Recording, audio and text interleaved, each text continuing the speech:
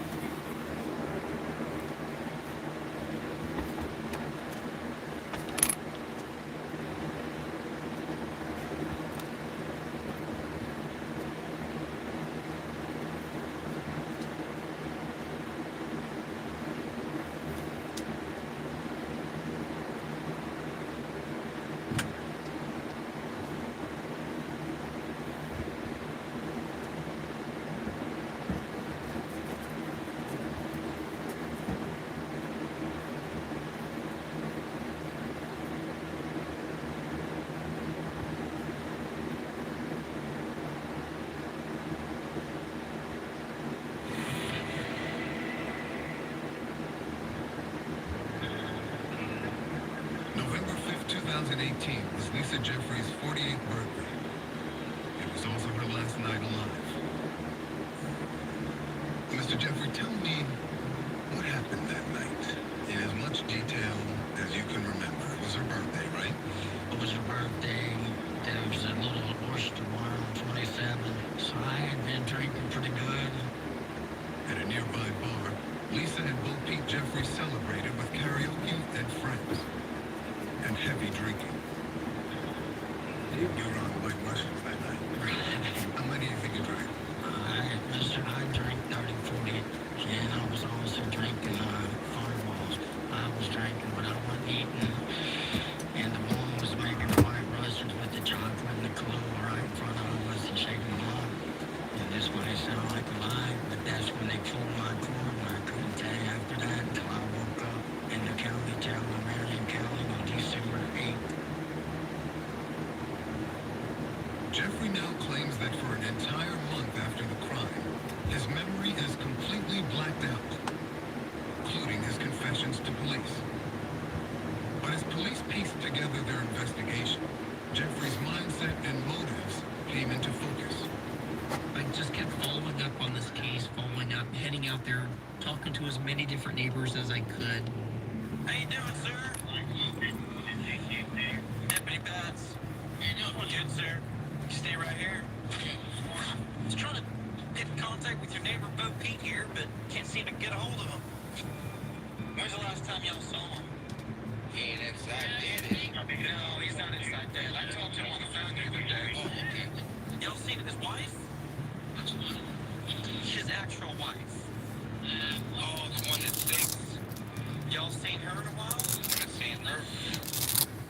When you arrived there at lot 808, was anybody else there at this camper? Yes, there was somebody else there. There was a Miss Patience. Do you remember her last name? Thornton, is that right? You have a new girlfriend? Named Patience?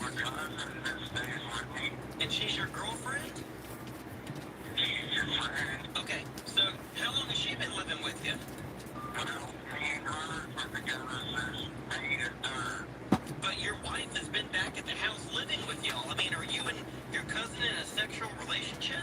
No, she wouldn't allow that to happen. Alright, so, you and your cousin are not together. Not as a husband and wife. What about as a boyfriend and girlfriend? Me? No. No. Somebody got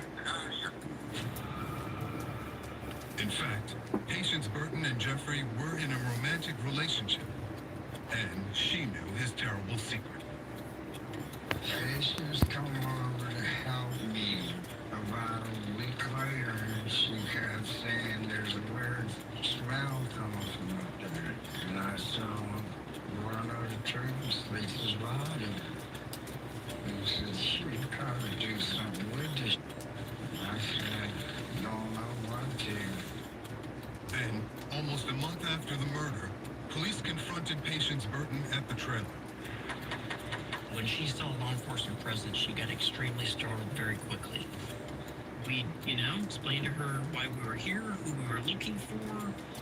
Explained to her we kind of knew who she was at that point in time. One day later, Burton opened the trailer to the police investigators, who zeroed in on this cabinet under a bed. When I first opened the doors, I then started to smell like a faint odor of decomposition. We started to remove some of the items from underneath the bed. As we did, the odor became a lot stronger. And then there was a black tarp type object underneath the bed that when I pulled on it, it was very heavy and it appeared there was something wrapped inside. And was the body Sure, of huh? Mr. Jeffrey located in that storage compartment underneath the bed? Yes, ma'am.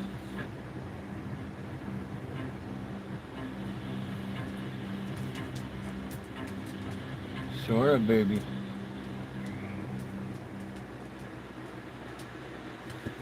I remember going around the back side of this camper, knocking on the different doors, trying to look in the different windows.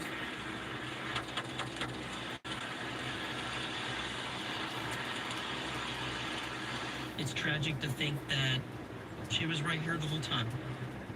Marion County Sheriff's Office detectives got word that the defendant was up in Putnam County at a relative's house. Detectives Lytle and Lieutenant Claude McQuaid drove on up there. A haggard Jeffrey was taken into custody and questioned. Since you're worse, I can talk to you.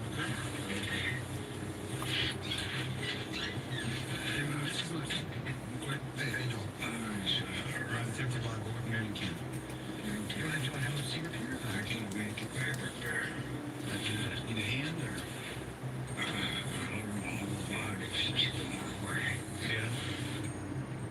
Sergeant John Lytle with the Marion County Sheriff's Office was tasked with prying the truth out of the distraught suspect. He appeared to be exhausted, hungover, and he was just in rough shape. He had indicated that he had spent the last 2 weeks drinking and basically on a bender. Vomiting and struggling to answer questions, Bo Peep Jeffrey requests to be taken to a hospital, where authorities resumed their interrogation over the course of 2 days. I've had hit her and knock her in the face because she was sick, and I never hit her anywhere down here if I ever was going to hit her. You're gesturing like below the neck. You never hit her down here. How many times did you hit her? 5. As we were talking, as he was describing what was happening, he was actually clenching his fists, describing all the years of problems in their marriage, all the things he was accusing her of. Pull that bitch in that shot. You don't remember a fight with Lisa? No, mister. You're saying you don't remember anything that happened after you drank at the oyster bar? Not at all. Because you gave quite a bit of detail to the police in those 3 I interrogations, heard him. right? How were you able to convey all that detail to the You police? tell me you will both know, mister, not being a smart. So stop for a second. So I find the whole blackout thing total BS. It is just a cover story to justify to the rest of us who might be naive enough to think, well, maybe that did happen and he doesn't remember. And poor me, right? Because I blacked out. He knows what he did. He said what he did. And then now, sitting in prison years later, it's like, well, that story's not completely accurate. Here's the real story now. And it makes him look less evil, obviously. And in his mind, I think maybe not guilty. Is there any possibility that he can't remember any of this? Is it possible that whatever, brain misfunction or deflection, he is unable to recall at this point, or is it just complete lies? But he didn't say exactly what he did to the police. So how can you go from details about what you have done and admit what you have done to now I don't remember anything that I've done, even though you said it. And now he's also saying he doesn't remember telling the police that. So 3 different times and 3 different interviews on 3 different days. In such detail? And so, yeah, it's just a cover story. It's all ridiculous. And nobody's believing this. He doesn't even believe it. Okay, so you're back at the house. You go in there and you see that she doesn't have her britches on. And you put her underwear on, and you guys go lay down in bed together. I kept asking her, what is she doing? And Lisa has phones as he served, and all of this is constant. I had that brand new $1,900 mattress, and she called on it bad. I never could get the smell out of it. I had to get the smell out of there. I can't stand smelling. You ever seen human? Yeah, that's not pleasant.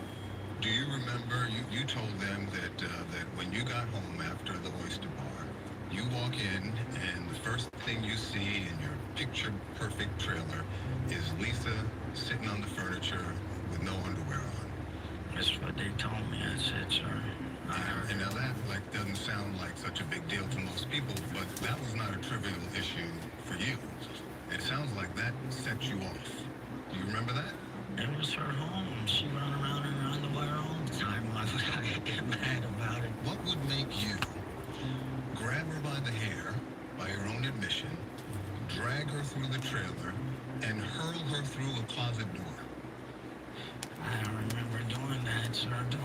You gotta understand. You told the police that. Yeah, I know. They told me I told her that. I heard the thing. Do you accept that you did that? No, I don't accept it because I don't think I done that. That day, nothing was going on. So I swear. At one point you used the C word to describe her. I don't even want to read that. But that day, nothing was going wrong until I flipped and grabbed her by the hair and pulled her right into our room. I slung her against those closets. Slung her against those closets. You'll see it's broke. Right. In the middle of this very detailed recounting of his words that I give him, he snickers when I decline to read the vulgar things he said about her. He knows he said that, and that's what he thinks about her in reference to whatever angered him to harm her to the point of killing her. So that's what I think. It's like, well, she is that. She is the C word. It's like he flashed back to the day of when it was going on and the reason that he did in his mind what he did. So that is a tell. It is a tell in my view. I call the one gonna be out of him. Yes, man. Knocking out of him. Roosevelt, drop in the face. I can remember that when her face was so swollen bad, like a pumpkin. You said to the police that the attack took place over 3 or 4 hours. It's a good one too, mister. Well, that's your words. It was going on for 3 or 4 hours at night. It was an all-night little thing. Don't you think somebody could have heard her scream? That's one of the best ones I've heard yet.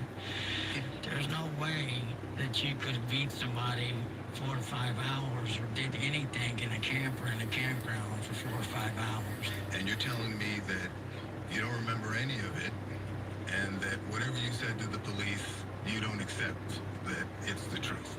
Correct.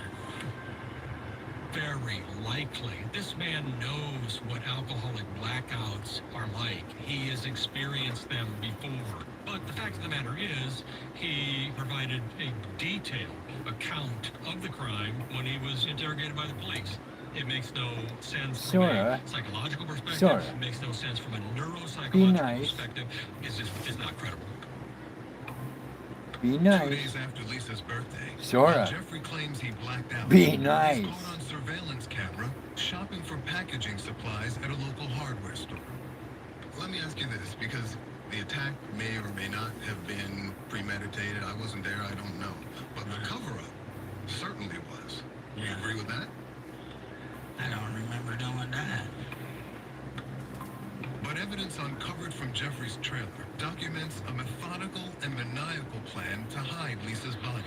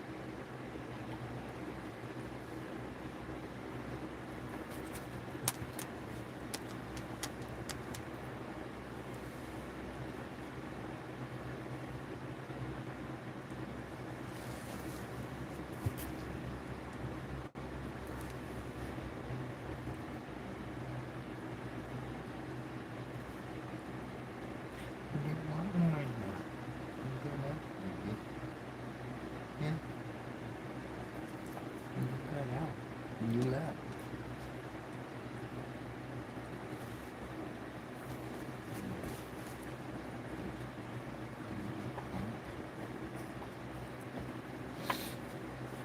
Leave her alone. Leave her alone.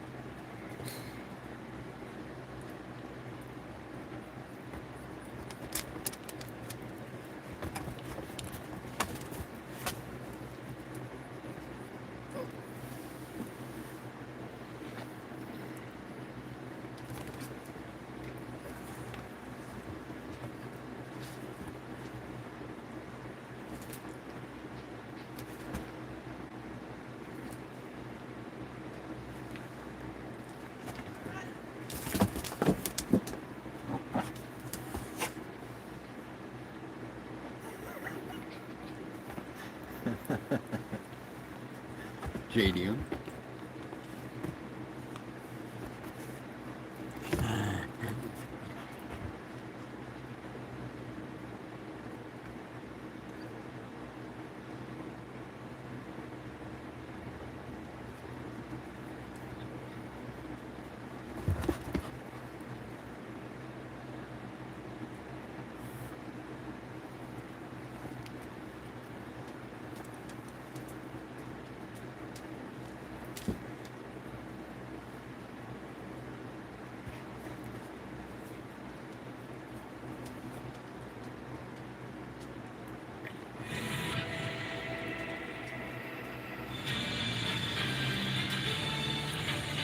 TV Live on our continuing coverage of the state of Florida versus Bo Pete Jeffrey on trial for beating his wife to death and hiding her body in his trailer.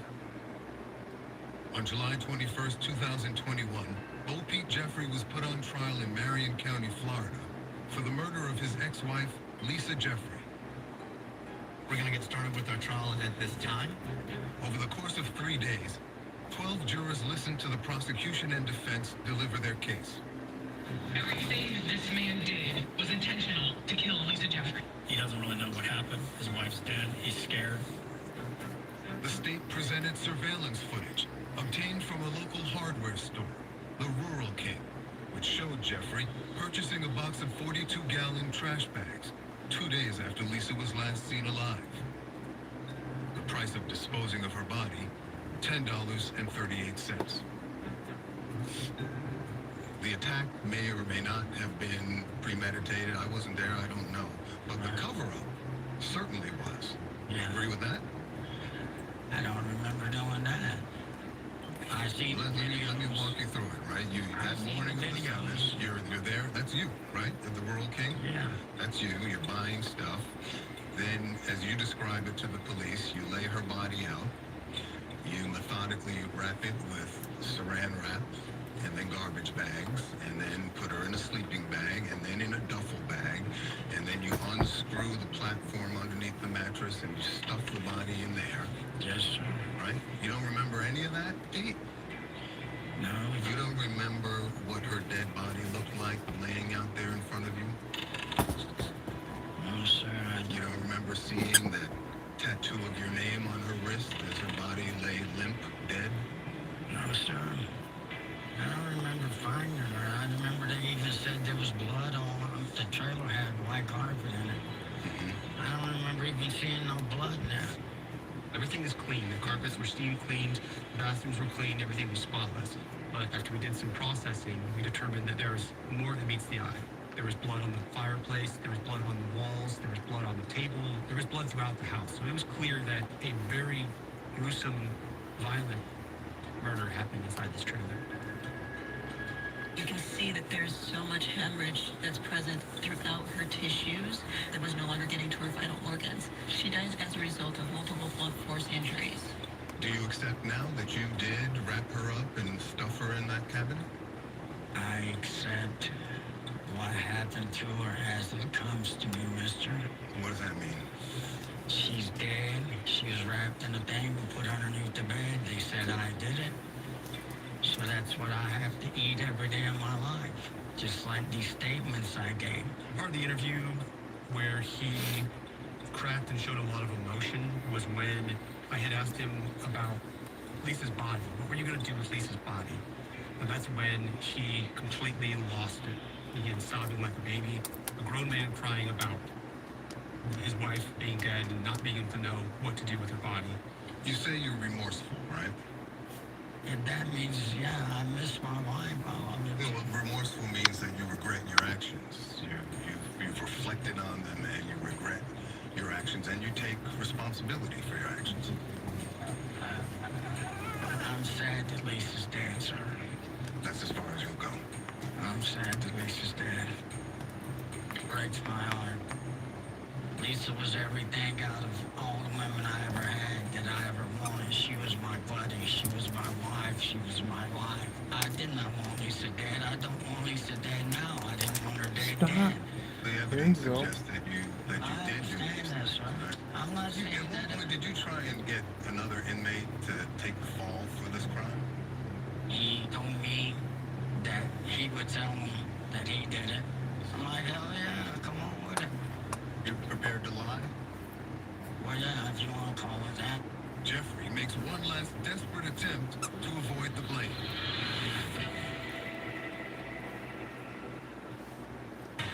Welcome to Core TV, front row seat to justice. It's a busy day here at Core TV. And if you go one way or the other, Do not kill Maggie. Do not kill Paul.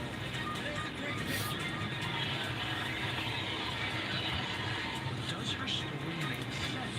All the evidence is in, and the arguments have been made. we're bringing you gavel to gavel coverage right here on Core TV. Defendant's life is hanging in the balance.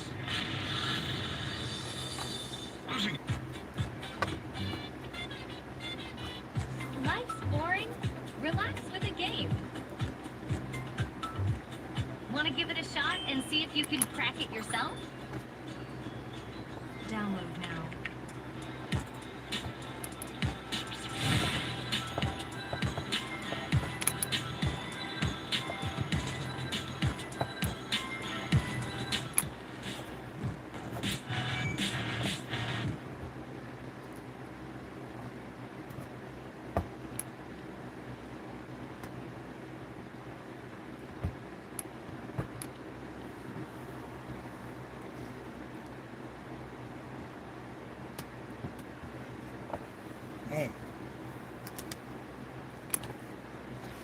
happened?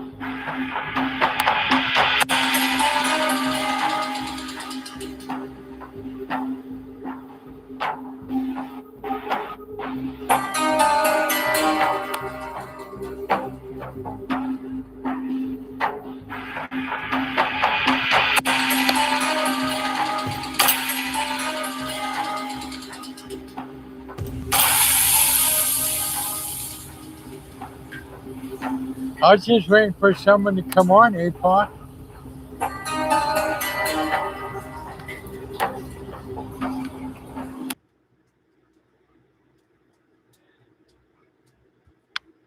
Yeah, this just opened up on me today. No one was on yet, so I was trying to pass time.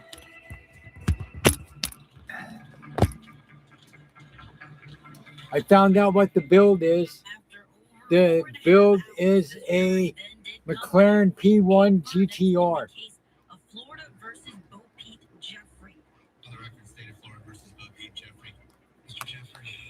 I thought it was a Lamborghini, but it's not. It's a McLaren.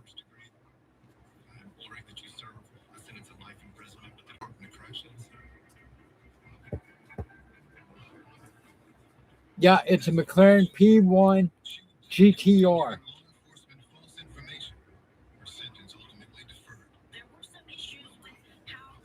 Mustang sent me a link to a dude that built a AMG that's got two. It's so big, it's got two instruction booklets.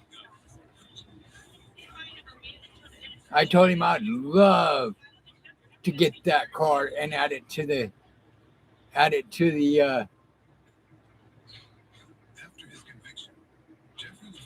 yeah, the orange one, right? You sent me the AMG orange one, right? Oh, I thought it was Stang that sent it. Yeah, I want that motherfucker in my collection. I don't know how much it would be. He doesn't say the price that he paid for it. It was sent to me as a survey, which I wouldn't mind doing if I can get if I can get Legos to hook me up like that, send me builds and survey them. But yeah, he didn't say how much it costs. And I don't know if I can look it up to see how much it costs. He had solicited the assistance of the facility defense. Yeah, I want that fucking build. That's a sweet ass build. Through listening to his jail phone calls.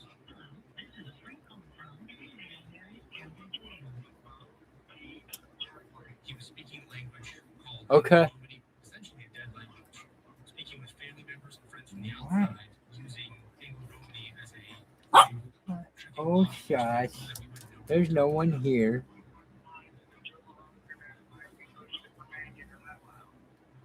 There's no one here.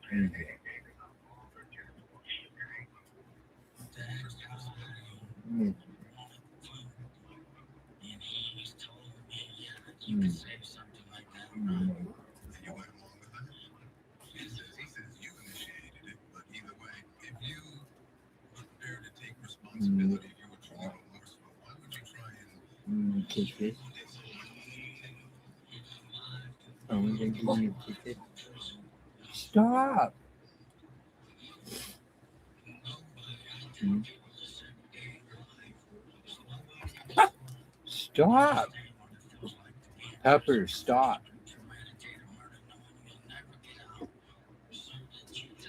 Stop for a second. So he's going to basically do anything he can to possibly reduce that life sentence. It's all about control. Now, maybe getting over on you. Even though that doesn't work, but it's mine. Yes. So you were Stop. prepared to craft a conspiracy. Then stop. So you were prepared to lie. Then stop. There's no one here for you to be barking at.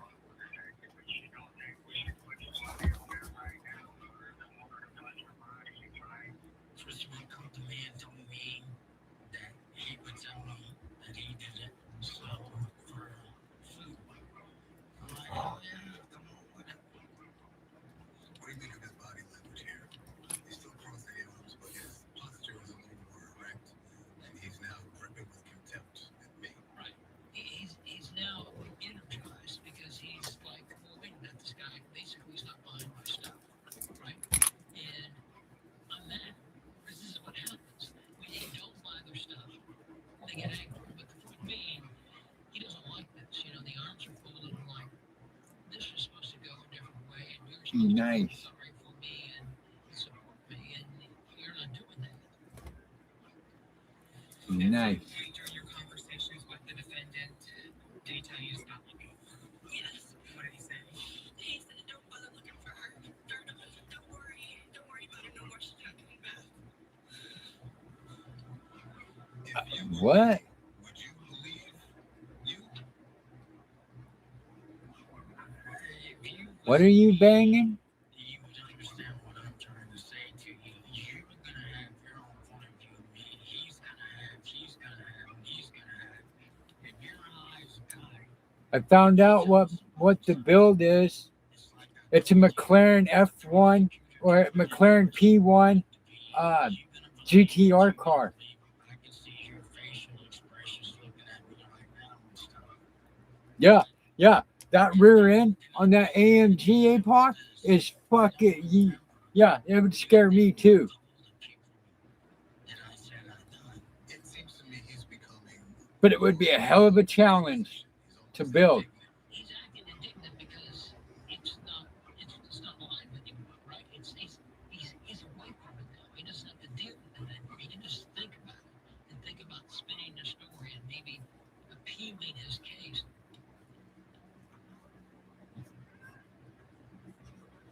The interview ends when the clock runs out. OP Jeffrey had no intention of letting any truth out or me any further in to the murky backwaters of his mind. What? But I don't ride bikes no more. Lost in denial and lapsed memory of a woman whose life he took. What's most tragic about this case is that Lisa was a mom, a sister, a large family member, a wife, a member of our community, and Yeah, you could, but even solo, That would be a bitchin' build.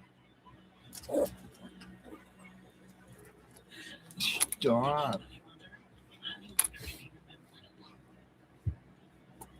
She had a good soul. She'd do anything for anybody. No matter what it was. She'd give me the shirt off her back. The interview with this killer won't fade fast into my memory, even as I look ahead to the next cold-blooded conversation that awaits. What the fuck are you talking about? Are you talking about you gagging on Buddy? If you ain't gagging, you ain't, doing the right. Oh, see? If you ain't, then you ain't doing it right, lady. You gotta take that motherfucker like a hot dog. Thursday ain't too far off.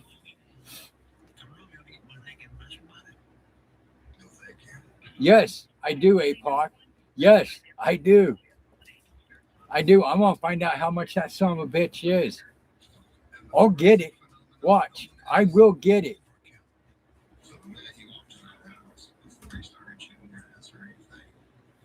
Oh yeah. Oh fucking well. She'll get over it. You did. She'll get over it. They will. They'll all get over it. They'll be okay.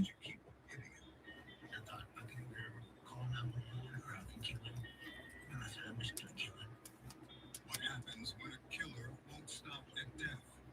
What was going on during those 3 days in the house with the body? You don't seem sorry at all. That's not a compliment. From the depths of depravity comes the case of Nicholas Camfield. Right. So how far did the cannibalism go? Yep. Yeah, I just got it, APOC.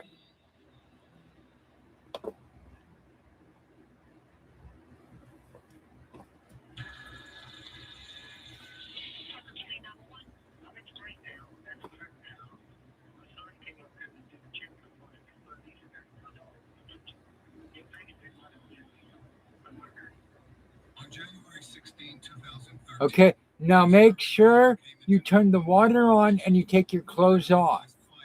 just outside Fort Worth, Texas, a wellness check uncovered a crime scene worthy of a slasher movie.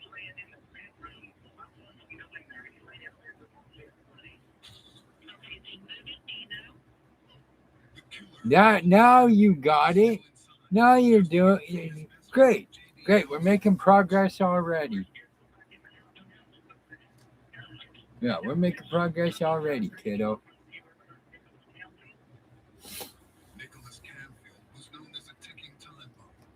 Now he had killed his friend with a pickaxe, and the horror continued for days afterwards as Camfield mutilated and defiled the dead body. Well, 5,000 or 1,000, even 1,000 would it be a good build for.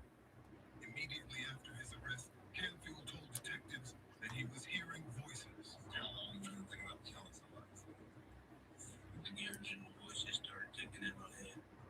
The shocking case was all over the papers. But just as soon as it started, it came to an abrupt end. Within mere months. Yeah, even 1,000, that car would be the car to put together. Just because it's so intricate. So much detail. And a lot of detail. What I was about to learn was far darker than I could have imagined. Camfield is held in a segregated unit inside this Mexican. Yeah, I'll have to go on there and see how much it is. Officials here warned me about Camfield's propensity for violence, including several brutal assaults on staff. He's now on medication to help keep him under control. All right, we're nearly ready. Just making the last tweaks to the audio, okay?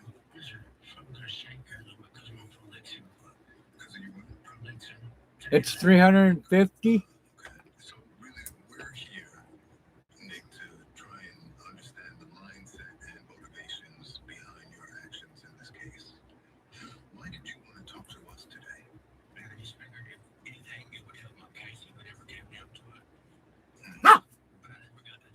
Yeah, yeah. It'll be close to like 4 bones. And is this the first time you're publicly talking about what happened? It's a good time to have this conversation because now you're a grown man. You're 37 now. Yes, sir. Shaking, gaunt, and withered, he's now half the man he was when he committed the murder. Well worth it though. Though he's still known in his hometown as the menacing figure called Fatty. It'd be well worth it. It'd be well worth it to have in your collection. Ones that are, you're twice the size of what you look like now. At your biggest, how much I think I just found a build that I need to save up for. 140 pounds now. Well, before we get into the case, I'd like to try and learn a little bit more about how you grew up, what your childhood was like. I know you have several siblings, right? Seems like you have a very loving mother. Yes, sir. Right? Is your father in the picture? My daddy went when I was a kid. In fact, when Canfield was 4, his father was hauled off to prison and stayed there for most of his life. The men who stepped in to fill his father's shoes proved no better. It sounds like there was some violence in the home. He was your stepfather? Yes, sir. It was mama's boyfriend. My marriage, common law marriage, I guess you could say. He was the one that was a crackhead. Whatever they're called. I guess crack fiend. Okay. Every time I was standing there with you for sure, I'm just as big as you are, let me up and punch me in the nose.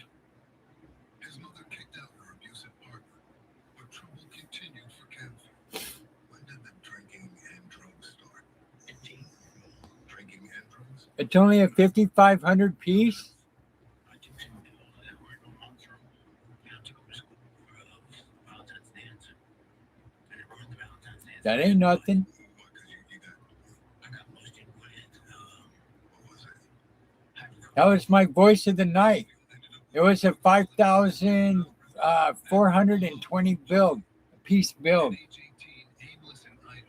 He So, met a new what, friend named J.D. 80 more Dawes. pieces? It sounds like you had a good friend in J.D. Dawes. How did you meet him? He walked into my house. I'd be able to do it. And I'm gonna realize one day when I was smoking blood. Just randomly walked in? Yeah, I think I'm going to save up for that. You know, sure. We started smoking my weed out of his mom. The two bonded, and J.D. Dawes and his family threw Canfield a lifeline where no one else would. He's my friend. My best friend at the time. J.D. came from a family of proud linemen and held a sought-after trade job maintaining utility poles. He had struggled with addiction, but was trying to overcome it. Canfield entered the picture. Is it true that when it sounds like you had nowhere else to go, J.D. and his family took you in?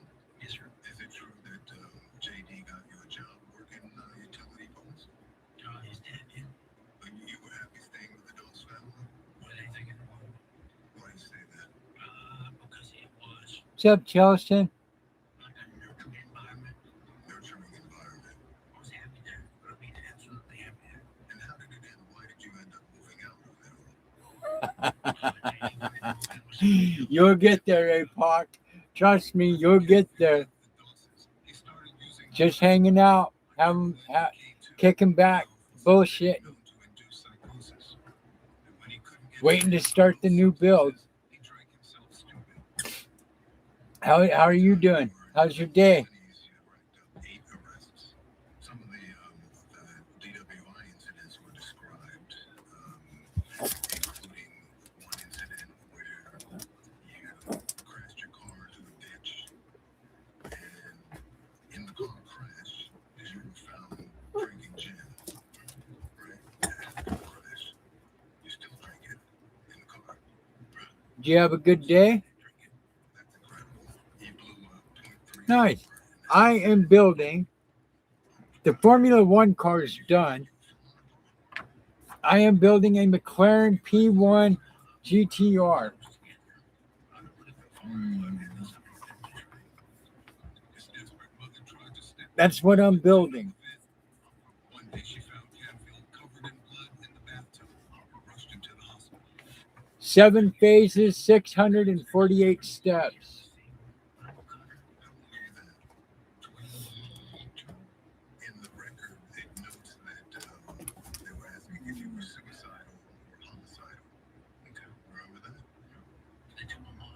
No, it's Legos, but they also have Lego competitions where I'm at.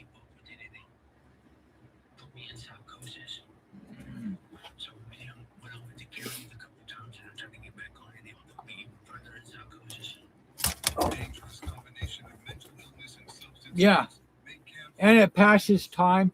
I'm in the middle of butt fucked Egypt. There ain't shit going on. It passes the time. 23, 24 years old, in and out of jail. Were you at that point getting any treatment for your mental illness? You're homeless, squatting in Yeah, the Formula One car's done. Why did you start the fire in the basement of that building? What do you mean? This is the one that just got built.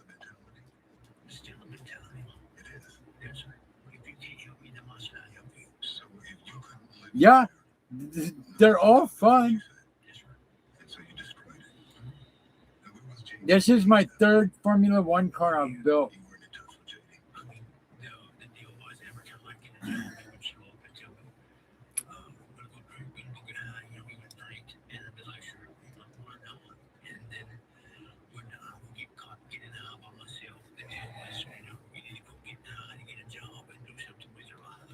Did you blame him for that? I noticed Canfield's Yeah, I live alone. there's something very personal behind Not much going on here. twisted in the killer's mind. No, I live alone. I live alone with my fur babies. In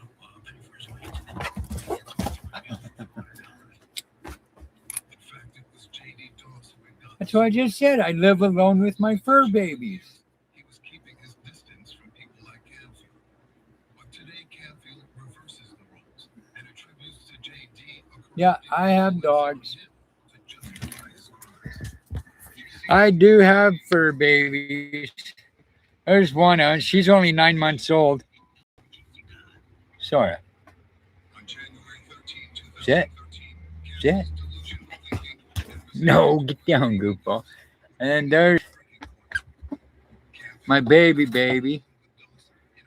There's my other baby. And then way over there is my other baby that's laying down, staying cool. This one's only 9 months old. Yeah, this one, she's only 9 months old. And she's German Shepherd and Husky. Pomeranian and Chihuahua. Italian Greyhound Chihuahua. And this one's Teacup Chihuahua. And then I got a prick with fur.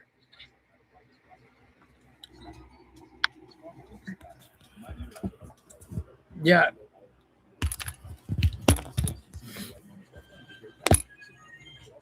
Yeah, other than that, I live alone. They live with me.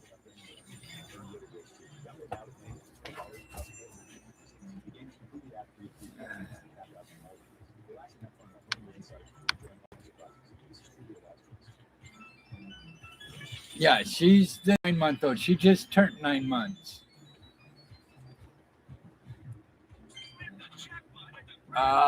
Biological, no, not really. It's just me.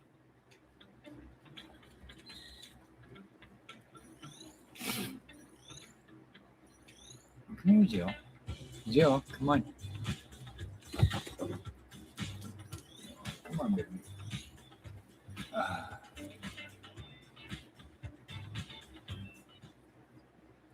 Come on, baby. How you doing?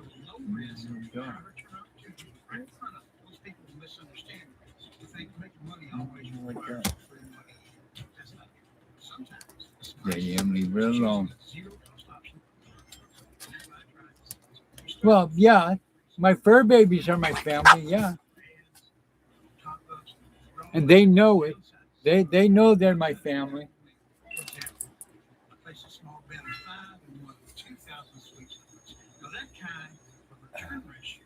Well, my channel, we try and have fun. No judgment, none of that.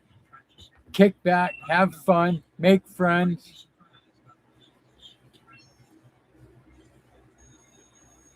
And we are. We always have fun, make friends,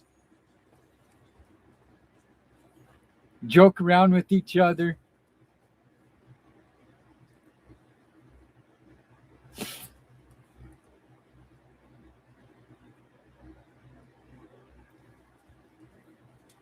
Yeah, we don't judge here at all.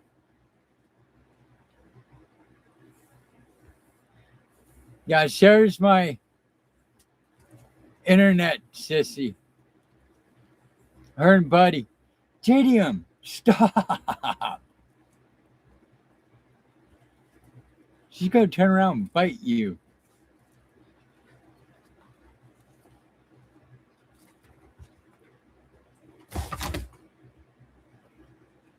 I'm from Idaho.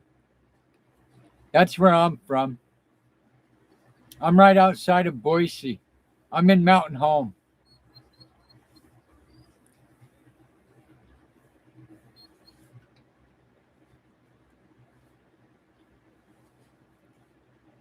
That's a place I've always wanted to visit. I've always wanted to visit Mississippi.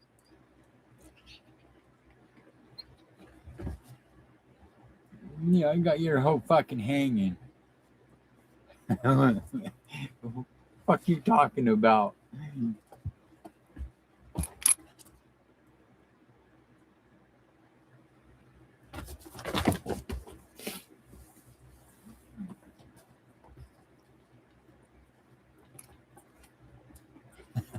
No one said I was on my rocker to begin with. I was off my rocker when I was born. I shot out like a fucking rocket. They said, you see a little infant come by here? No. He was doing about 90. Yeah, I was already born off my rocker. Right.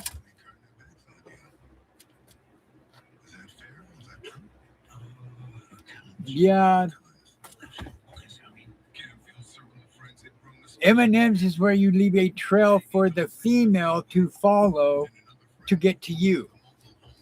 That's what that is. So when the owner went on vacation, he asked JD Doss to house sit, told him to keep Canfield away. But on January 13, 2013, Canfield showed up. JDM. You make your way into the trailer home where... No, that's called a rack. That's what that's called. That's called a rack. With a nice ass attached to the back side of it. That's what that is called.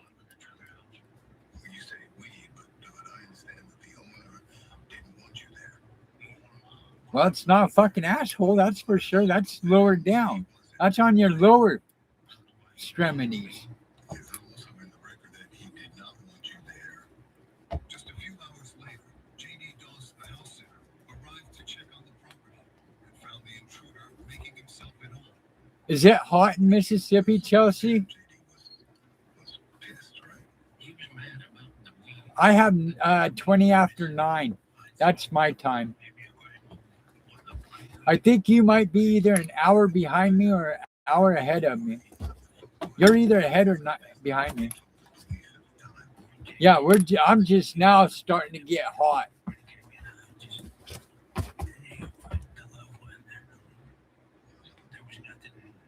Yeah, I'm sitting in 93.2 degree weather right now.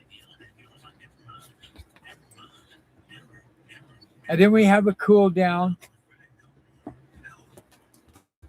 He was right. JD Doss was in addiction recovery and had been trying to cut ties with Canfield. Yeah, you're funny, sissy. Yeah, I have a good friend that's in Lafayette, Louisiana. Yeah, it get bad. That's what she says. It's just humidity. You can go take a shower, get out of the shower, dry off, and by the time you hit the front door, you're soaked because of the humidity. Hey, Dakula, what's up, brother? Yeah, I love hot weather. I do not get along with cold.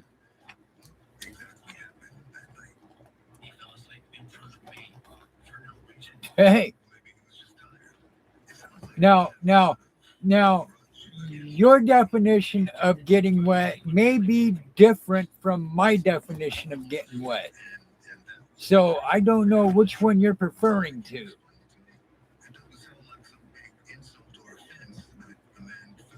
I like to be watered. There is a difference.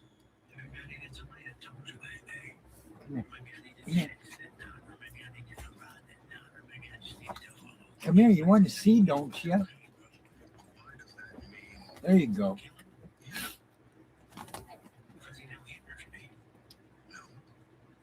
Hey, I love it. I love being able to be watered, but shit, I've been single for so long. I haven't been watered in a minute.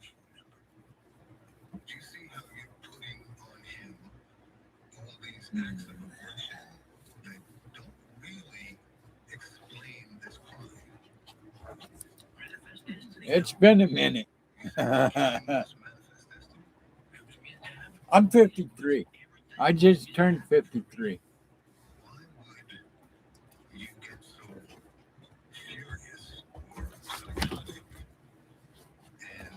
Oh, don't start that shit. You go. Thank you, Chalice.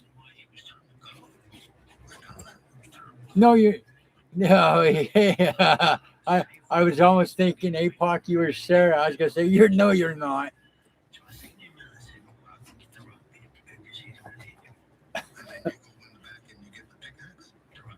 Hey, fuck you. Now you're just being an ass, Sarah. Now you're being an ass, sissy. Yes, I took my meds. You're 34.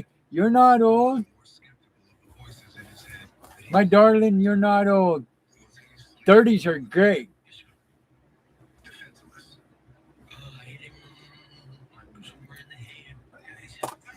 30s are awesome.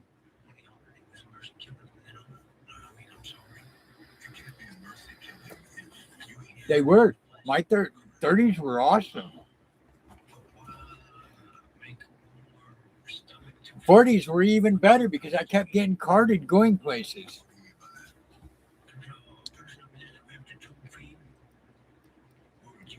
I got plenty of soap.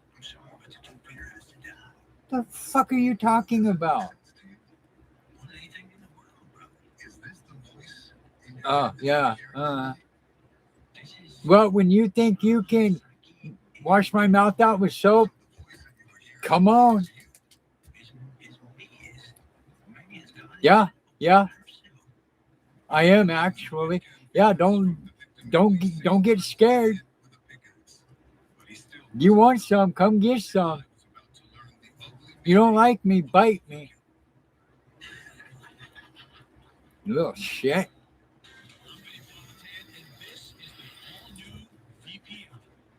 And I'm not even done with ink. I still gotta get more ink.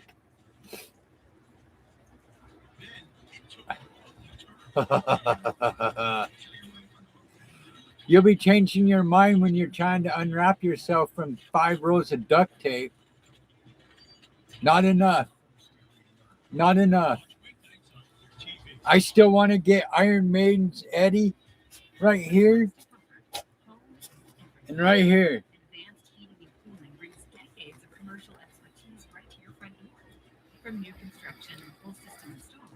I think APOC late 30s, mid 30s, late 30s. I want to say 37, but I think I'm wrong. How old are you, APOC?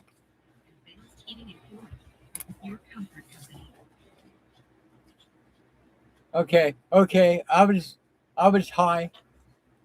You're early 30s. Sorry, APOC.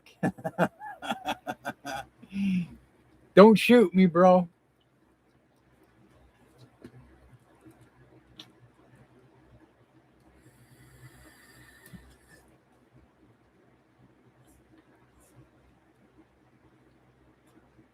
Chelsea, you and me both.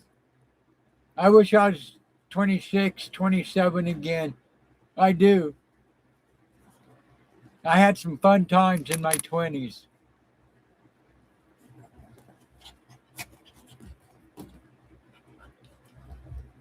I did. I enjoyed my 20s. I really did. I had a fucking blast in my 20s.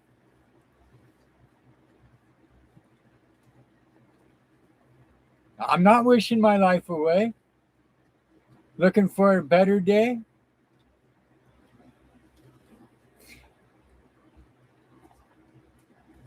I'm going to shoot you.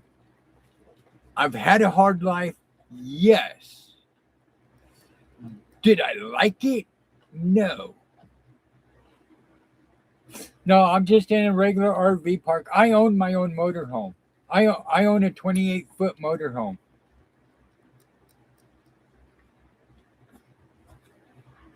Yeah. I swear to God, I'm going to shoot you. I'm going to shoot you in the ass with a BB gun. Yeah, I own my own motorhome. I'm in a RV park. Really?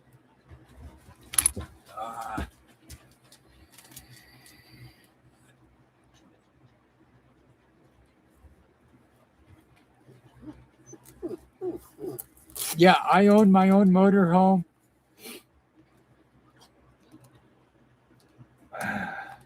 Watch out. I'm a musician.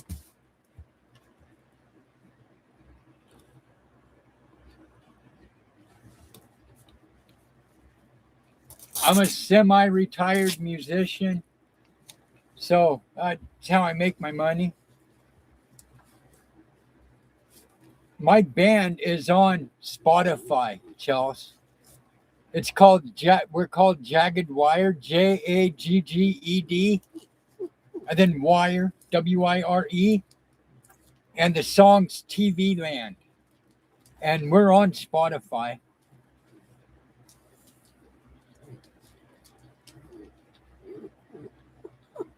Oh, I swear to God. Now you're being an ass. I swear to God, I'm going to duct tape you to a fucking phone pole. Yeah, we're on Spotify under Jagged Wires, songs called TV Land. Sissy, I am. I'm going to duct tape you to the nearest telephone pole and give you a pay phone to call bro. Yeah, because you're going to need it. There's Gabby.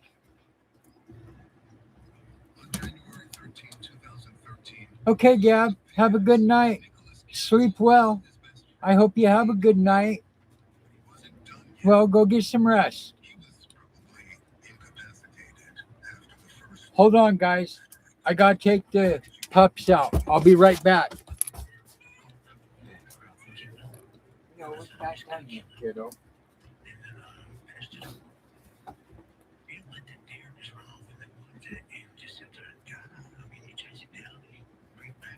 Get up here. Okay, then. You gotta leash up, kiddo. The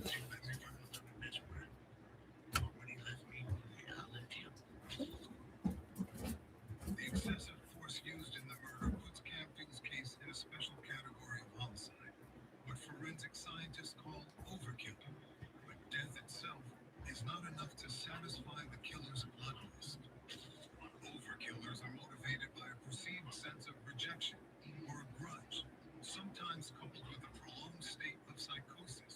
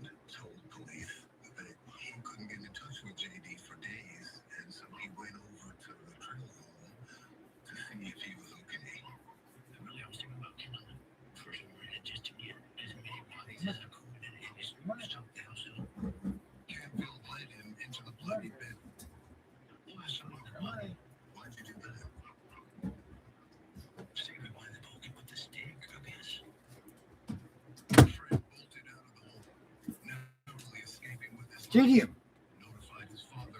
Stop. She's going to bite you.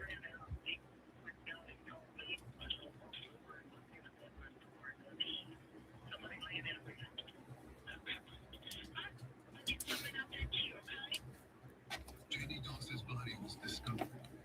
Canfield was arrested without incident. When I got called out, it was approximately 1:32 o'clock in the morning. Veteran homicide investigator and Texas Ranger Anthony Bradford braced himself for a raving lunatic. He was surprised by the soft-spoken killer he met. Night, Gabby. I really do hope you have a good night. That just stood out. The matter What of the fact fuck are you is, talking about? he just got found in a house with a deceased person, and he knows he's been placed in handcuffs and brought to the jail. What the fuck did I miss? And in fact, Canfield went on to confess to the killing so nonchalantly, it suggested something deeply sinister at play. I'm on the way to the bedroom. Trying to figure out it. What the fuck? I remember feeling like this guy's really, he doesn't have both oars in the water, okay? And he was so matter of fact, he seemed like, he kind of enjoyed it. Especially when Canfield recounted texting photos of his crime to a girl he liked, posing as his victim.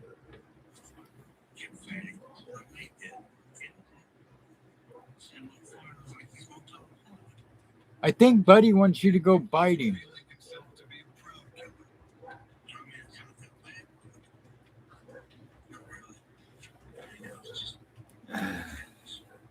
A meticulous killer. He ain't talking to me.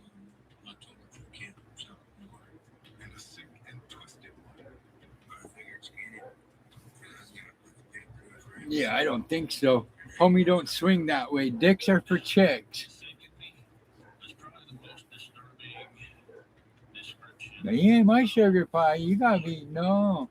a killer did to a victim post-mortem that I've ever personally experienced. Yo, This is where the story gets dark. you're fucked in the head. You're messed up in the head. You need some ding biscuits.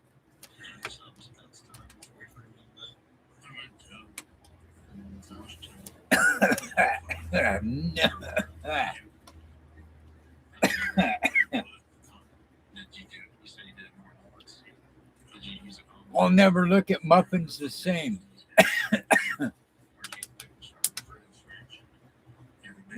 Yeah. When I asked Canfield about these shocking disclosures 12 years later, he's just as forthcoming. As a matter of fact, what was going on during those 3 days in the house with the body? Necrophilia. Right, Isn't it past your bedtime? often sexual. I'm actually struck that you identify as necrophilia. I can't have ice cream. So you It ain't past mine. And I can't have ice cream. It'll stop my heart. sexual assault on the corpse. Canfield would also admit to mutilating his victim and worse. I'm not sure if she is or not. I can't have any dairy. Police found parts of Can't have any dairy. It swells the cartilage around my heart. It'll stop my heart like that. Yeah, I haven't had ice cream in he also had an electric knife out. 48 years. That's right. I don't give a fuck. That's good. He's my brother. Yeah, in that way, yeah. The other way, fuck no. Bro, knock it off. You sick fuck. Yeah, not happening. Sora, inside voice. Inside voice.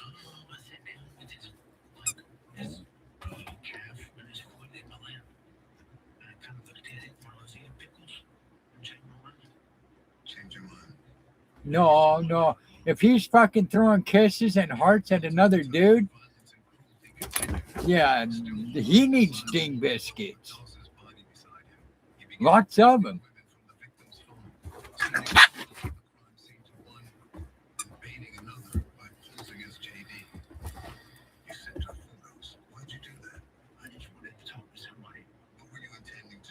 Yeah. Why are you past due on yours? Did you not get yours in this month? You might want to go check. Because if your pH balance is off, you're screwed. Doesn't mean you can't still do it. Doesn't mean you still don't have a pH balance. You still have a pH balance. Sora. Inside voice. Yes, inside voice, honey.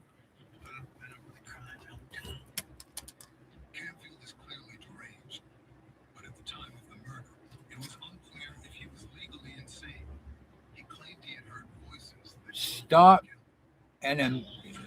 stop with a steak.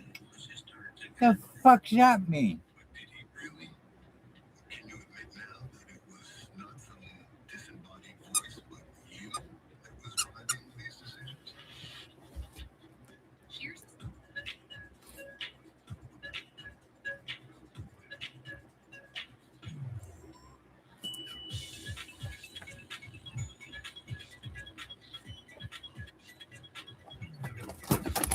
Hey, you're the one that's that's up to you there. That sounds like a personal problem to me.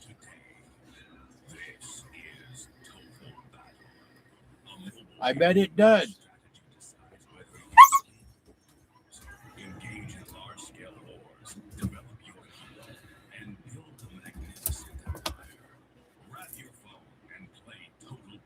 What do you want me to do? Yep, I have.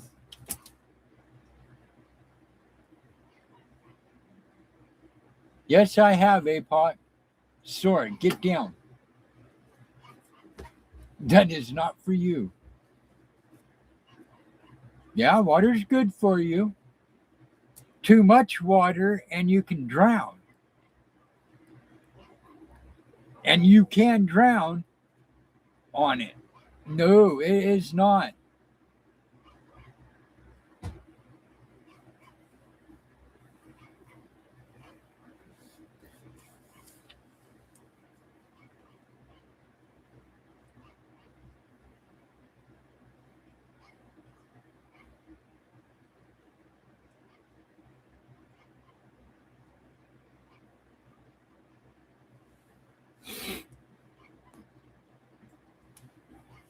God, baby, I know you're hot. Come on. Come on. Oh, come on.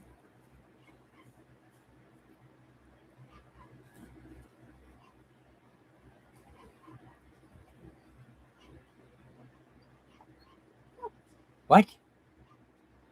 The fuck are you saying?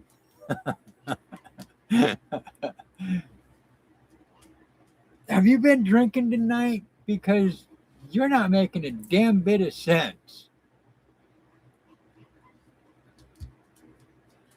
All I saw from that was you pee in a bucket, you go up to the mountain, and you patch it.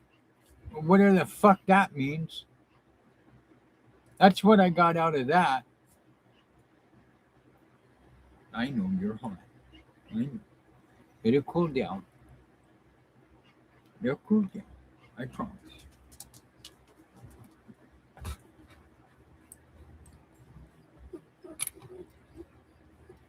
I promise. Welcome to summer, kiddo.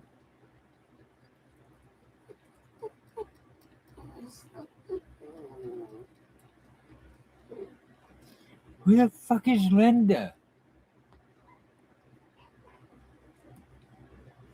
Yeah, I think so too, APOC. Who the fuck is Linda? Yeah, you're all fucked up.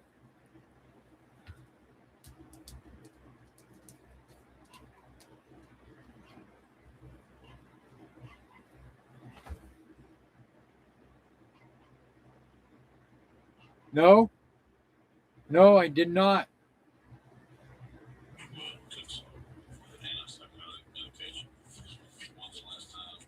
Who the fuck is Karen?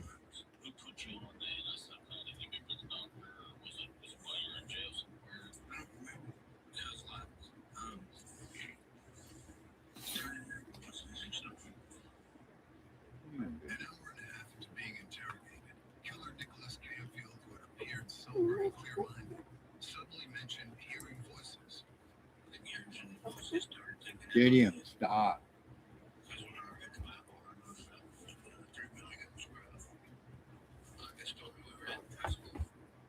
Canfield reminded me of many Yeah, I guess so. the term I guess so. mental illness or verbal or visual hallucinations to excuse their actions and claim insanity.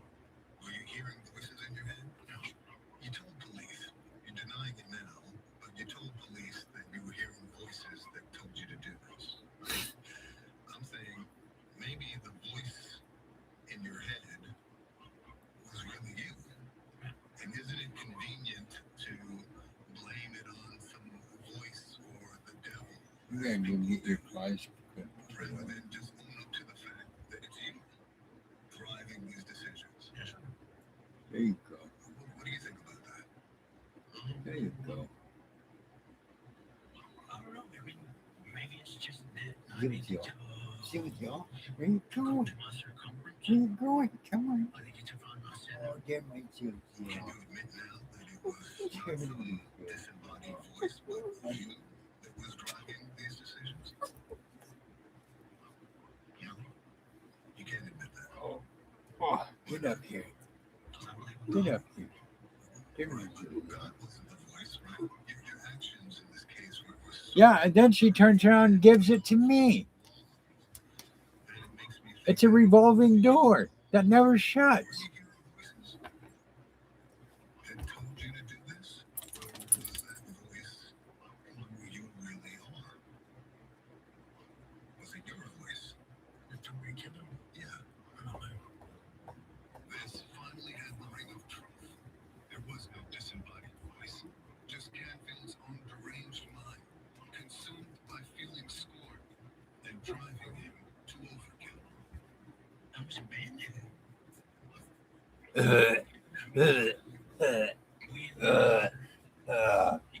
No. No. You can fucking, you can blow me where I shit on that one. Oh, that ain't how. No.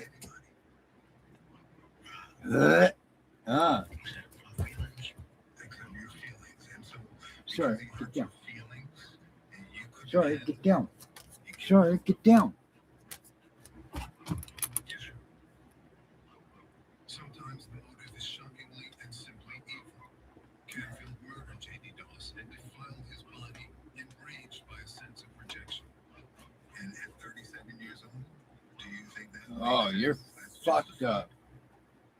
But most of us get our feelings hurt, and we have to be adults about it. You know where berserk comes from? Where? Berserker. Berserker, yeah. Come on, let's crank. Is that what happened in your mind? Blitzkrieg? What would Canfield's malingering pay off in court? Could he use his mental problems to excuse his crimes? And then starts with an E. You know what I'm saying?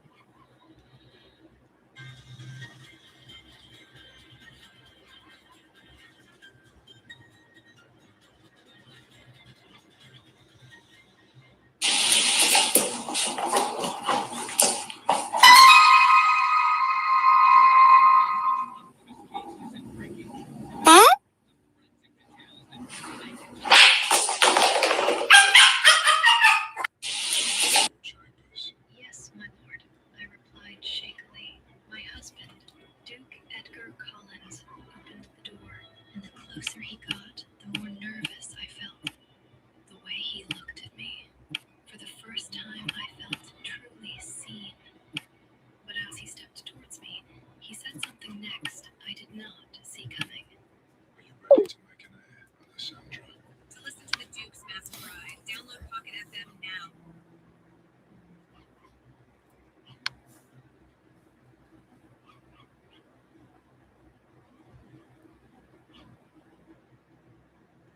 Right, right, right.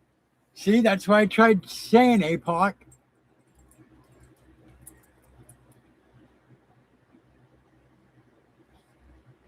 Right, right.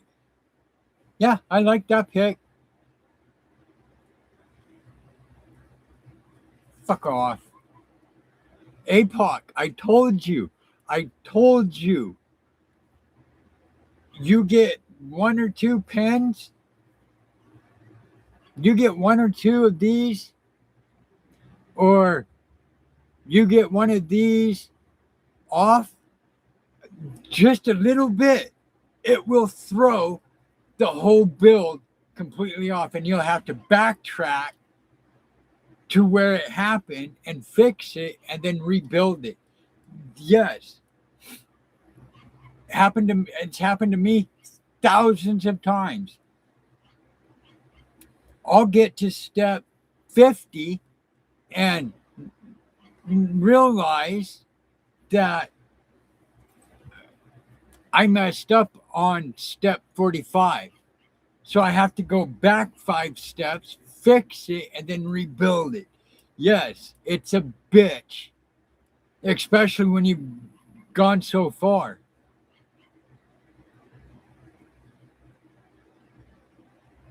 Well, yeah, I had to take the HBO Live with me.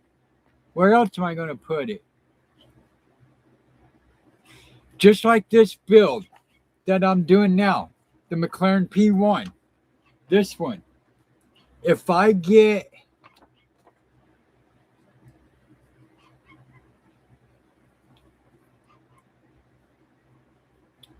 the pin is supposed to go here, and if I put that pin here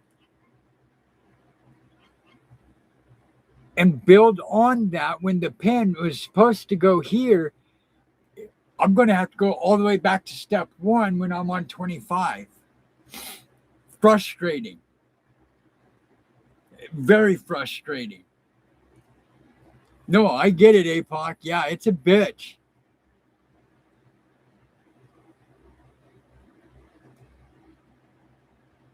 Yeah, just one peg or one misalignment, it'll throw the entire build off.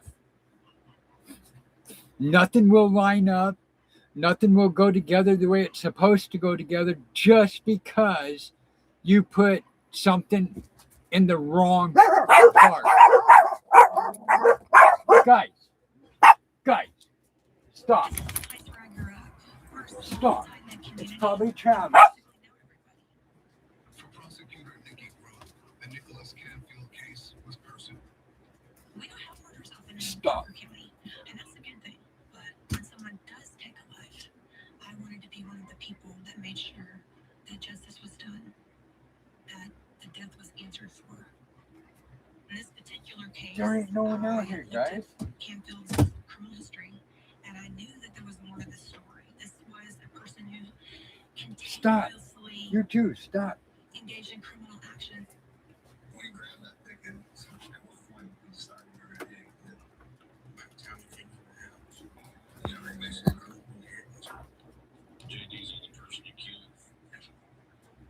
so I was probably 22. APOC. That's why I don't really like doing the Formula One cars. The suspension is nuts. You get the suspension just wrong by one of the suspension lines in the wrong place, it throws the entire car off. Especially with Formula One cars. So if you get a Formula One car, be ready. Be ready, because it's going to be a build in itself.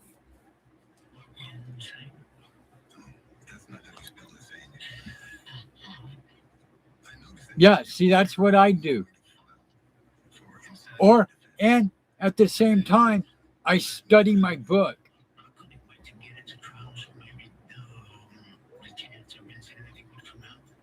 Yes, yes.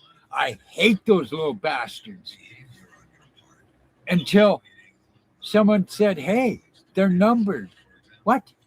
And then I looked, sure as fuck, they are numbered.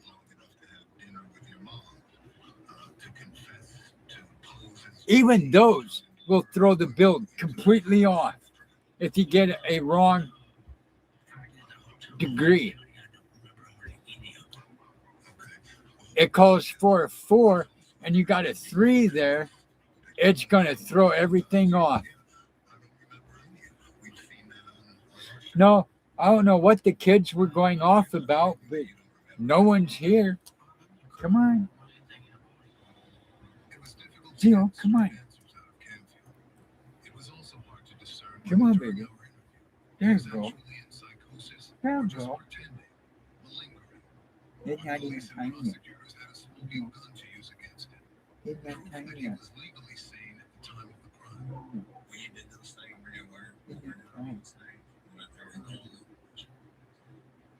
Canfield had admitted to police that he knew what he was doing when he murdered J.D. Dawes, and that he knew that it was wrong. Under Texas law, he had no claim to insanity. When you killed J.D., you're a owner. I mean, it's not that bad. No, really. I mean, it was just moving things. But you knew what you were doing, right? Pretty much. I'm pretty much doing anything for it. With that admission, prosecutor Nikki Grote was determined to go to trial and pursue the death penalty. He knew it was wrong, and he killed Yes. his friend. And he did Yes. it in the most Well, it should have the picture. way. It's really just pure evil. Do you think you deserve to die for what you did? Uh,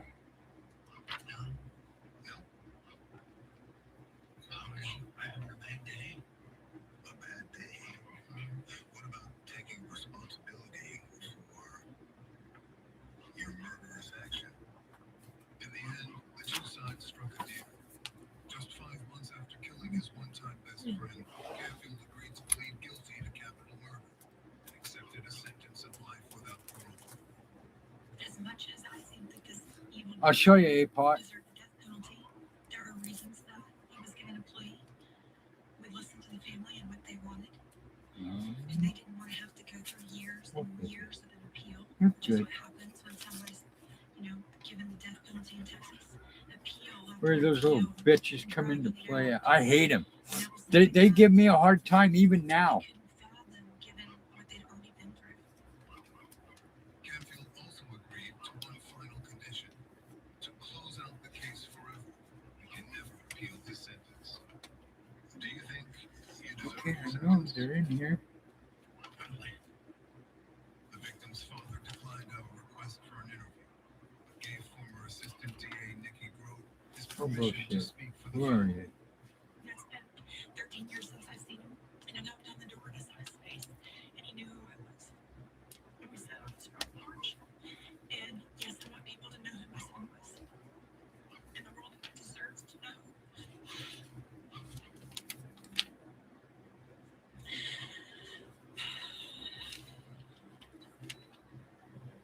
The world deserves to know that justice was served. And that Canfield is exactly where he belongs. At one point, JD's parents actually let Canfield move in with them. And he was working as a lineman with JD, and so they were helping him learn a trade. They were trying to make sure he could manage his money appropriately because Guess this one didn't have it. they wanted to help I could have sworn to God they did. him. That's in part what makes it so much Gotta be on this one. horrific and hurtful to the family that, hey, we open our No, he's starting his Fast and Furious collection. This is our son. He still gets to talk to his family in jail. He's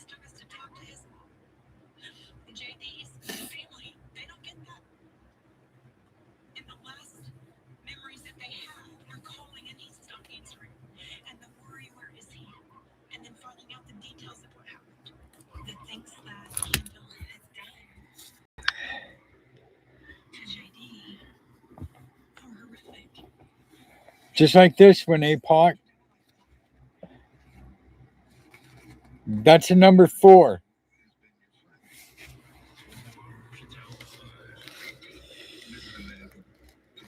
This one's a number 5. Now, most of the time, the 5s damn near look a lot like the 6s.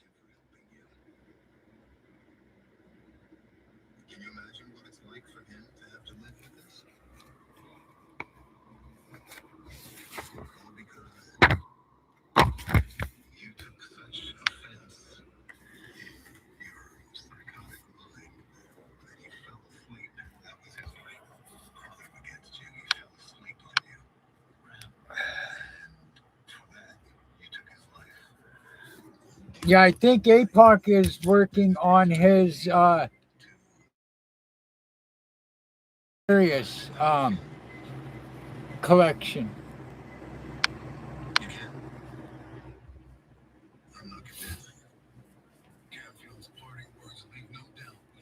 I got APOC into the builds. Do you think you've changed? Are you a changed man, or are you the same man, capable of the same things?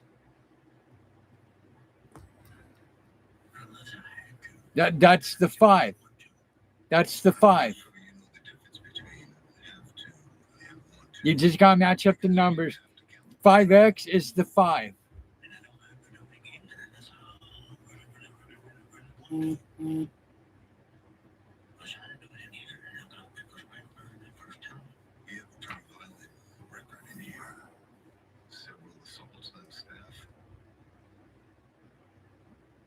Right.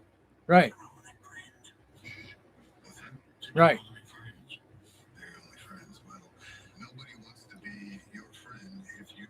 The degree pieces are a pain in the ass. If you mess up on those, oh, it could go south real quick, just because of those little pieces. I did it all the time. Yep. I bought one of my first builds was a NASCAR red, white, and blue car.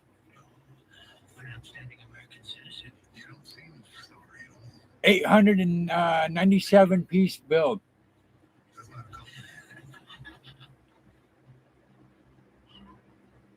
JD's friends and family described him as a person who was a good-hearted man. He was a hard worker. He was a third-generation lineman in his family, so he took a lot of pride in what he did, and he had a good work ethic.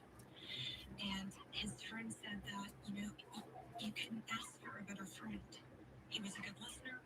He was supportive. Matter of fact, J.D. Dulles had tried for years to be a friend to Canfield when no one else would. Before his death, he had succeeded in purging bad influences from his life, including the man who would take it.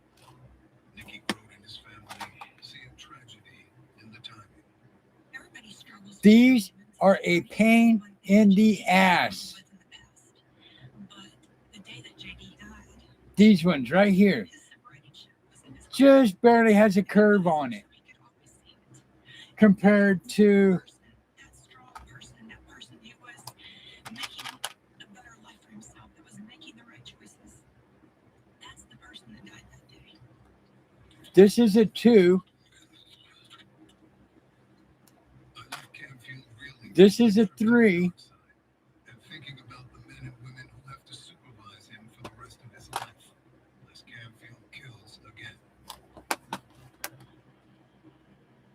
I just got access to 2s and 3s right now. Was sexually assaulted and murdered. The scene of the crime, the small cabin on a Carnival cruise ship, where only 3 people were captured on video. You too, sissy. Have a good day tomorrow at work. I'll get some sleep. But I still gotta get this build started. FBI investigation to finally arrest Timothy Hudson. So why would he allegedly do it? And his ex-boyfriend says Timothy. Yeah, I'm glad you had fun. I know, sissy. I know. I love you. I love you guys. Charges of sexual assault and murder are as serious as it gets. That's why everyone, including Anna's family, were absolutely shocked when the judge refused to lock up Timothy Hudson before his trial.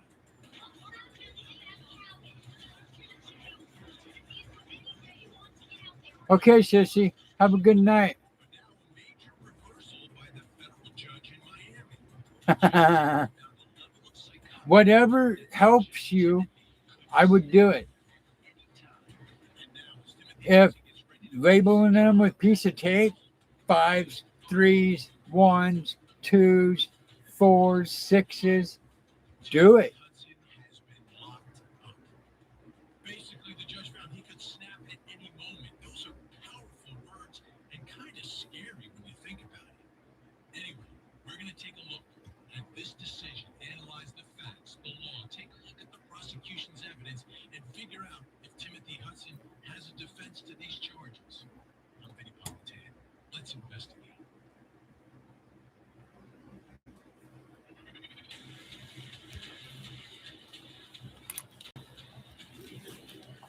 I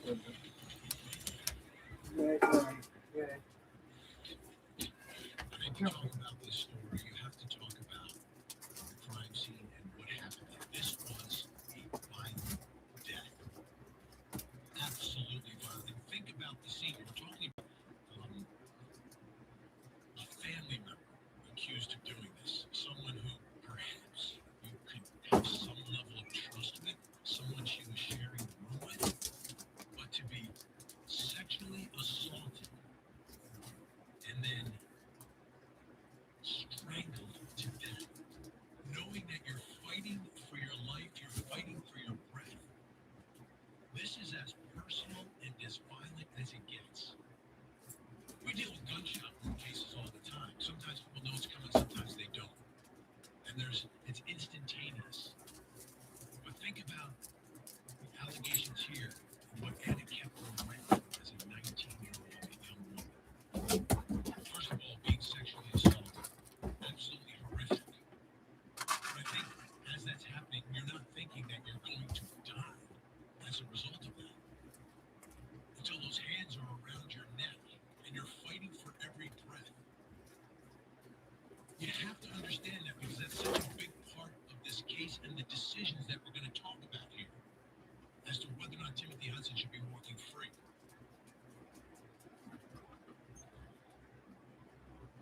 This crime scene was contained, and there's two parts of that that are so significant.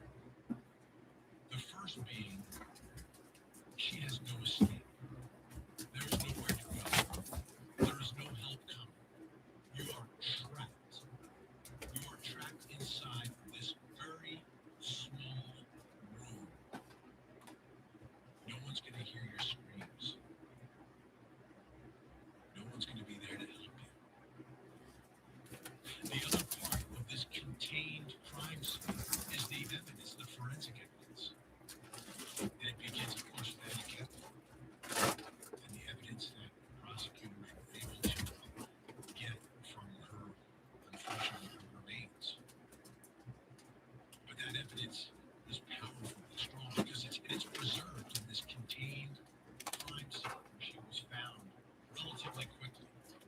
Too many times we cover cases where someone is murdered and they're missing and they're not found for days, weeks, or months, and evidence dissipates. That's not the case here. Not at all. So it helps.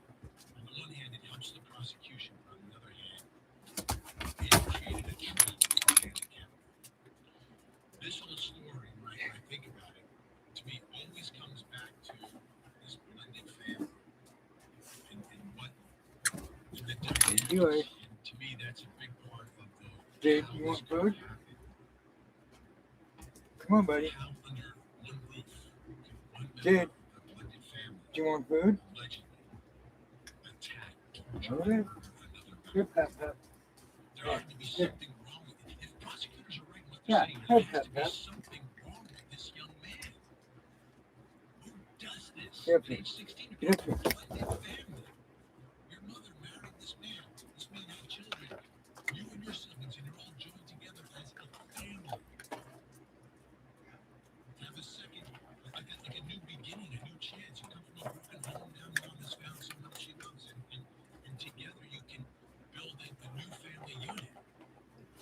of it. But these allegations are true. What are we talking about here with this 16-year-old Timothy Hudson? And that's what the judge was talking about in this decision. What this judge was finally talking about in this decision, which was a level of psychopathy Good girl. that was so bad girl. that he could snap at any time. Think about how dangerous that is. And that's one of the elements a judge has to analyze when determining whether or not someone gets out on bond prior to their trial. And in a case where you're talking about sexual assault and murder of a family member, that you're able to put on one face, apparently in front of mom and dad, and then be a completely different person. Or be someone who Danny Kepner was willing to share a cab and then in the next moment turn into an alleged sexual assaulter, rapist, slash murderer. So let's get to this Come on, decision keep it in your because book. this is a huge reversal. Prosecutors were fighting again and again, trying to keep Timothy In Hudson your book. locked up pending the trial because they were concerned about the danger. So let's get to it. After thoroughly reviewing this case once again, see the Hell, judges you can acknowledging live that, with. yeah, I've gone through this before, but I gotta do it again. Now that defendant has been transferred to adult status under Section 5032, the court is bound to grant the government's motion in its entirety. The court now finds that defendant should be held going forward in the custody of the U.S. Marshal pending his trial in this case. So yes, finally, the obvious outcome sort of resonates with the judge, and I am shocked that it took this long. Absolutely shocked. And the reason being, as we go through this order and analyze the findings of fact and the conclusions of law, I'm here. I'm feeding the pups right now. I thought it was a federal judge. Like, that's part of your job as a judge. Like, even if the prosecution defense aren't doing their job, you need to do your job. You're the one who is either letting the accused murderer out or holding them in custody. It's up to you, the one with the role on the bench. So this was part of the background that the judge found, the factual background. Because when a judge issues an order like this order, there'll be some findings of fact. Based upon these facts, I'm going to apply this law and come to this conclusion. You know what Careful. the conclusion is? He's now locked up. On November 7th, 2025, AK, an 18-year-old young woman, was found dead in the cabin she shared with the defendant. Her step-sibling on a cruise ship on the high seas bound for Miami. The medical examiner concluded that she had been sexually assaulted and then asphyxiated. The judge has known this for quite some time. This is new news for this judge. The defendant, now 16 years old, was ultimately charged with committing a horrible crime and trying to cover it up. That's another big part of this. There's the crime, but there's also the cover-up, the consciousness that, Yeah. okay, this guy knows what he has done. Patient. Is evil, is illegal, Guys, and will down. get him in trouble.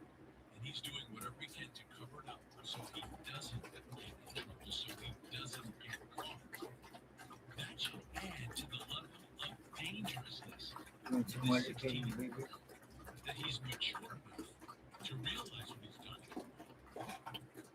and mature enough to understand, well, I've got to do something to cover this up. So to me, that should have been a huge factor from the beginning, the allegations of the government.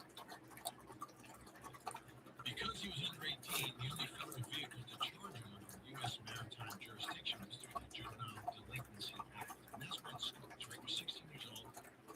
Initial jurisdiction for the case is in the Juvenile Delinquency Act, or juvie as we call it, right? Juvie court. Whether it's in the state or the federal system, it's somewhat similar. You're under the age of majority, you're under the age of 18. Drink your water. Initially, you are considered juvenile. We all know the juvenile system is much different than the adult system. The juvenile system is based upon what can we do for the defendant? How can we make him or her better? How do we take this broken child and fix them so we can return them to society as quickly as possible?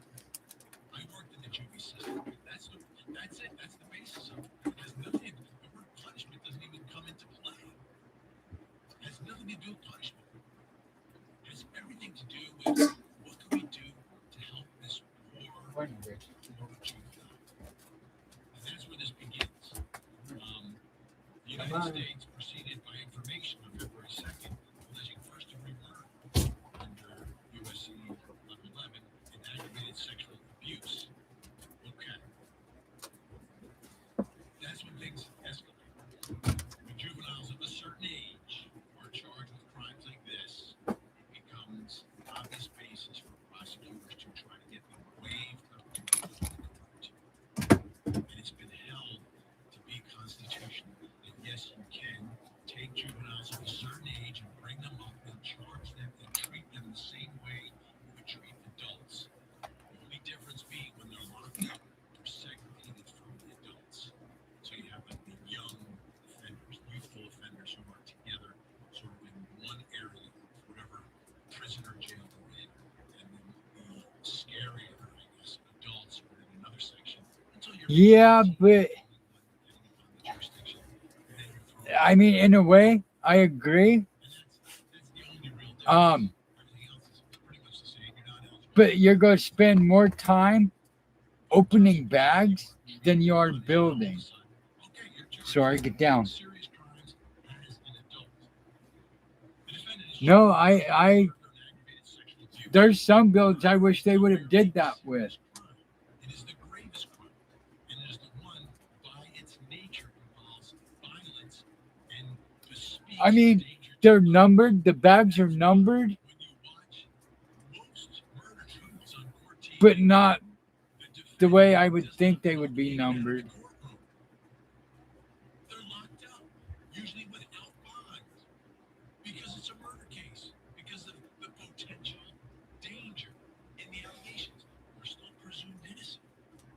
Especially with like the builds I do, I would spend more time opening bags than I would actual building. And some potential evidence that could convict them beyond a reasonable doubt, but enough to bind it over for trial, which is enough to hold them behind bars and the trial. Now, further finding the murder is alleged to have followed from a brutal sexual assault and to have been committed against a member of the defendant's own household in a setting from which the victim could not escape. Exactly what I was talking about. Trapped is victim. These allegations are absolute evil. You're trapping your own stepsister. Brutally sexually assaulting her. So again, it's the nature of the allegations. Presumed innocent.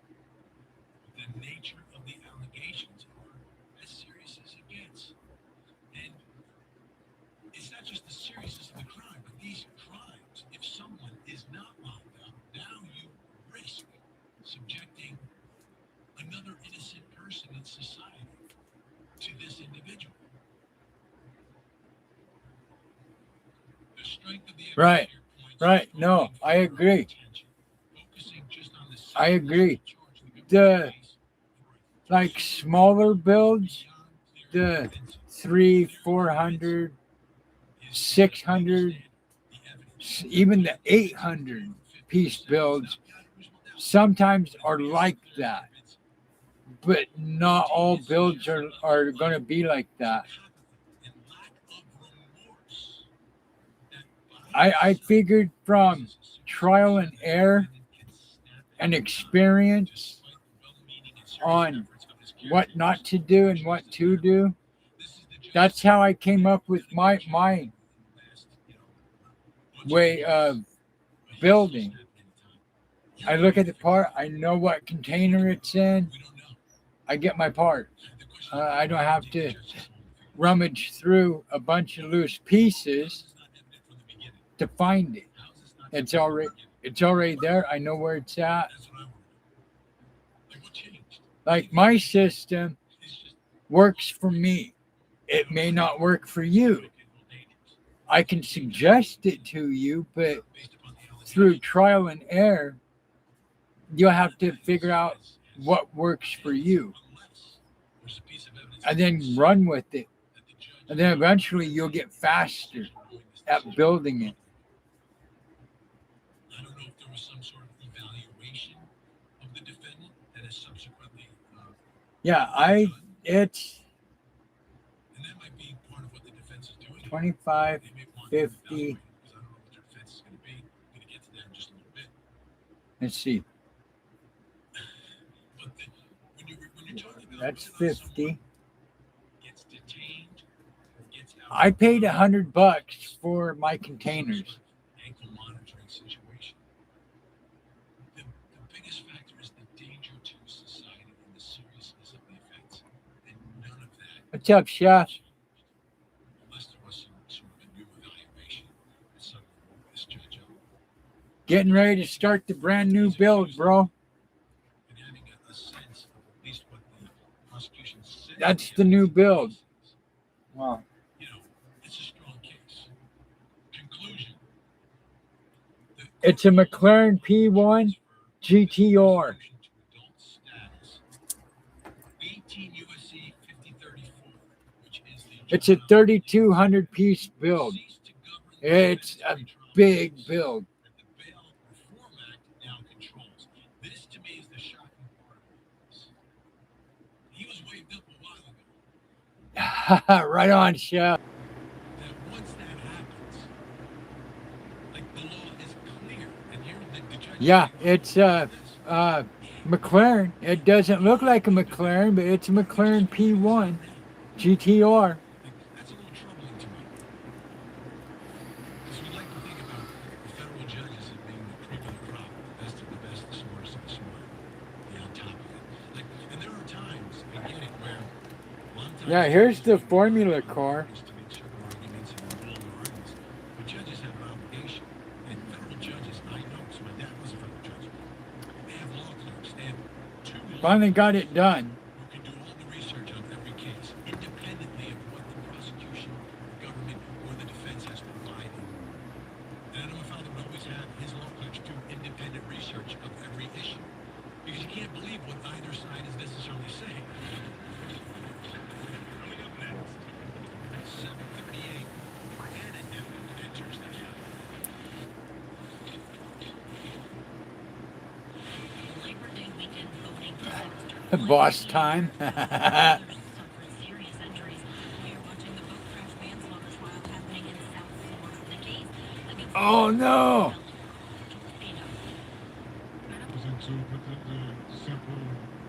Yeah, your finger's not a circuit tester, bro. You'll get a hair-raising experience.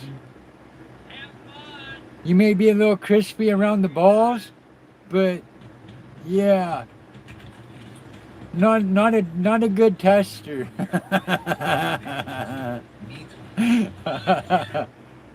If you had hair on your ass, well, I could tell you, bro, it's gone. You don't have to worry about it.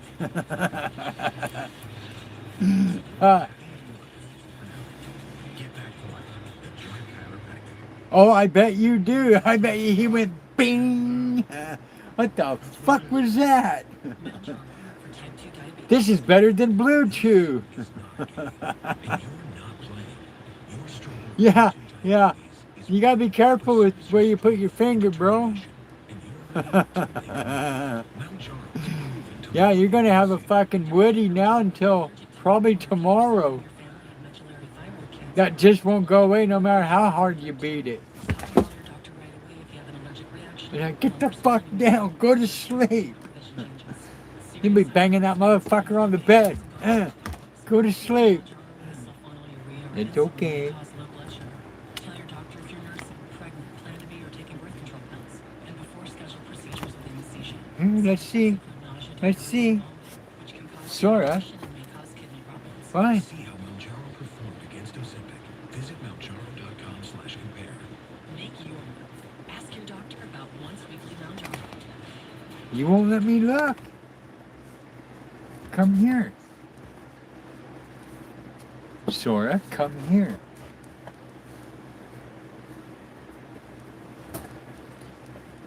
Sit. Sit. No, sit. Sora, sit. Let me look. Sora, let me look.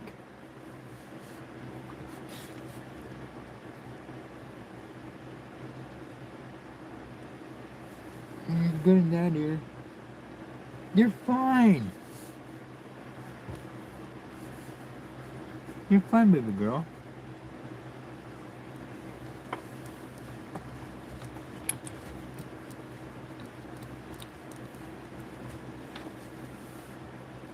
You're fine. I don't have your toys. Your toys are right there. See, look.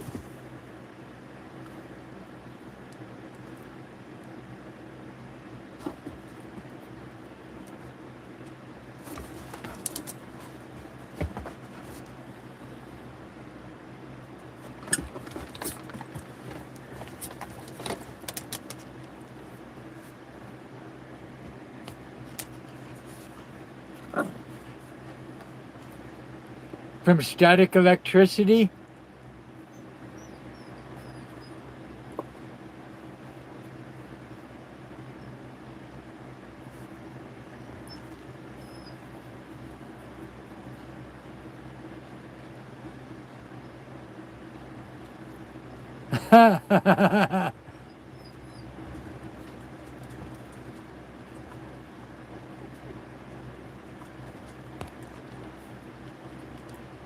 Right, right.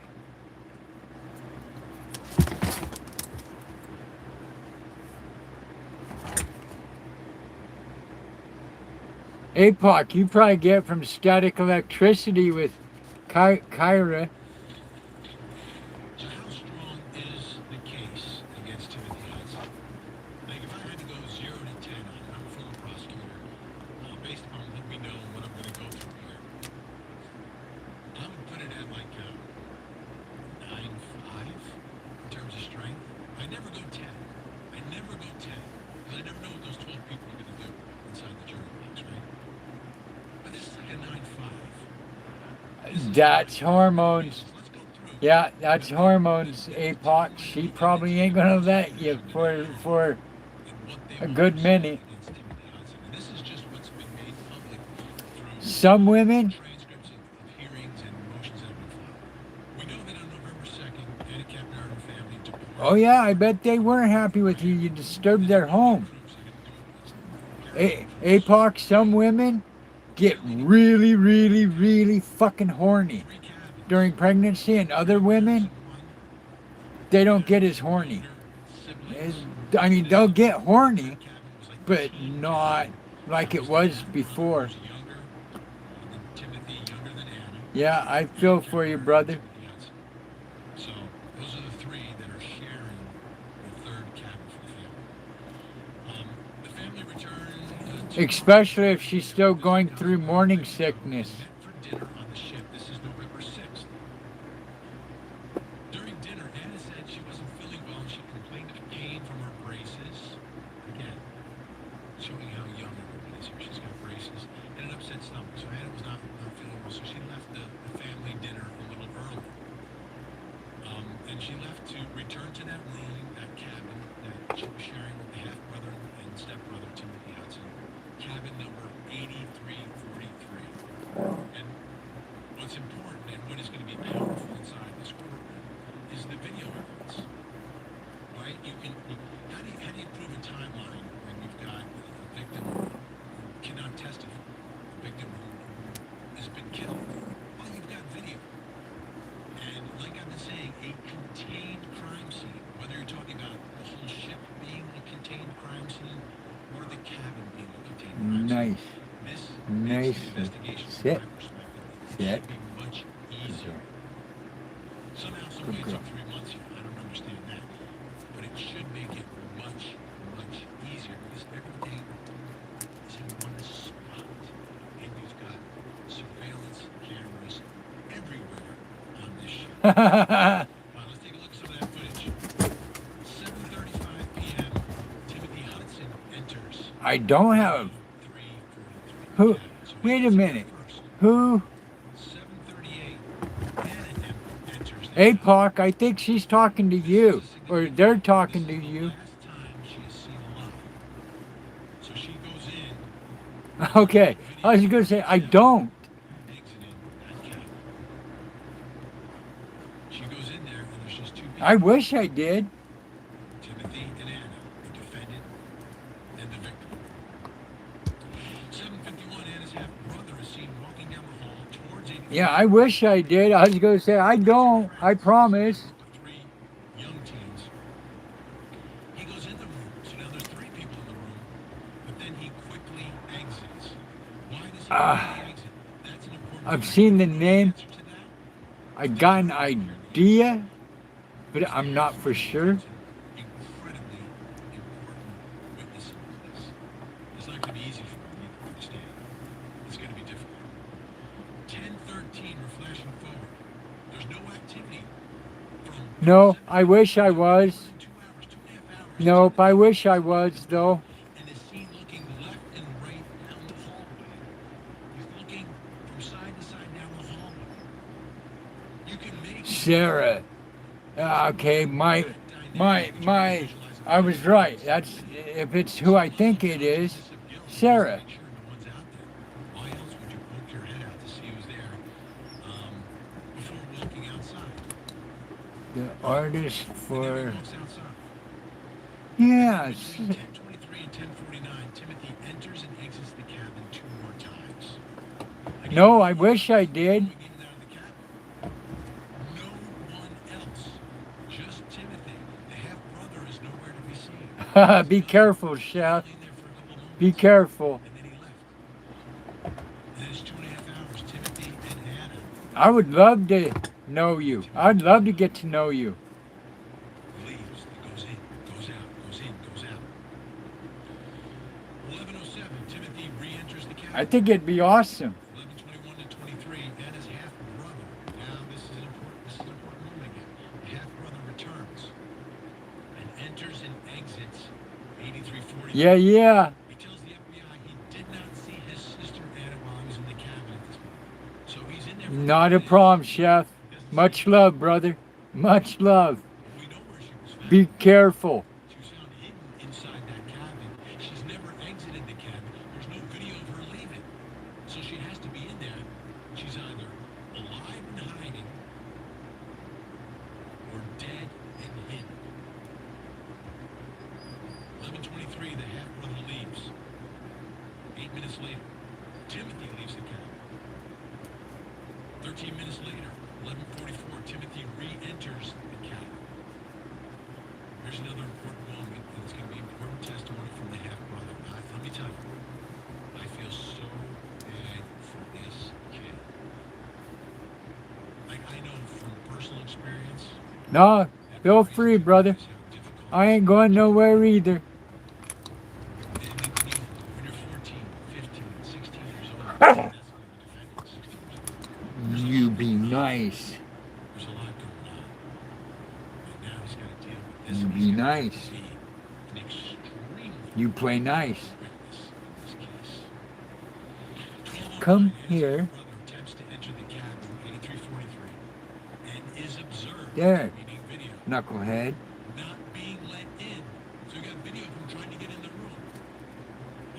This is what his testimony be. He tells the FBI that Timothy put his arm out to block the room entrance. Hi, sissy. I'm glad you're home. Come inside. Go get some rest. Go to sleep. If I'm still alive and you get up, come on. Go get some rest. Go sleep. I'm glad you're home safe. I'm glad you made it home safe. Go have some sweet dreams.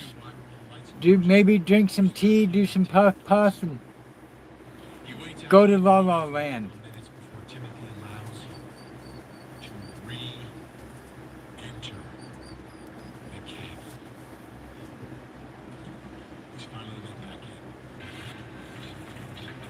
And up next, 9:32. He's seen smoking a cigarette in the area of deck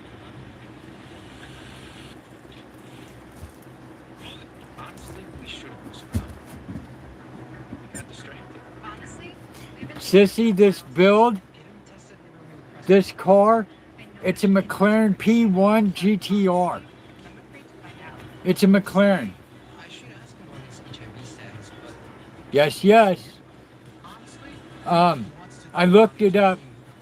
The build is a McLaren P1 GTR. tested for HIV and other STIs. So you know your status. Doesn't look like a McLaren, but it's a McLaren. Yeah, it's a McLaren P1 GTR.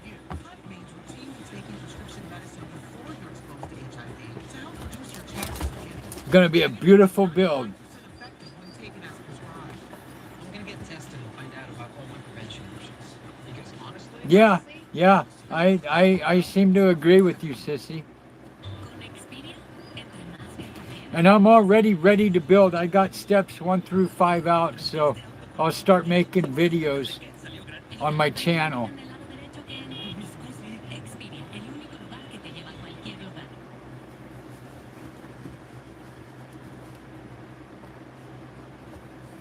I have a McLaren F1.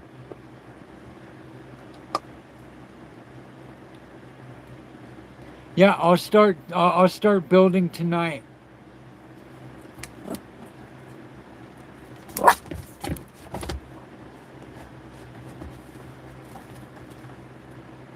Nice, Mustang.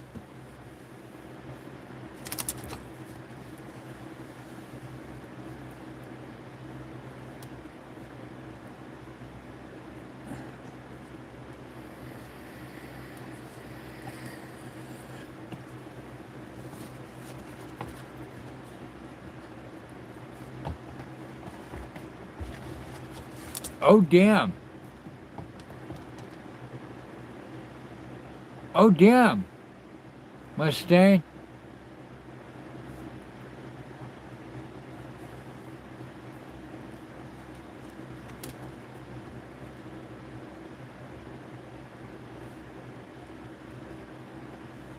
Right, Chef. Nice.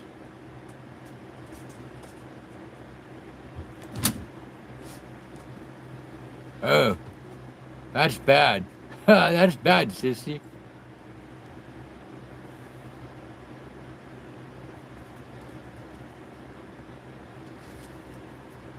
Oh, damn, Mustang. Yeah, that sucks. Sora, in here, baby. Sora. Hey, goofball. Oh, damn. Sora, in here, baby.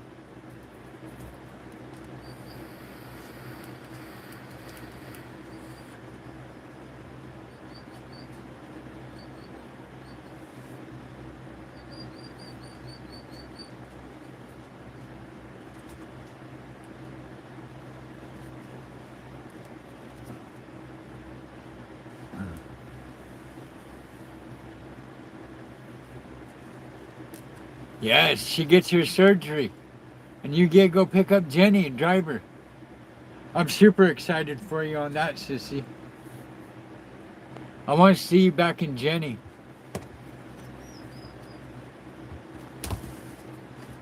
That ain't bad.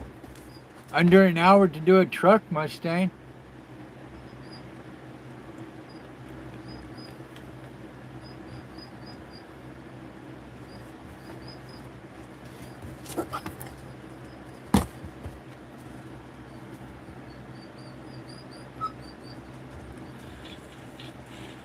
Let's continue on the timeline here because it's Oh, yeah. outlines the evidence in this case. Oh, yeah. I imagine without a car, in this day and age, without a car, it's a bitch to get stuff done. Because everything that happened, from my perspective, proves that there's only one person who could be responsible for what happened to Handicap. Oh, I bet they are painful, Chef. Get down. Not for you. Timothy leaves cabin 8343. 9:32. You'll get your car, Mustang. JDM, stop. How much he smokes, I don't know why he smokes. But I think it's fair for a prosecutor to argue. I'm not. I'm not pissy, sissy. This is someone coming to the realization of what he's done. I'm just kicked back. Doesn't know what to do next. And how many times in a movie have you seen that? Well, it might, Mustang. Where someone is It might, bro. what to do and they're smoking that cigarette, trying to figure it out. That's what's in my mind right now. I'm not even looking at the video. That's what I'm picturing. Someone who's trying to figure out way out of all of this. Nope, 9:39, 9:46. you're not, he's walking sissy. on the jogging track. Again, pacing around, trying to figure out what to do. I'm just super glad you got home safe. Frantic. I don't know what to do. I'm frantic. How do I? Yeah, me too. Goodness, this is real. This is the reality is setting in at this point. 9:48, he goes back to the cabin. 9:50, he leaves the cabin. But this is important. This is so. He's observed holding something in his left hand, and it looks like he's reaching into the sweatshirt front pocket. So now he's leaving what prosecutors say is the scene of a horrific crime. He's bringing something with him, removing something from the scene. After he leaves, he's then observed walking to the midship lobby because cabin A343 was towards the front of the ship. He takes the stairs to deck 10, then walking to the aft where the rear Yeah, oh yeah, your GT? marketplace. Yeah. So he's going somewhere. He's like on a mission to go somewhere. This is where we get to where he's going. No, 9:52. sissy, puff, puff. Reaching into an area You had a long day, a long, rough day. It's time to puff, puff, and relax. Anna's cell phone. Put in a trash bin. 9:53, Timothy is observed returning on the same route. So he goes back the same way that he came. Oh, I bet it is, sissy. The trash can. Anna's cell phone. Right? 2 plus 2 equals 4. The cell phone is Yeah, do some puff, puff, maybe drink some tea, he left the cabin where Anna is found. Ladies and kick gentlemen, back, relax, let the he's day covering go. up his crime. Ladies and gentlemen of the jury, he is trying to get rid of evidence. Those are the arguments. And the evidence, Yeah, there are only two valves, the GTs were. not only, it seems that you don't actually see him place the cell phone there. You don't actually see what's in his hand. I do. I like tuna sandwiches. If they're made right, yeah, I do. You actually see I'm something not happen, picky. but you have all these circumstances surrounding it that point to one. No, I know what you mean, sissy. I know exactly what you mean. I do. He threw it in the trash bin where, thankfully, it was recovered and it was found. More incriminating evidence against this defendant. 9:55 a.m. Timothy If enters cabin 83. if the egg salad is done right, yeah. 11:24 a.m. I have to be careful though. Panic is set in because the family doesn't know where Anna is. There are announcements on the ship. I also like deviled eggs. Is frantically searching everywhere. Love deviled eggs. In the room, because if you go in the room, it's a small cabin. Look, she's not here. Like she's not Shit, here. She's not I got you beat by 1 year, Mustang. A cruise ship attendant goes into the cabin to clean and quickly exits the room to get her supervisor. Anna's body discovered wrapped in a blanket stuffed Oh, underneath her well, bed and here and there, Someone when I tried to get 'em. hide her by partially sliding her underneath the bed and placing a box of life vests to Yeah, I was still in diapers turning wrenches with my grandfather and my dad. again to cover up with the crime. I know I was still in diapers when I first started turning wrenches with my Consciousness and grandfather. the circumstance, the circumstantial evidence that takes the jury potentially inside the mind of this defendant. I know, Timothy I know eggs are supposed to be good for you. his cabin, 8343, as he walked by the cabin, Yeah, I come from a. made no effort to look and see what was happening inside, even though so What's many that, people sissy? inside the I've cabin. never heard of that. He looked straight I was with family. don't want to We're see all what's in there. mechanically inclined. Look in. Why? Ladies and gentlemen of the jury, What are they, sissy? exactly what's in there. This is That's, stuff, and it's called Yeah, I lost my grandfather fairly young too. Other evidence that's What? going to be extremely important are the lab results. This is some Sissy's home. swab number 4 Sora. from inside the Inside tested voice. positive for male sperm No. in addition Inside to the voice. victim's own DNA. So that's swab Inside number voice, baby.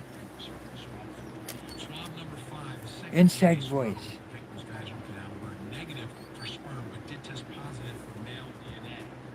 Okay? In addition to the victim's own DNA.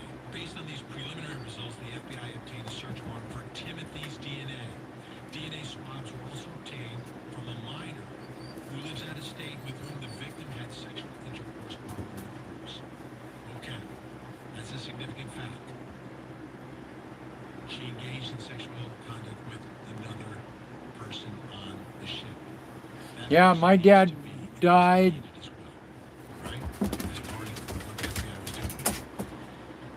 Swab at number 4, the one that tested positive for sperm, 72, witness 2 I want to say. was excluded as a contributor.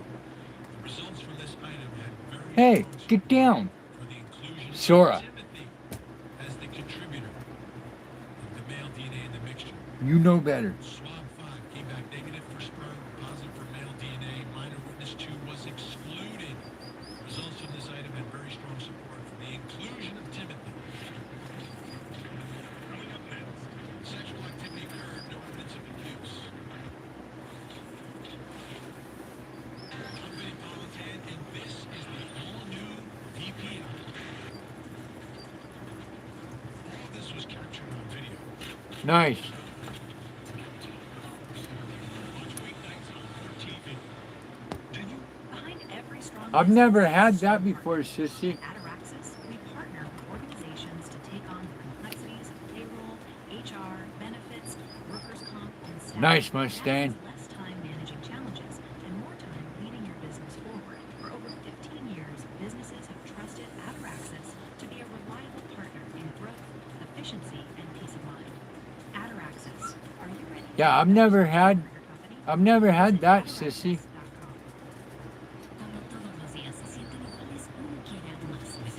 Oh, you talking about Sarah?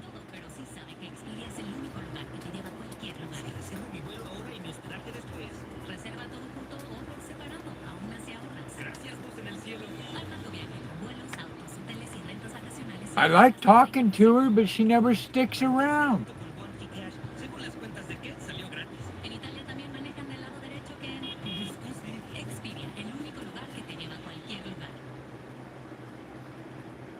Damn, Stang. Well, that's just like Relic. I built her from the ground up twice.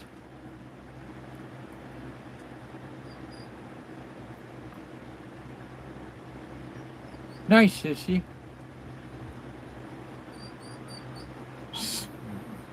JDM, stop.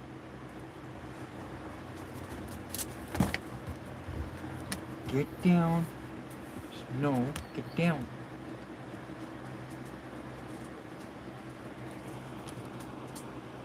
You want to say hi to everyone? You want to say hi to everyone? Come here. Hey, come here. No.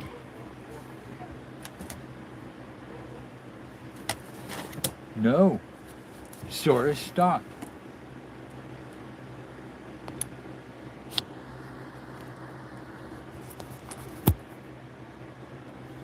That'd be cool. Yeah, and sissy, you are sexy. No, stop.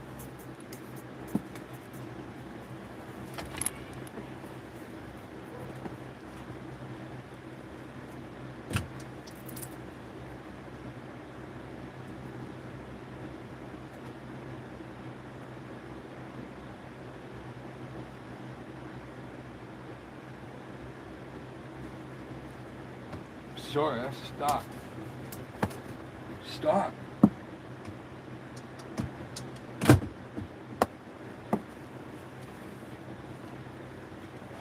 Watch out. What's up? Oh. Here. How you doing? How you doing?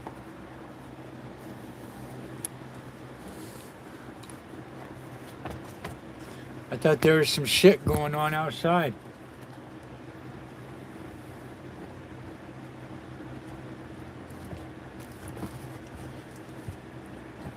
Yeah, yeah.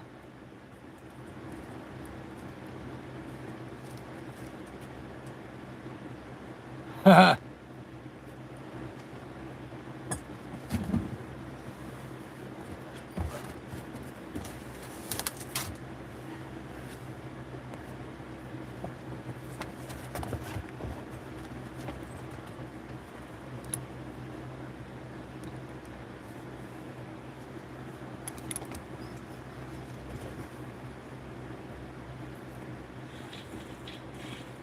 So how do you defend Timothy Hudson under these circumstances?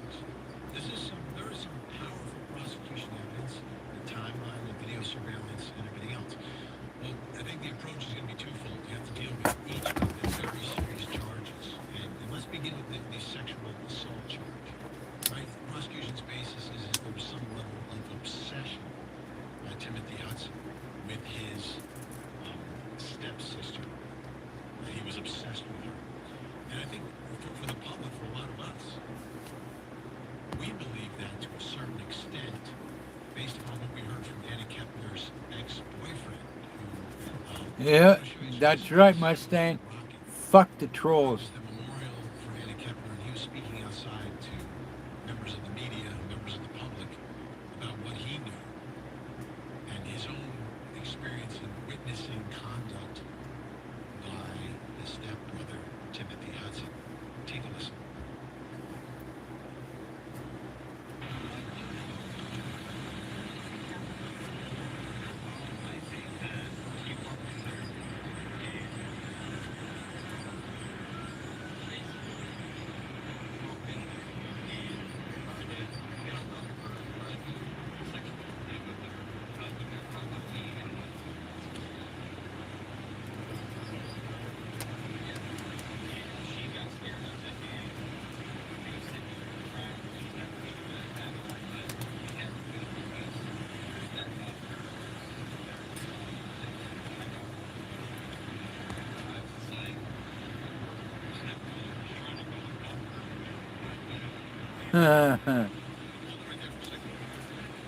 Yeah, we burned the troll bridges. He's describing something that happened months before crashing on this cruise ship. Jadium, stop. He is FaceTiming Anna, his girlfriend at the time. And the FaceTime is still on. It's early morning. Yeah, I'd love to talk to her. And Anna, I think, is falling asleep. I'm starting to think she don't like me. That's why she doesn't come to the lives. He sees Timothy Hudson jumping on top of Anna, not knowing if the FaceTime was still going on. And this is what he's describing. This is what he says. Make up your mind. What are you doing?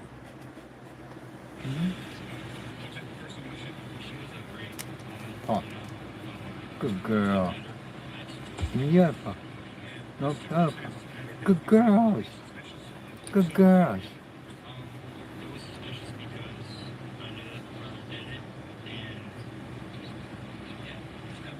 There's Sarah. There she is.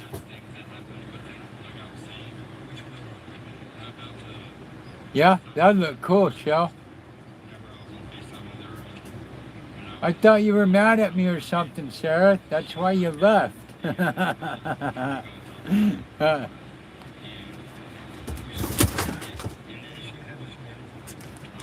Sora. Hey. That's enough of that. Chill. An obsession. Chill. Obsession with his stepsister. So how do you combat that? What will the defense do? My guess is they're going to just flip this on its head. Because the DNA from the defendant is found inside Anna Kepner. Okay? So you can't deny that. Chill. What's the defense to a sexual assault? Sora. Consensual sex. Chill. Chill. I believe what they are going to allege at the trial is that this relationship was consensual. It was secret, but it was consensual. That him and jumping on her in the middle of the night. Maybe it's not the only time that happened. Maybe Anna invited it. But on this particular instance, the FaceTime was going on. The FaceTime call. So, oh no, this is bad. This is bad. Whereas Anna, this is what I believe alleged. Anna was engaging in this relationship consensually. I want you to take a look at this. These are some reporter notes from full reporter. Reporter that went into one of the hearings and had to take handwritten notes inside federal court. This is from May 27th. The judge, circumstantial evidence of premeditated murder. And then the judge said on the sexual assault charge, tangible.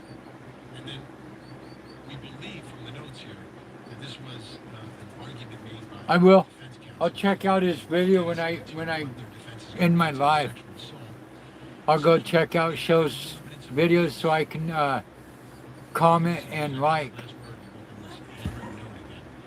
Sexual activity no evidence of abuse. That means consensual. So at this trial, I believe the defense will be to the You having a good night, Sarah? sexual assault. It was a consensual relationship that Anna wanted to keep secret from her family, from her boyfriend, from Dog. because this was her stepmother.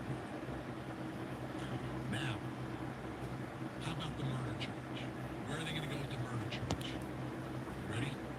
Take a look at this. This is a transcript from the cross-examination of an FBI special agent. Again, Timothy Hudson's attorney asking questions. Your response to the court's question, you thought that when the half-brother entered the room at 11:51, that Anna had already been killed, right? The agent says, yes. Question. And a significant part of your basis for that conclusion is what the half-brother told you, and I blurred out the half-brother's name, that he had not seen his sister at 11:51. Well, I like it when you're here, Sarah. That is partly true. Then the question from the attorney, which takes us inside where the defense is going to go. What if the half-brother that blurred out was lying? Does your theory fall apart then? The answer, no, I don't think so. There was only a period of time, a significant period of time, where all this could have occurred, which would have been from 7 I wish you would be, Sarah. I miss you. I miss you being here. I miss talking to you. insignificant time frames. Was I'm it really glad you're here, though. in the room from 12:09 to 9:50? The answer I hope you is get better. So that's 9 hours. They're going to point the finger at the half-brother. The younger half-brother, they're going to point the finger at him. I'm glad too, Sarah. I love it when you're here. I've missed seeing you here. Consensual sexual affair. The half-brother figures out what's going on here, gets angry with his half-sister, and kills her. But You are always welcome here, Sarah, no matter what. I got to understand how the dynamics You will always be welcome on the live. do you have You're always welcome here. if he tested We got you. he'd have to testify We got you, and I hope you do get better. it was consensual. Can you argue that it was consensual without him testifying? Yes. based I on really the hope you forensics get better, my degrees. dear. So he made Just know that you're loved. these are going to be the arguments. You're loved by lots of people. That's what my life is. Right on time for this time. I'm going to call you. Thank you so much for watching. In the meantime, please don't forget. My life is always here for you. I love you too. Just remember that. My life is always here for you. And right now, what's important to Blake is And I'm live all day. the good news. I am live all day. During the chemical state. Como todos los días se sienten iguales, uno quiere algo más. Necesito una aventura. You're awesome, Sarah. Expedia es el único lugar que te lleva a cualquier lugar. Si reservo mi vuelo ahora y me extraje después. Reserva todo junto o por separado, aún así ahorras. Gracias, voz en el cielo. Arma tu viaje con vuelos, autos, hoteles y rentas vacacionales y ahorra hasta 30%. Ay, caballo. Renté este auto con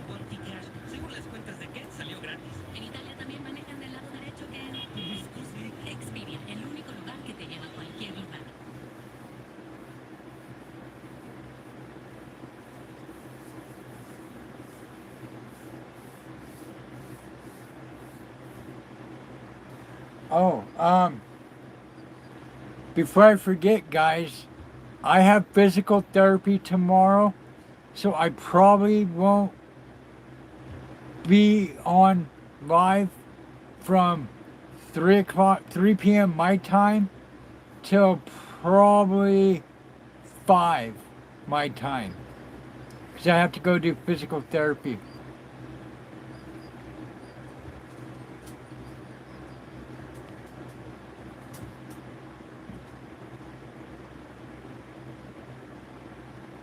Security, what's up, bro? Yeah, I thought I'd let you know now, APOC. And everyone. Security, here's the new build. It's a McLaren P1 GTR. 3200 piece build. Yeah, anytime, security. That was fun. I'm starting it tonight. Rosie! Yeah, security, I'll be starting it tonight. I've already got my pieces laid out to start it.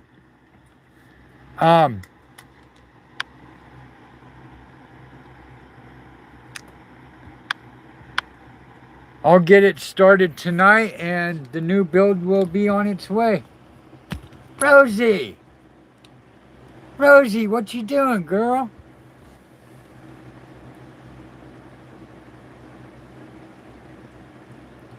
I'm sorry, Rosie. I hope it gets better. I hope it goes away. I'm glad you're here. I'm super glad you're here. At least I know you're okay.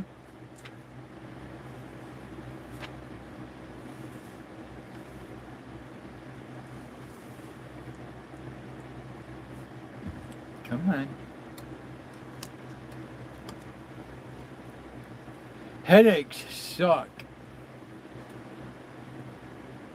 You gotta turn your butt, kiddo. Rosie, don't feel guilty.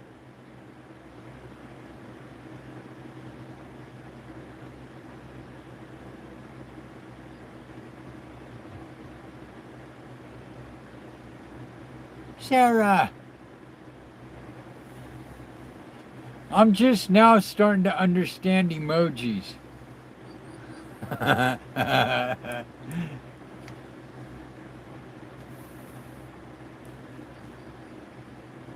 baby. What you doing?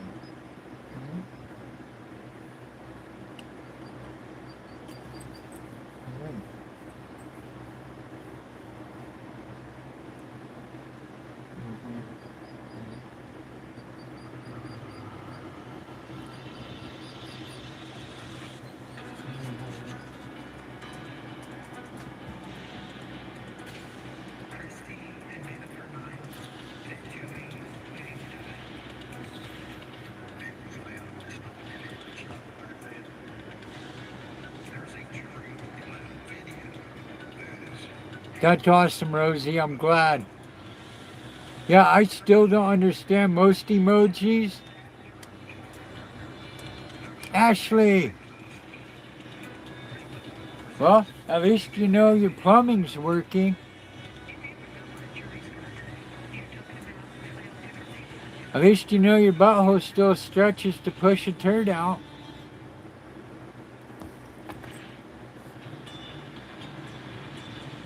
This is Starkville, a sleepy southern town near Mississippi State University, a place where neighbors still know each other, and there's very little crime.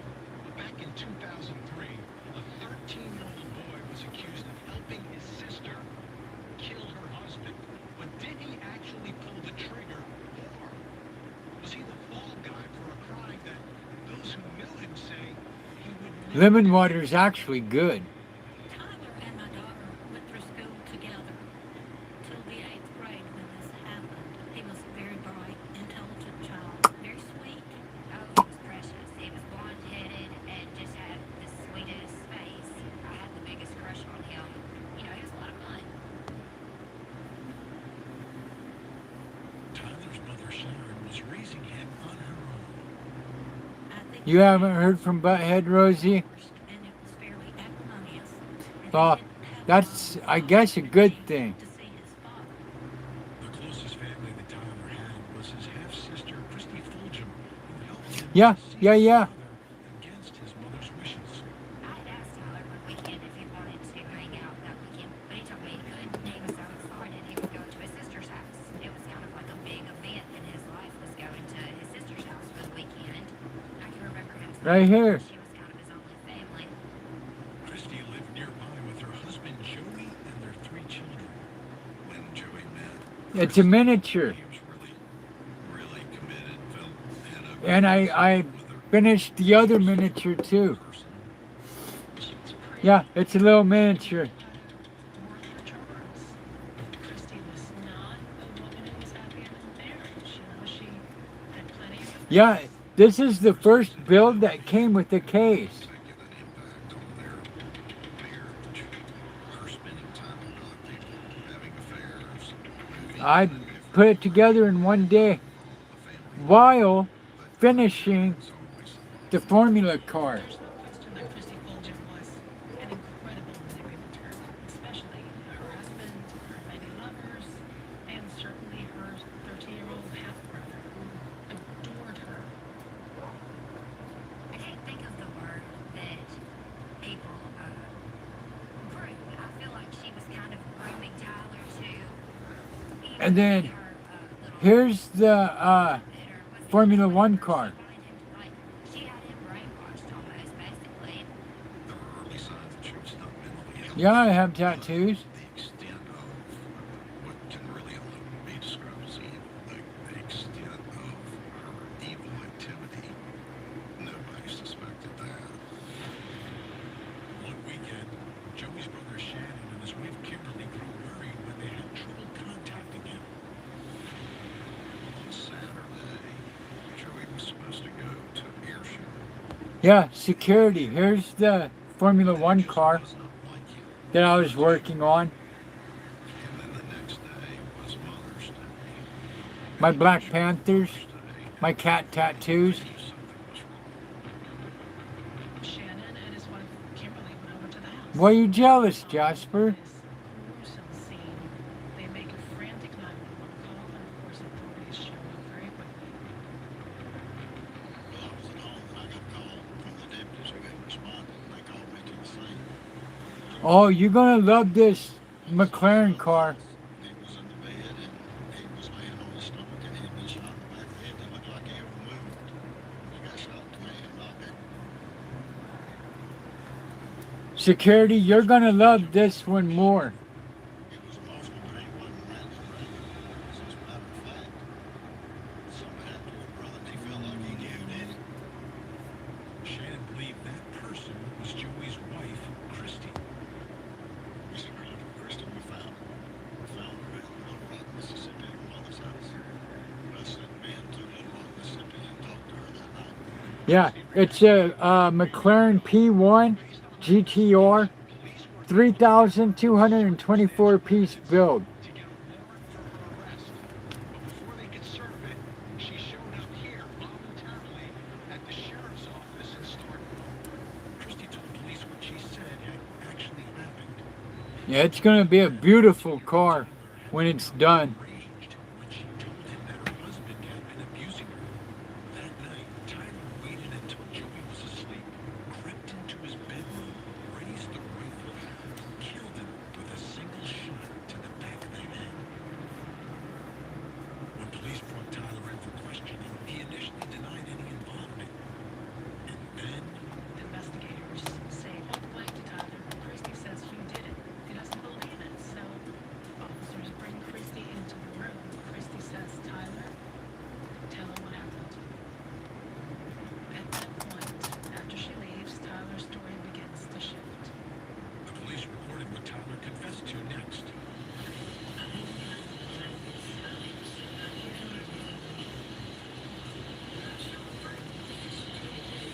In Tyler's version of events, it was Christy who planned the murder.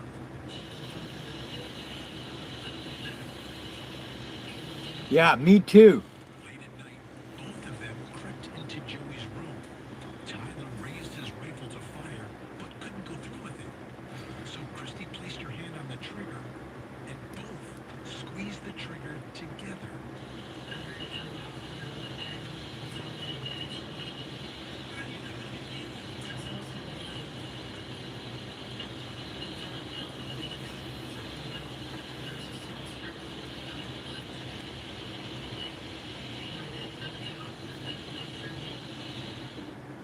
No, This was what investigators were looking no, for. I don't mind Jasper. Confession now, even though there's some discrepancy between Christie's version and Tyler's version. They had a confession. They're on solid ground. Based almost entirely Sissy. Christie were arrested and charged with capital murder in the death of Joey Folger. Christie faced the death penalty, and Tyler faced life in prison if convicted. My first thought was, I don't believe it. I think Christie coerced him into it, told him he wouldn't get in any trouble because of his age. You know, I had all No, this is a free life, Jasper. This is what I wanted. People to be able to talk to each other. People be able to hang out. No, I don't mind it at all. And Jasper, we do talk. We everyone talks to everyone. Publicized case would be it's unusual to have a child that young tried for murder. Yeah, I don't mind at all, bro. He has the reputation for being a banger anyway, from just going after him. I thought about getting action figures of The Walking Dead. I just haven't done it yet. I've thought about it though. Initial confession was a lie he told police in order to protect a sister he adored, and that he implicated himself only after Christie was brought into the room and told him to tell police what happened. Well, then made exception by that statement. Tyler made what was, I thought, confession saying that he and Christie did it. But after Tyler's recantation was ruled inadmissible, the jury only heard Right. Tyler's own confession. Confessions are really, really powerful pieces of evidence. It's a stretch for any of us to think that we'll sit there and lie. Right, Shell? We didn't, knowing we'd get in trouble for it. So if you have a confession, coerced, I don't mind that. that's a good piece of evidence. The state of Mississippi also Yeah, had a it's- well-respected forensic pathologist who testified We have fun on my live. I don't mind it at all, bro. supported Tyler's initial version of events. Dr. Stephen Hain testified as an expert. Hey, I'm up for streaking. Sets of I'm hands up with on the scar streaking with you, Shell. from the trajectory Hell yeah. of the wound in Joey's head. We should go streaking. We should all go streaking. More than a few eyebrows. I've gone through it a million times. Oh yeah, we have fun. That's why I started my live. That would ever be able to explain how the angle of a bullet in someone. Yeah, let's do it, Shell. Let's go fucking streaking. I'm always down for that. There's no way.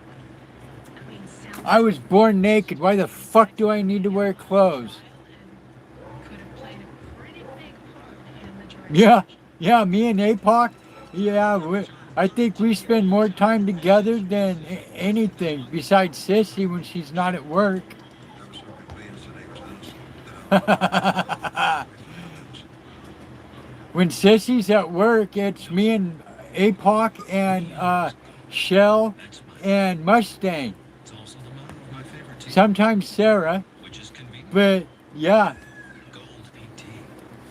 Real. Sissy jumps on when she can. And then when she gets home from work, she's with me, spending time with me. Yeah. We know what we're doing.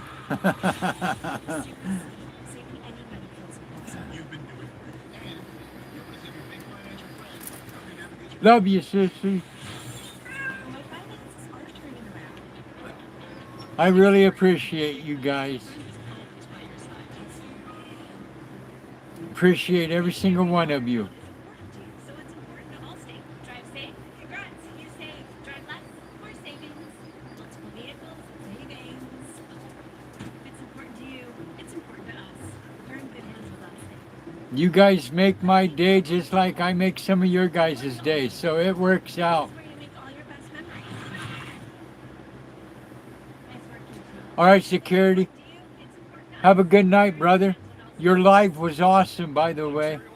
I loved your live. For new and used vehicles. Take the short drive to Ontario and save thousands on your next vehicle purchase. Our vehicle experts are ready to help you get the best price on your next new ride with no hassle, no hassle, making us home with the 90-minute cargo. We call that doing business a better way. We love you, Rosie. All of us love you, Rosie. We really do. Much love, security. Much love, brother. Have a good night. Be safe. I'll talk to you soon.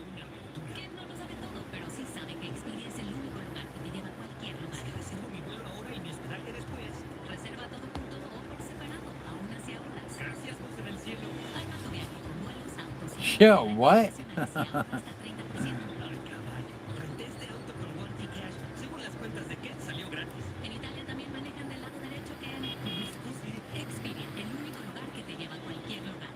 You don't feel secure anymore?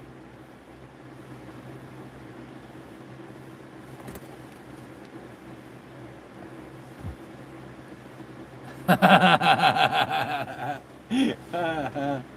should have seen that one coming, Shell. I should have seen that one coming. Yeah, fucking right on, bro. Yeah, who's gonna protect us now? Security's gone. We have a breach. We have a breach. Hey, Jasper, knock it off. Don't you ever tell someone to shut up on my live. I will ban you, man. Don't ever do that.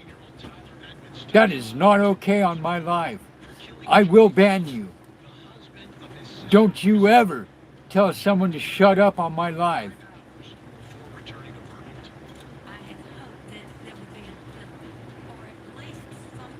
I am not afraid to ban you. You need to apologize.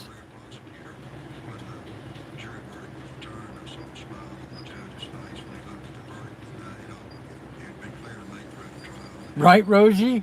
Right?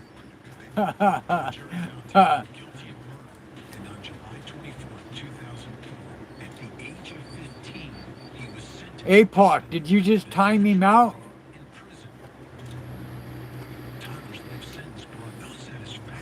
Did you put him in timeout or did you ban him?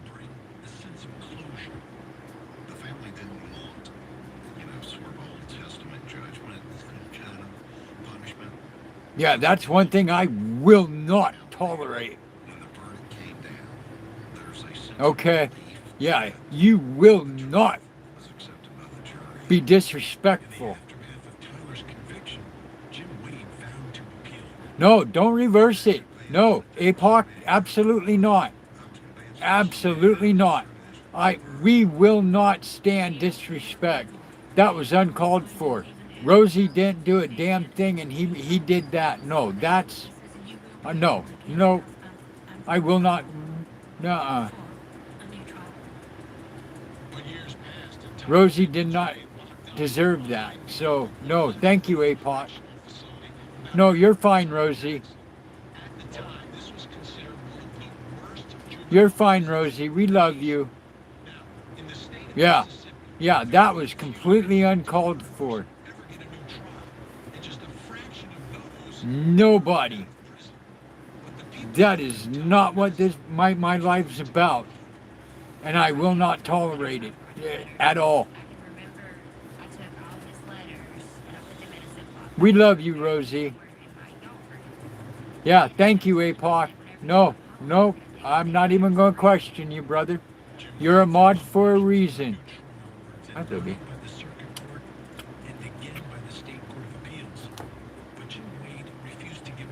Right? Hi, baby. No, if you want love, come here.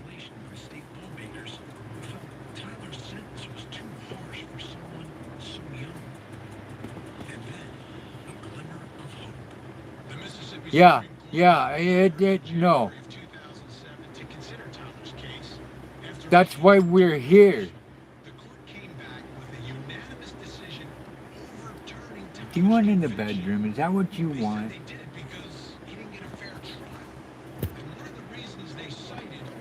Yeah, that was completely uncalled for.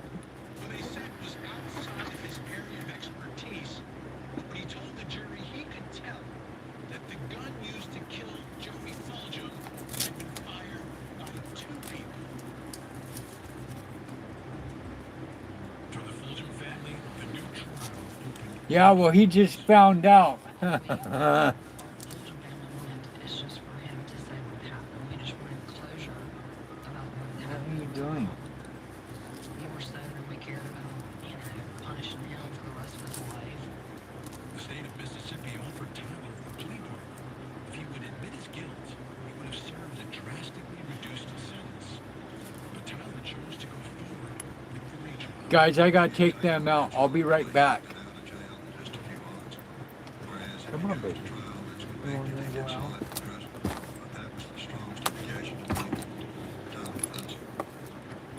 first trial didn't go badly, so I was afraid to get my hopes up too much. Because you never know what a jury's going to do. You're talking about 12 different people with different personalities, and you never know. We were kind of afraid to get our hopes up too much. When we return, Tyler gets one last long shot at freedom. Reverse convictions in Mississippi are extraordinarily rare, and to think that the second trial could have a different outcome, not guilty, that was a stretch.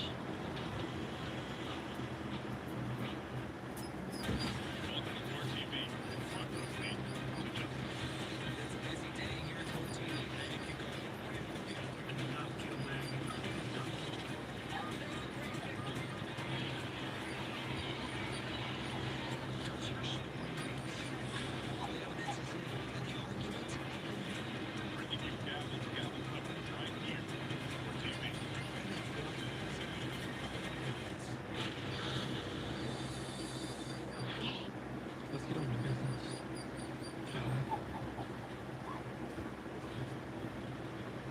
What happens when two sworn enemies sign a contract marriage? Listen to the Duke's Master Bride. Download Pocket FM now.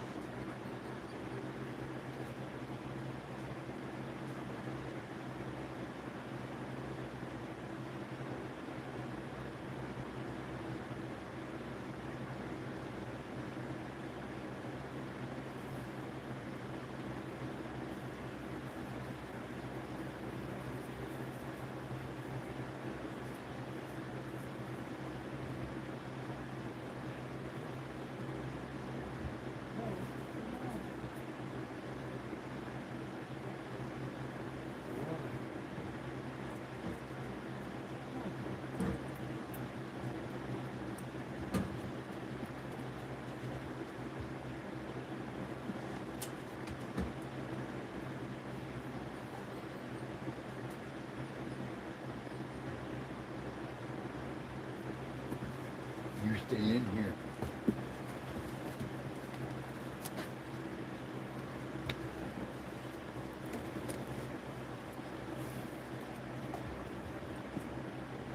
You stay in here.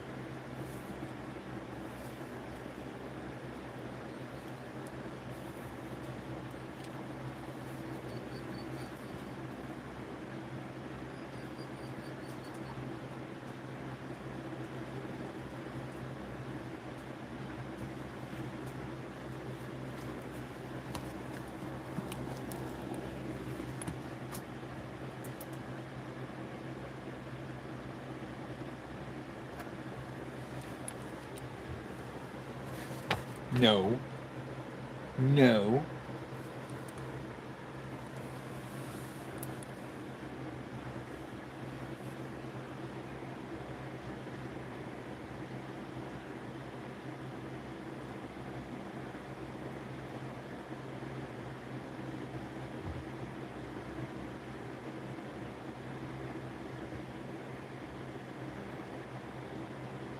I'm doing good, John.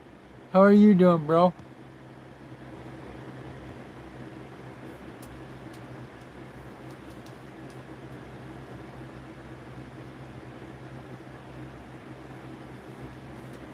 Yeah, well, guess what? I guess we get to play Kick the Fucking Trolls.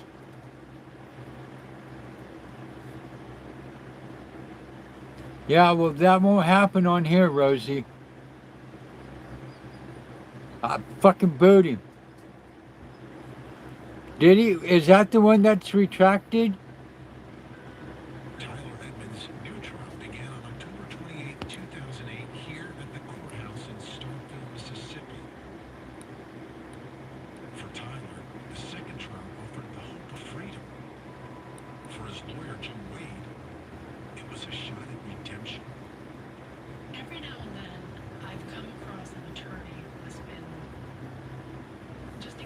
Sora. Sora. Get up here. Those kind of attorneys take the verdicts incredibly hard and as personal failures. No. And I think Jim Wade is one of those. I mean, that conviction was devastating to him. In his opening statement, Wade tackled Tyler's problematic confession. Come on now. You can't be out there without me, kiddo. Sit. No, sit. Sora, sit. Sit. No, sit. Good girl. Good girl. Hey, stop. You stay in here. I know you're hot. Stay. One of the witnesses that Wade called to make his case was Christy Fulgham herself. Hey, no. No. Stop. Yes, I know. It's your pot. Stop. No. Get that free sword.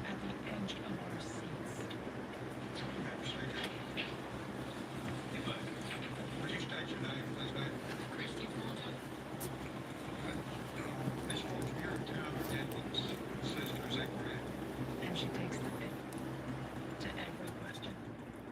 I'm advising my attorney I'm not answering any questions. Christy may have pleaded the fifth, but her presence shifted the focus away from Tyler and allowed Wade to remind the jury of Christy's character and how she had repaid Tyler for his love and devotion.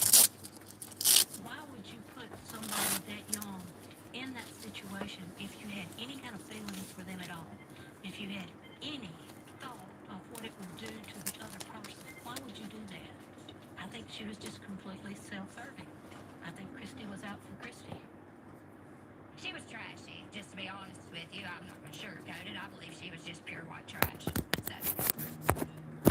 The judge also allowed Wade to present a side of Christy that had not been admitted in Tyler's first trial, a side that had been broadcast nationwide on the Montel Williams show.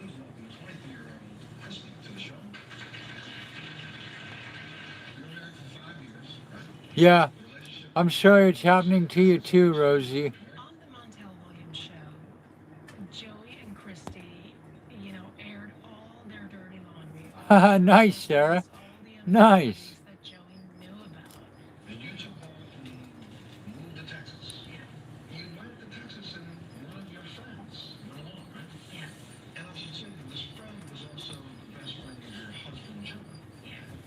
What happened? I ended up pregnant with my baby. It showed the level of manipulation that Christy was capable of, carrying on all these other affairs, some to the knowledge of her husband. But at the time, the baby was time to get a divorce. It did, but I love her. She was a master manipulator, and that, coupled with the fact that she was not happy being one man's woman, was very important for the defense to show. The defense next turned to who had the real motive to want Joey dead. In this case, both sides agreed that there were life insurance policies that Christy wanted her hands on. It would have been probably March or April of 2003. I was at work, received a telephone call from Christy. She asked me about Joey's life insurance policy, how much it was for, who the beneficiary was. I told her that I couldn't tell her because Joey had signed a privacy statement stating the only person that I could talk to about such documents was Joey. You've been on a warpath? Oh shit, watch out. Sarah's mad. Run. Came from Christy's own father. Danny Edmonds, Christy's father, is the only person that says she expressed the desire and plan to kill her husband Joey. So Christy came to your house. Fine, come on. Tell the jury what y'all discussed at your house when Christy came over. She asked me You leave her alone. that she Got wanted it? to kill Joey. And I asked her why. And she said he was mean to her and the kids. And I told her to just leave him. And she said, no, he's got a life insurance policy. But she tell you what you could get out of it? She was going to buy me a new Cadillac. A new Cadillac. Coming up, the defense had shown that Christie had the motive to kill her husband, Tyler's own words came back to haunt him. What is the truth? That me and Christy did. Y'all killed him? Now. Did you for real do that? Jadium. Now. Now. Me and Christy did it. Oh, it's very powerful. If you throw a confession in there and the jury goes, all right, he confessed to it, so he must be guilty. Don't. Formula One and its teams decided that, you know what, maybe it's not the best thing to be jetting back and forth across the ocean over and over again. Maybe we'll do a little bit more logistically sound planning here. And so they're having this race in Canada and keeping things a little bit more geographically unified. And what you have now is a race on a track that has been part of Formula One since 1978. It's a well-known track. It's a long, straight track, tight hairpin turns, exactly what you want to see. Behind every strong business is a strong partner. At Ataraxis, we partner with organizations to take on the complexities of payroll, HR, benefits, workers' comp, and staffing. That means less time managing challenges and more time leading your business forward. For over 15 years, businesses have trusted Ataraxis to be a reliable partner in growth, efficiency, and peace of mind. Ataraxis, are you ready for a better solution for your company? Visit ataraxis.com. CBS 2 and Treasure Valley Habitat for Humanity. Oh, you got the Lego Red Bull car, Rosie? And Women Build is getting women from the community. This is the new build, Rosie. It's going to be on my channel. Sponsored by Idaho Central Credit Union. I'm Daniel with ICCU. I'm going to start this tonight. CBS 2 and Habitat for Humanity for the 2026 Boise Women's Build. ICCU, supporting our community since 19. Yeah, it's a McLaren P1 GTR. It's 3,224 piece build. So it's a 3,200 piece build. Eight phases, 648 steps. But it'll be on my channel, step by step.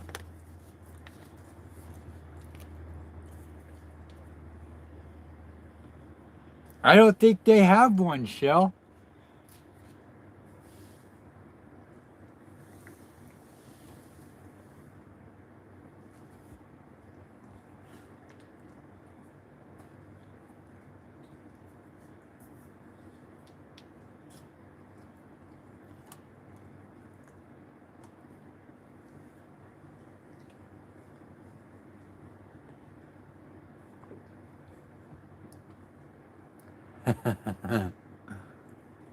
You can look it up though, Shell. I mean, they might have it, but you would have to look it up.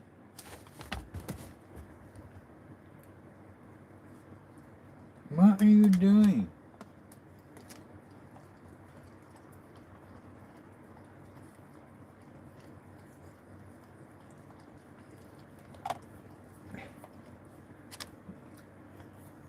Back it off, Missy. Back it off, Missy.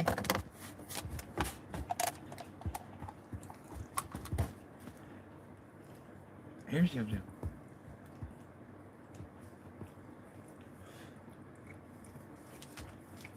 Stop.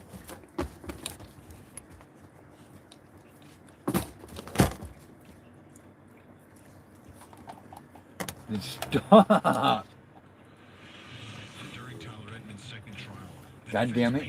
Stop. as a woman who would do anything and manipulate anyone to get what she wanted. Yeah. But now they face their most difficult witness. A video recording of Tyler confessing that he had helped Christy to murder her husband. What the evidence in this Right case on. is gonna show, ladies and gentlemen, is there are two people responsible for the killing of Joey Fulgham. Prosecutor Frank Clark told me that he always wanted to be a prosecutor because those were the good guys Stop. to him. The first is Joey's estranged wife, Christy Fulgham. The second person responsible for the death of Joey is this defendant. Jim Wade and the defense team really faced this one big hurdle, which is the confession. Me and Christy did. Those are this defendant's words, ladies and gentlemen of the jury. They are not mine. I want you to tell us, as best you can remember, exactly what happened between this defendant and Christy Fulgham when you brought them into the room together. She walked in and said, Tyler, hold my hand and said, I have already told them what happened. I told them the truth, and I want you to tell them the truth. What, if anything, did the defendant say at that point? He told us that he wanted to tell the truth, that he shot Joey. He wanted to tell the truth, and he wanted to do it without his mother being present because he wanted to tell her after he told us. I would ask the court to allow Mr. Holly to sit inside the rail and operate audio-visual equipment. At that point, the jury was shown all 32 minutes of Tyler's full confession. I truly believe the confession by Tyler was the only thing in this case that was true, and it's heart-wrenching to watch.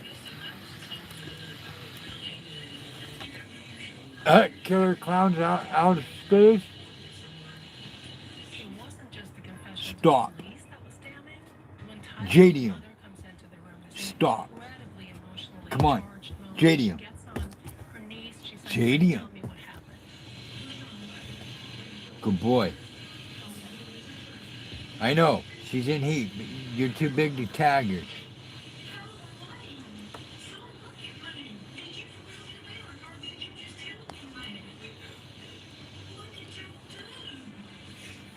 There's a truth in that video that is hard to ever overcome.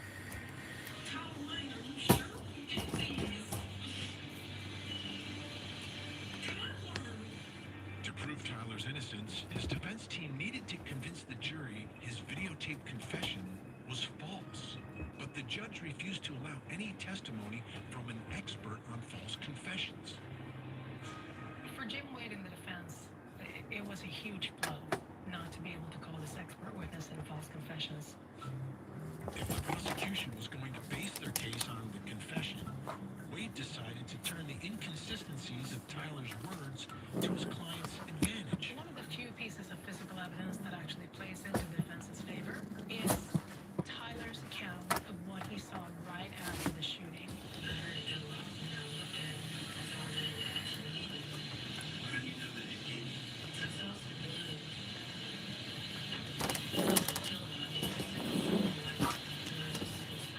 Jim Wade called the pathologist to testify that the weapon used to kill Joey would not have caused the blood splatter Tyler claimed he saw. You have a relatively small hole from a 22, and then the bullet goes in and does this significant damage inside the brain and the bone. That in this kind of a wound, the bleeding doesn't start right away. There's a discrepancy there between what he says he saw and what the evidence would have looked like. Crime scene photos supported this testimony. No blood was visible on pillows. In Tyler's first trial, the judge had suppressed Tyler's attempt to recant his confession. But this time, Jim Wade successfully argued for its inclusion. Judge Howard made a different ruling on the second trial and allowed us to put an correct against the case. So that was a crucial evidentiary difference. For the first time, jurors were allowed to watch Tyler's attempt to undo the damage of his initial confession. In his recantation, Tyler gave a revised version of what had happened the night Joey was murdered. Early that morning, he and Christy had packed to go on a trip. Nice, Rosie. Tyler was sitting in Christy's car outside of the house when he heard a noise.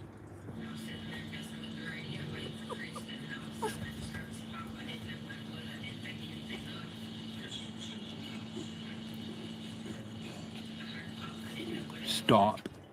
After that, Tyler said they left on their trip as planned. As they drove, Christy revealed that she had shot Joey and told Tyler what he should do. Why are you confused, Sarah?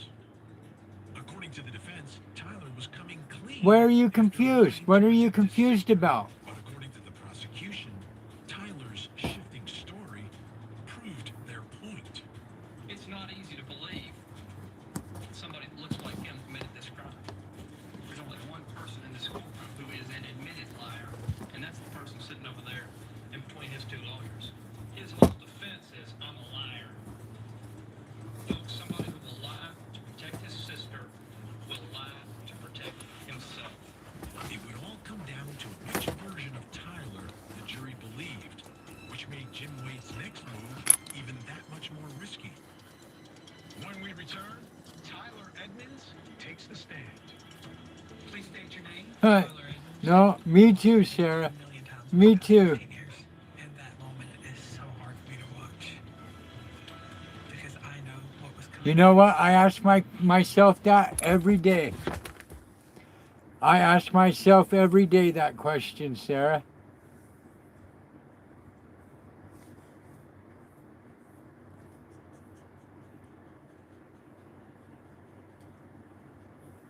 Both, Rosie. Both.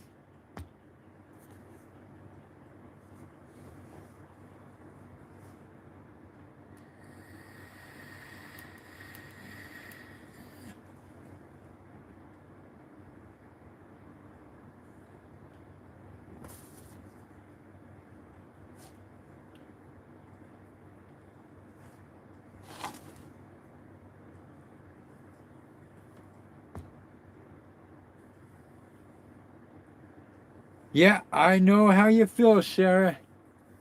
I'm unsatisfied with this too. Nope, I get you.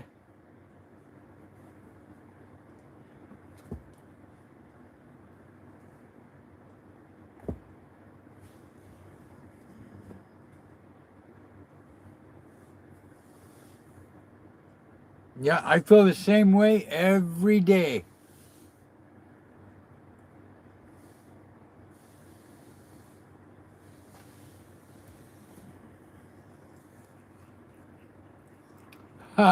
Sometimes we have to, Sarah.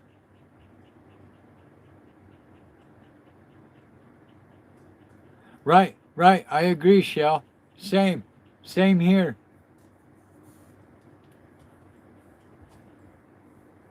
Yeah, so do I, Shell.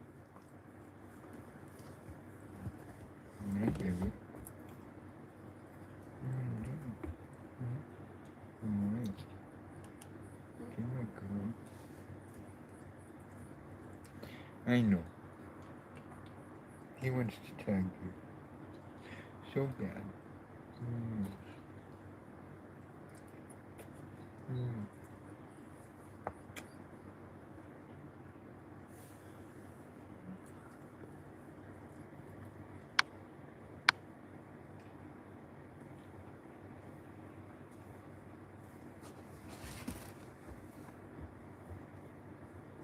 Absolutely, Rosie.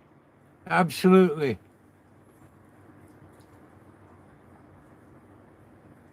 Yeah. Yeah, where's the fucking middle? Where's the balance at? We have no balance. It's either left or right.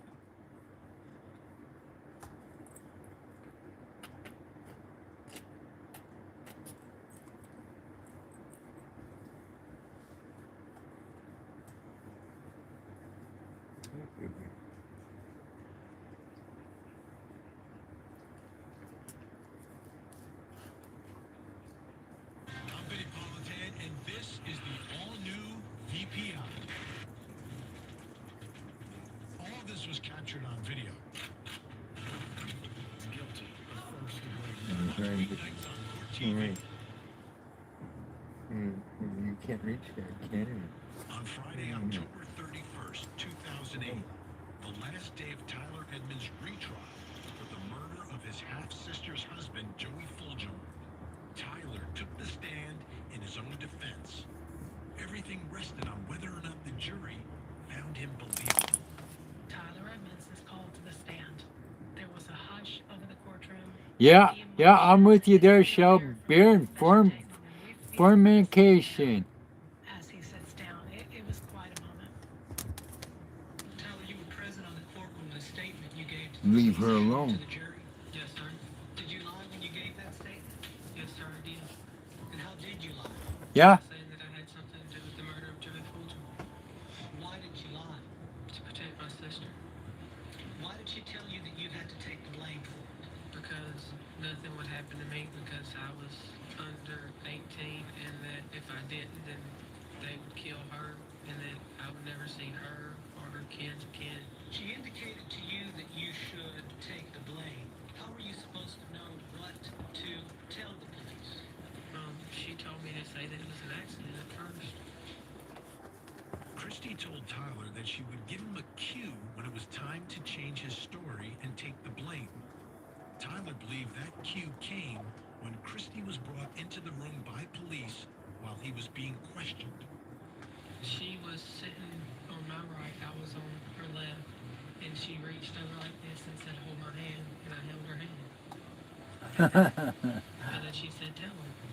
I was going to be a smart ass and say, I've had my number for 11 years. My cue to go take the blame for it. At that point, prosecutor Frank Clark began his cross-examination. She didn't tell you what the cue would be? Southern. Southern. There you are. Hi, sweetheart. How are you? So you spent all How you doing, my dear? How was your day? together, but at no point did she tell you what the cue would be for you to change your story? I was wondering when you were going to join Southern. When I give you the cue, you'll know what it How is. was your day, darling? You stated Christy had assisted you in firing the gun. Did you have a good day? Protects your sister. Looking back, none of it now, but then I just thought that I'm somehow, glad you're here, darling. Why didn't you tell the lie Christy had told you to tell, that it was an accident? because I thought that somehow by her not being the only one to do it, it would still help her, but like if I thought that I was going to get in trouble, it wouldn't be as bad on me. Yeah? Some weird shit, sissy. Gets up to start his closing argument.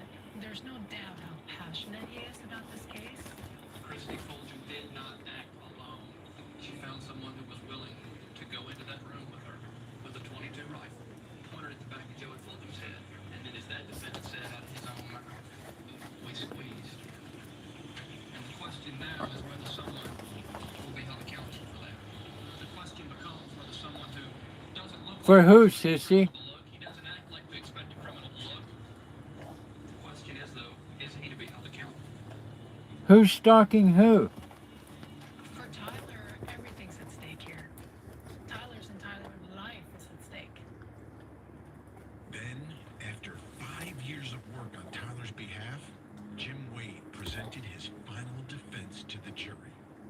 Is there any physical evidence? Is there anything other than this child's words? Sissy. No, there isn't. Just this child's words. Think about this. This is a 13-year-old child. Is he upset because he killed somebody, or is he upset because for 40 minutes or whatever it is, they have them on tape live? And his mother comes in, he's tired, he's so tired he can't even stand up, and he's crying and upset. Look at Sharon. Did y'all see how shocked she was? She knows it's unbelievable that her son would do anything like that. Prosecutor made a very emotional argument. Hey, hey, I didn't think of it that way, Sarah. He does not know what happened. I didn't think of it that way, my dear. Know exactly what happened here. But I do know this. One day we're going to all stand there before God and we're going to give an account. If I were sitting on this jury, I'd a lot rather be up there telling God I voted that child not guilty than telling him I bore false witness against my neighbor.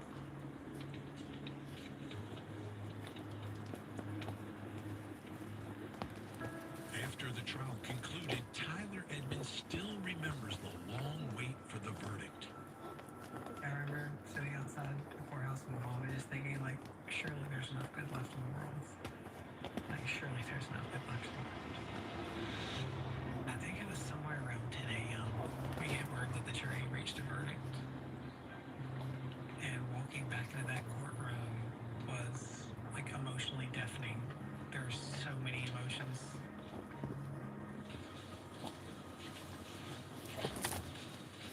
Ladies and gentlemen, have you arrived at a verdict in this case? With the defendant has correctly stated, you may read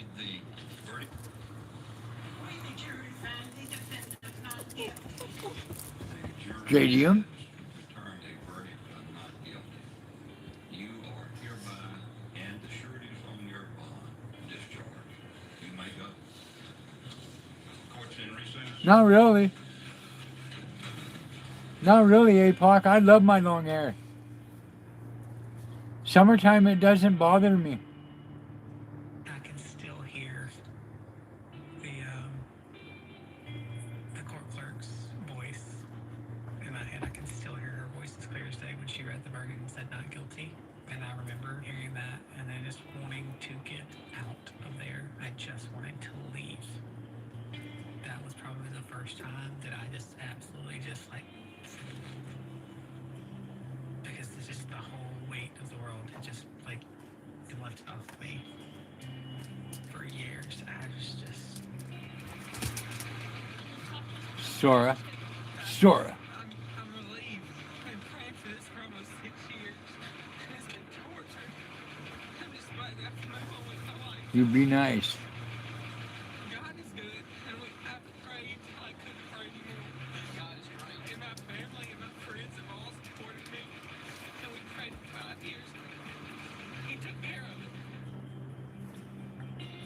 I told Tyler this morning, my life is, coming close to its end, and his is just beginning. So he has all the potential in the world. He thinks about it every day. He wakes up in the morning, think about it. But now that this burden's lifted, there's no telling what this young man will accomplish. Though Tyler's supporters felt relief about his exoneration, the family of Joey Fulgham still struggled to find closure. I would believe that verdict would come out. I mean, sitting there during the whole trial, we tried to kind of view the trial as the jury would. There was no doubt in our minds, and that was so surprising about the whole war. The only thing our family has ever wanted to know was the truth. There's no way we can bring my brother back. Joey's dead and gone. We don't want to punish somebody else. Just to seek revenge. We just want to know the truth. The truth is the first step. That's exactly consistent with everything that we found at the scene of this crime. Tyler told the truth, and he got away with it. And look, I don't begrudge him that. Maybe he'll make a good life. Maybe he'll have a really happy life. I hope he does. When we return, Tyler Edmonds builds a new life, and damaging new allegations against the forensic pathologist who helped put Tyler away. Are you?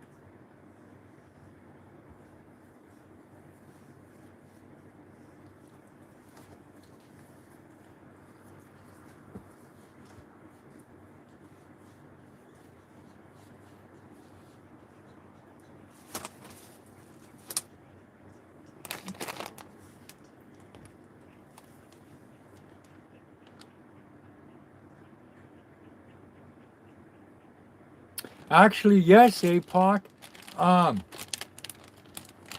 Good Morning Beautiful. I forget who sings it, but Good Morning Beautiful. Look it up. Look it up on YouTube. It's there.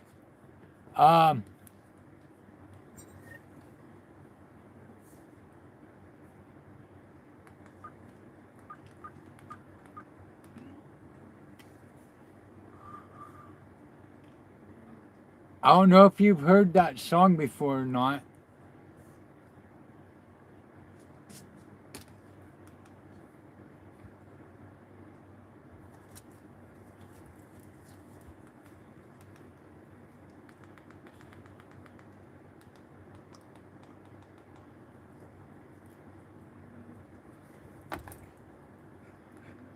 Look up Good Morning Beautiful.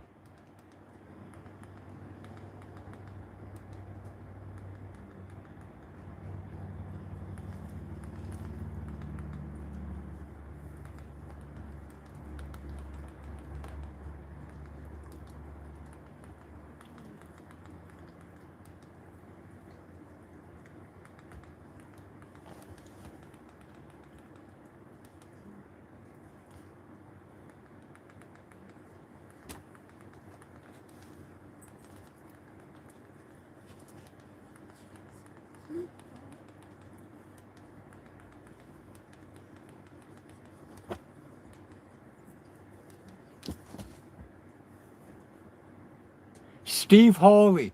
Look up Steve Hawley. It's Good Morning Beautiful.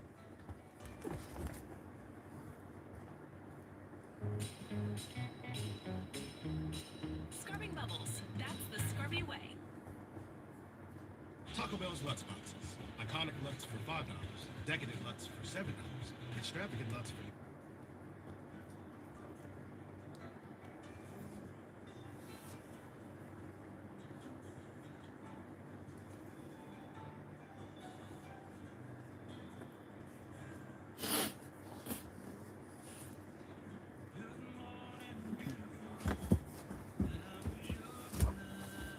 It's by Steve Hawley, APOC.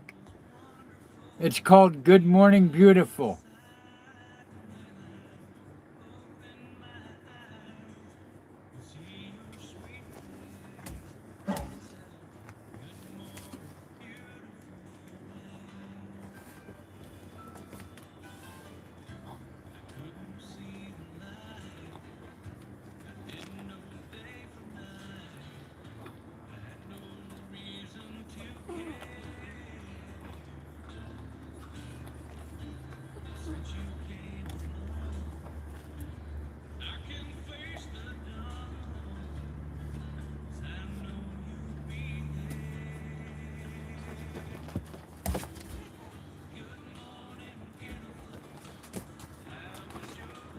Yeah, it's by Steve Hawley, APOC.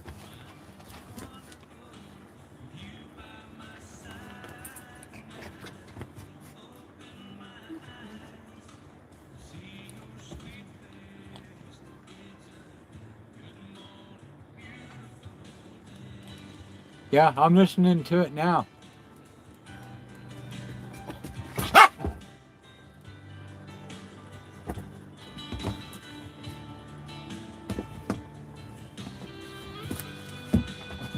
Guys, swear, stop.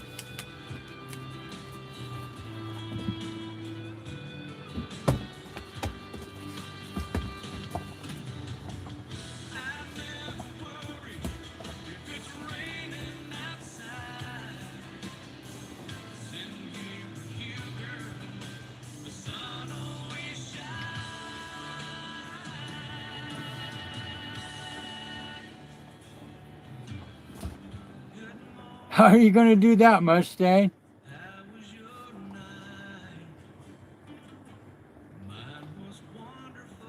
Do you know who I'm talking about? Steve Hawley, Mustang? Good Morning Beautiful?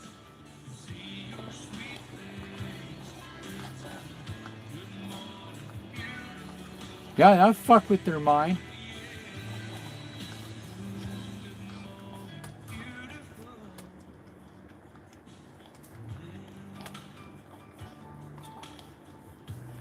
Good tune. Good fucking tune.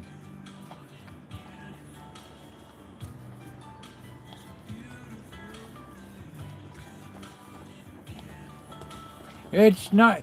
You would listen to this song and you would relate, Shell. I guarantee it. I don't do country either, but this one, Steve Hawley, that was a good fucking track. That was a really good track. Yeah, I forgot that, Mustang. It's a good tune. Steve Hawley, Good Morning Beautiful. Hi Kenzie, how you doing, sweetheart?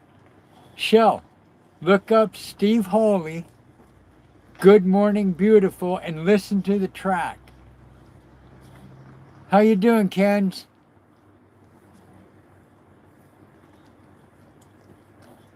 You doing okay, sweetheart? Are you staying cool?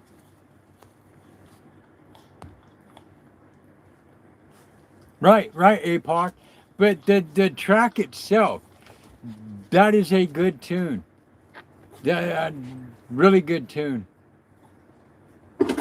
Ashley, Sora, get down.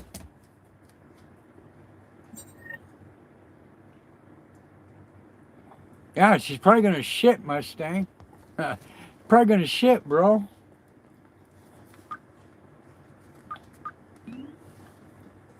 Sora, you stay up here.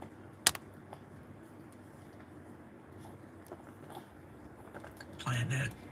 Here, there's part of me that believes that the only reason that she came back into my life as consistently was because she was planning. There's this part of me that believes that she knew what she was going to do, and that maybe she got close to me just to use me as a scapegoat.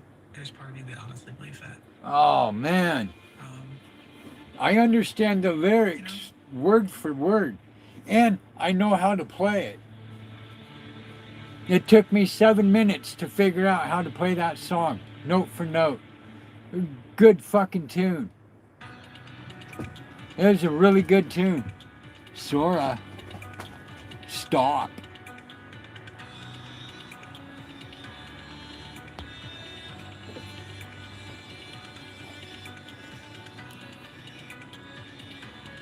Yeah, same here.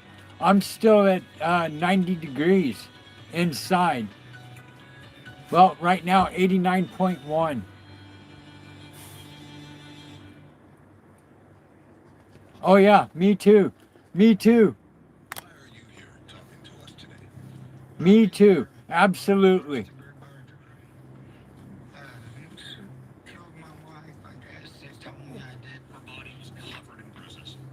It does.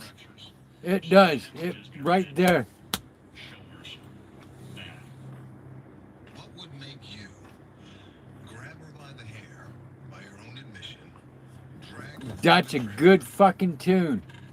and hurl her through a closet door?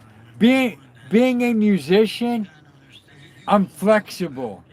Do you accept that you did that? Yeah, exactly, Mustang.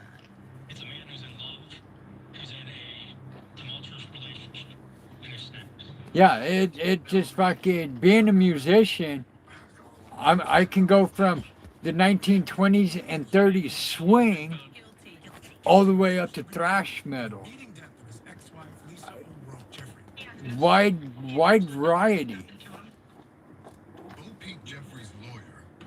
Right, Mustang. I have never tried it like that, Sarah. I've never tried salsa on a sandwich. Do you remember punching her in the face several times? No. You don't remember the fight with Lisa? No. Yeah, most of the time they start showing. Yes. In November 2018, or of his detailed confessions to police a month later, because he says he simply blacked out. Yes, that is good. Would you believe you?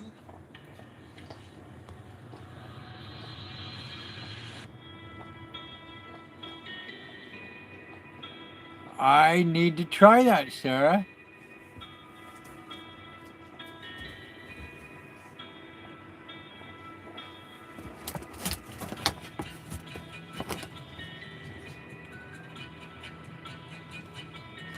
No.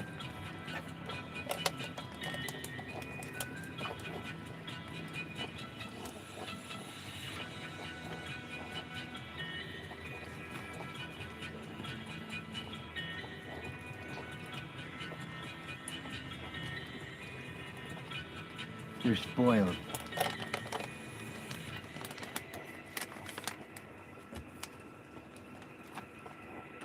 You're spoiled, kiddo.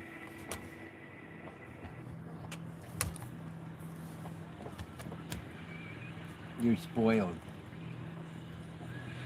From the Yeah. sandy shoreline of the Sunshine State, it's hard to imagine anything but bliss.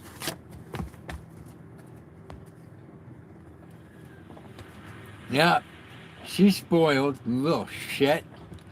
But driving inland from Daytona Beach into the shadows of the murky marshes, a darkness descends. Stop. I know. I know. Stop. Stop. I'm meeting a killer here at the Tomoka Correctional Institution. Old Pete Jeffrey is serving a life sentence for Yeah, brutally stop. beating his Good girl. ex-wife to death Good in his girl. Florida trailer home. Yeah. There you go. He wants to talk, he says, to correct the record and raise questions about No, his stay. conviction. Clock stops now, right? Why can't you say everything that's on your mind? How this domestic Stop. homicide happened. We only have 1 hour, and the clock is ticking. We're here because we really want to understand the mindset and motivations behind your actions. Yes, sir. Why are you here talking to us today? I'm in here for first degree murder. Killed my wife, I guess. They told me I did. I'd like to come to that night in a little bit, but first I'd like to learn a little bit more about you. Is that all right? That's funny, Mustang. What's your upbringing like? Happy home, unhappy home? I never really had a home. We traveled. JDM? So we Stop. traveled around, different language, everything.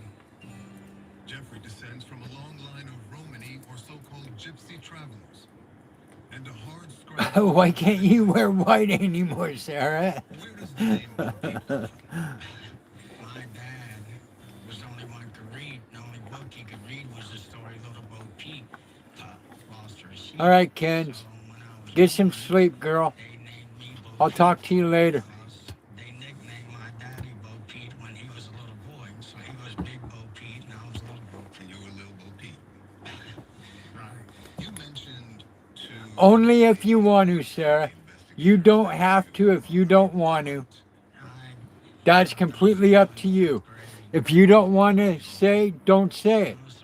It's completely up to you, my dear. Let me ask you this, Pete. When did the drinking... Later. Later, Kenzie. Have a good day tomorrow. And as he used to give us beer in our bottles. Seriously? Yeah, When you were young children, babies.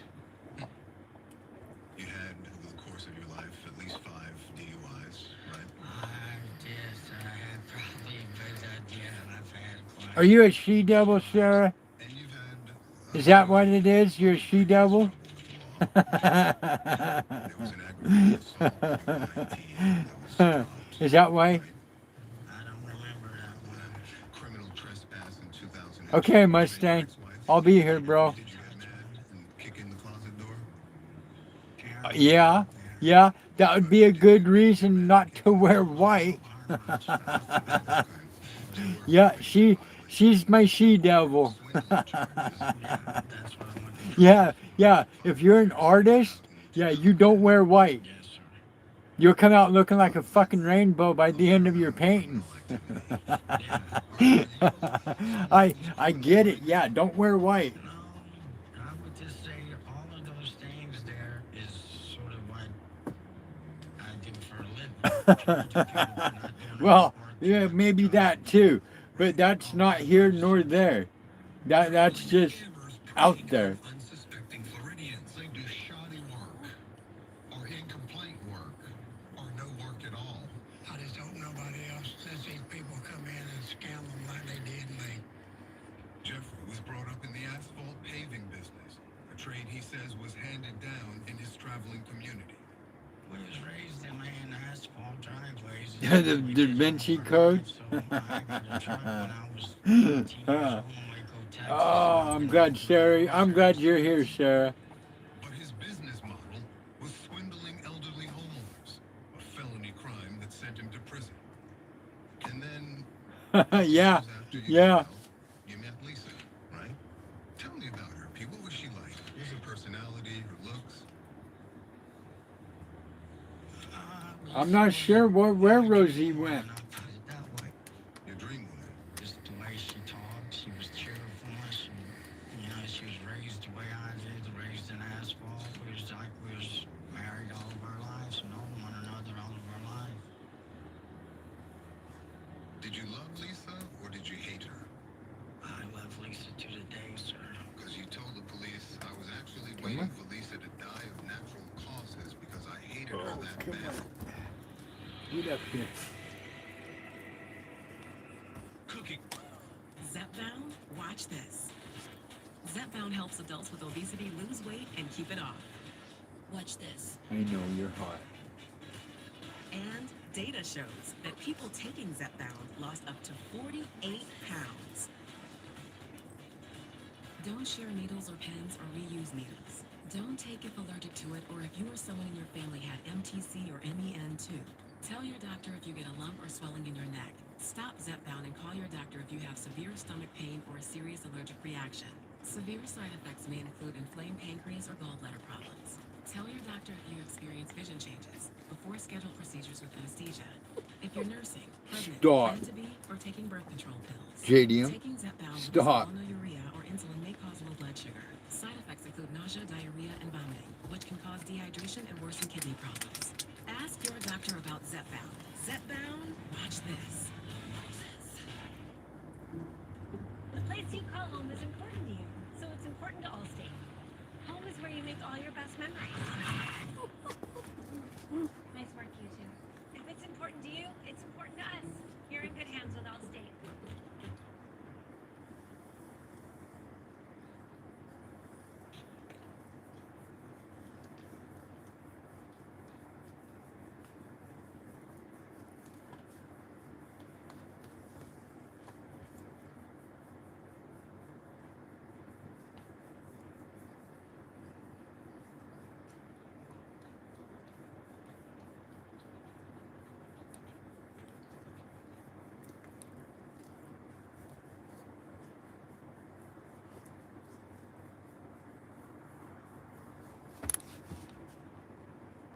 You pretty girl.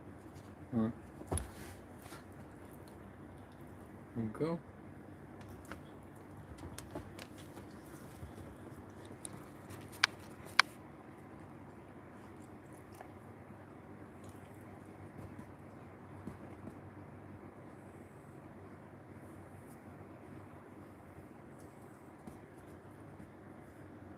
You're married to the apocalypse? Everyone loves pussy, APOC. That's better. That's the happiest place on earth. And they said Disneyland was, they lied. That was just a cover up.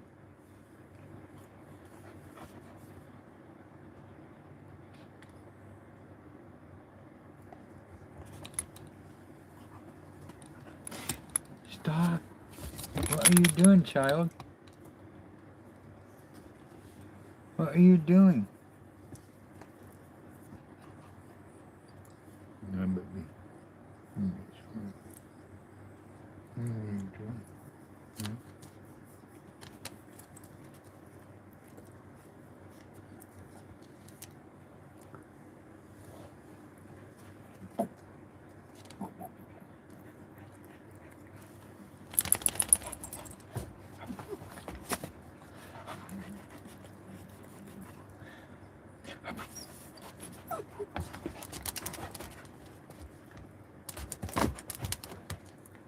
Oh, come on.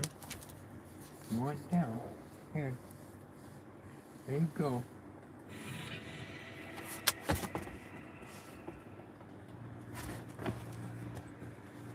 You told the detectives, I love that woman more than Sora, stop. Did you really mean that? You did. Still to the day. Still to the day. Yes, sir. Fucking shell. The number of domestic homicide suspects that have said something similar, that they truly love their wife or their girlfriend. Former FBI agent Brad Garrett has spent decades trying to understand the mind and motives behind violent killers. This is hard for people to understand, that you could actually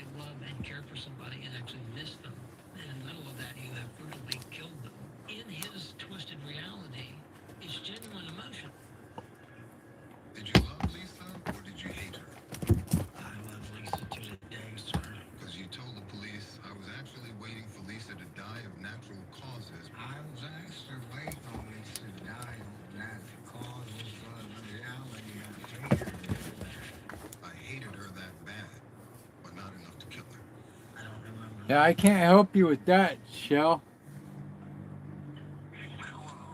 Mr. Boo? Yes, sir. Deputy Batts, Marion County Sheriff's Office. How are you? I'm okay. Are you home?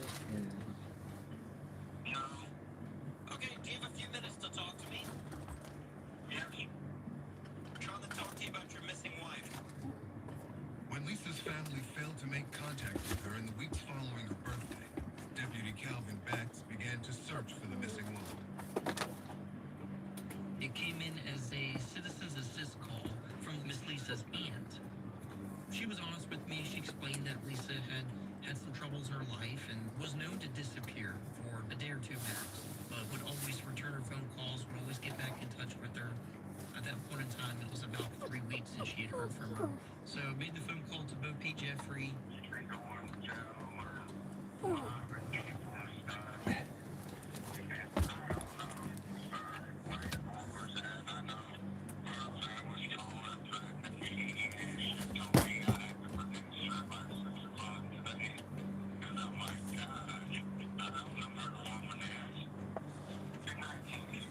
No.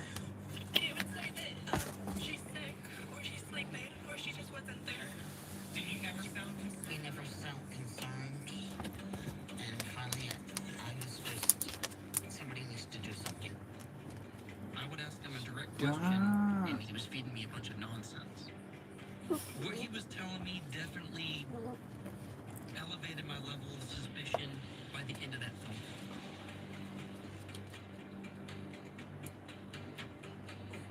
Bat's investigation quickly led police to this trailer park and to this pristine trailer home where the couple lived together. So a lot of things have obviously changed over the past 6 years. These two campers here, Gideon, they're still stop. the same. It's funny. But this is exactly where everything took place. His camper, it was just completely elaborate as compared to the rest of the campers and the homes that are around here. He actually had Little Bo Pete written out across the back of his tailgate. Photo evidence revealed the inside of the trailer was equally meticulous, at least before it became a crime scene. I'm struck by your pride of place. Your home, your cars, immaculate. Yes, sir. Thank you. What does that tell us about you?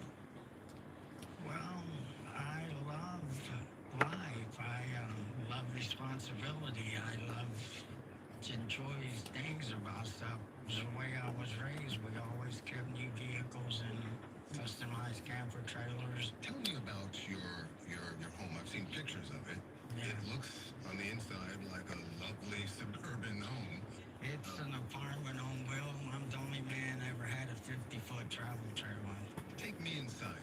You walk in. Well, mine, this one here, when you walked in, I had sliding glass doors. If you go straight in, you walk into a huge living room and a slide out.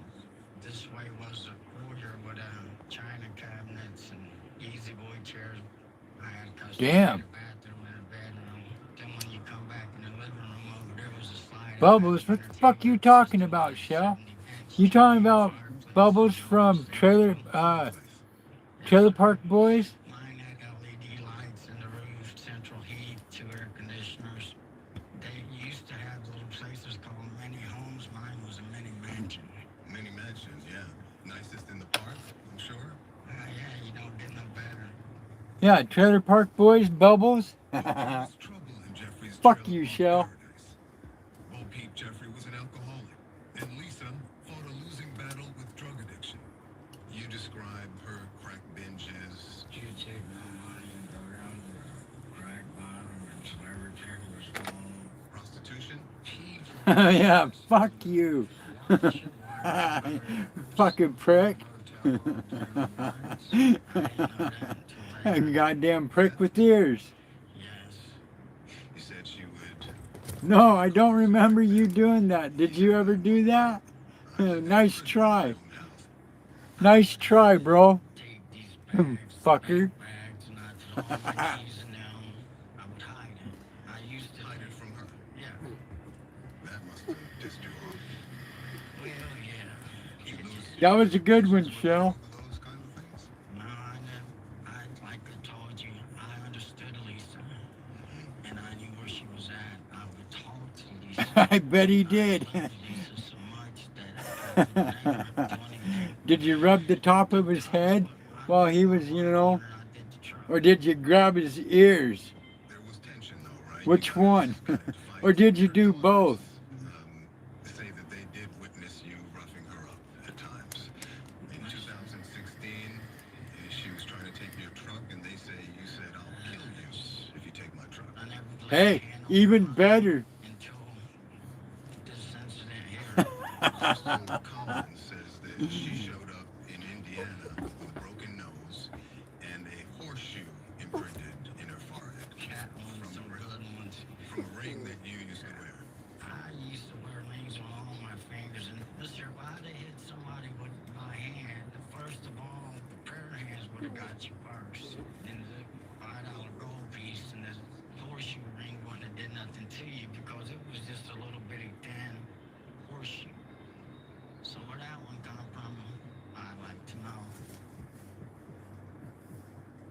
This is a man with chronic, long-standing alcohol abuse, and he seems to be a mean drunk.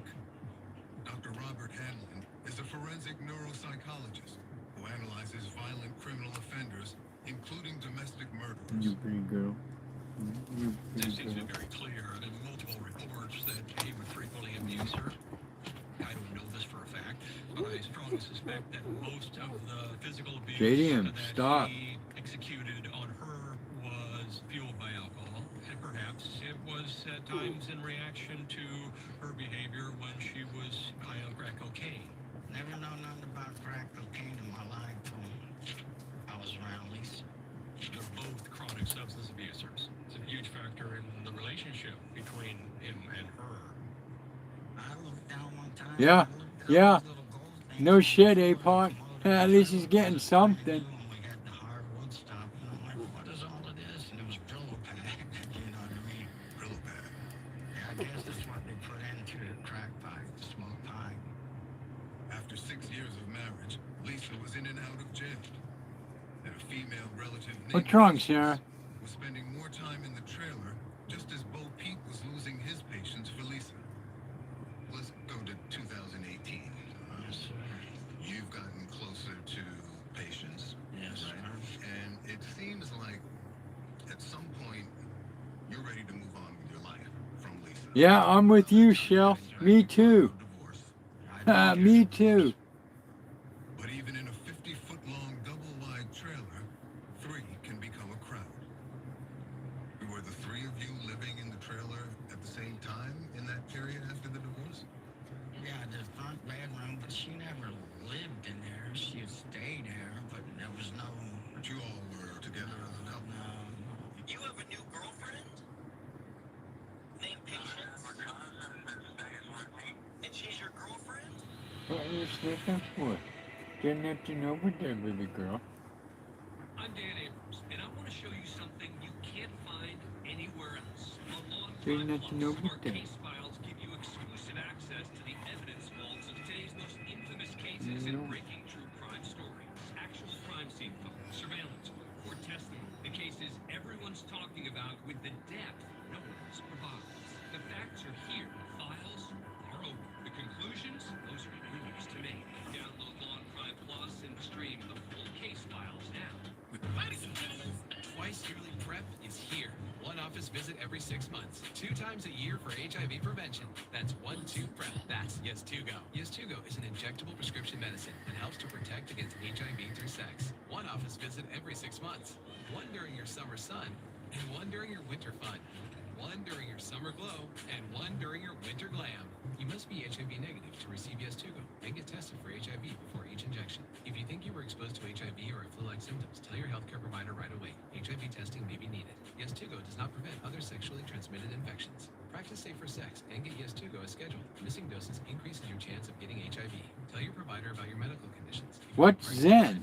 And all the medicines and supplements Is that like meditation? affects some medicines. The most common side effects are injection site reactions, headache, and nausea. Rare serious injection site reactions can occur, so tell your provider about any side effects. 99.9% of people state HIV negative. Ask a healthcare provider if Yes2Go is right for you. HIV doesn't have to change who you are or your plans. Believe it, be it. Biktarvy is a complete one-pill, once-a-day treatment used for HIV in many people, whether you're just starting or replacing your current treatment. Biktarvy fights HIV to help you get to undetectable and stay there. Research shows that taking HIV treatment as prescribed and getting to and staying undetectable prevents transmitting HIV through sex. Whether you're 18 or 80, Biktarvy is tried and tested with human lives. Serious side effects can occur, including kidney problems and kidney failure. Rare life-threatening side effects include a buildup of lactic acid and liver problems. Don't take Biktarvy if you take dofetilide or rifampin. Tell your healthcare provider about all the medicines and supplements you take. If you're pregnant or breastfeeding, or have kidney or liver problems. If you have hepatitis B, don't stop taking Biktarvy without talking to your healthcare provider. Common side effects are diarrhea, nausea, and headache. Ask your healthcare provider about Biktarvy, the #1 prescribed HIV treatment. Believe it, be it. Biktarvy. Twice yearly PrEP is here. One office visit every 6 months. 2 times a year for HIV prevention. That's 1-2 PrEP. That's Yes2Go. Yes2Go is an injectable prescription medicine that helps to protect against HIV through sex. One office visit every 6 months. One during your winter glam, and one during your summer glow. One during your winter time, and one during your summer shine. You must be HIV negative to receive Yes2Go and get tested for HIV before each injection. If you think you are exposed to HIV or have flu-like symptoms, tell your healthcare provider right away. HIV testing may be needed. Yes2Go does not prevent other sexually transmitted infections. Practice safer sex and get Yes2Go as scheduled. Missing doses increases your chance of getting HIV. Tell your provider about your medical conditions if you are pregnant or plan to be, and all the medicines and supplements you take, as Yes2Go may affect some medicines. The most common side effects are injection site reactions, headache, and nausea. Rare serious injection site reactions can occur, so tell your provider about any side effects. 99.9% of people state HIV negative. Ask a healthcare provider if Yes2Go is right for you. 1-2 PrEP.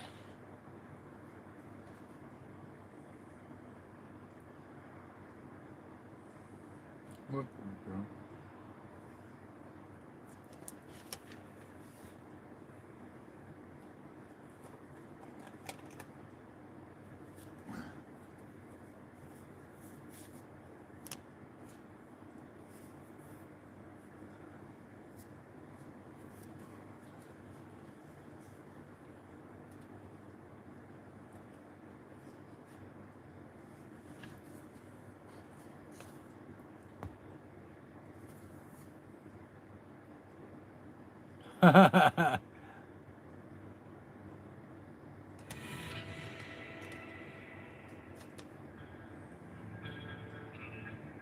November 5th, 2018 was Lisa Jeffrey's 48th birthday.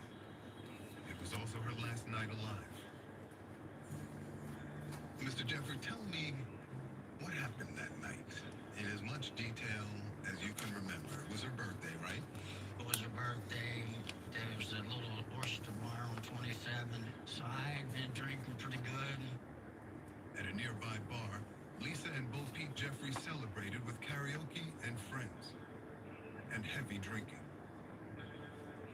You were on White Russians that night. Right. How many do you think you drank? I drank 30, 40, and I was also drinking Fireballs. I was drinking, but I wasn't eating. And the woman was making the White Russians with the chocolate and the Kahlua right in front of us and shaking them up. And this might sound like a lie, but that's when they pulled my cord, and I couldn't tell you after that until I woke up in the county jail in Marion County on December 8th.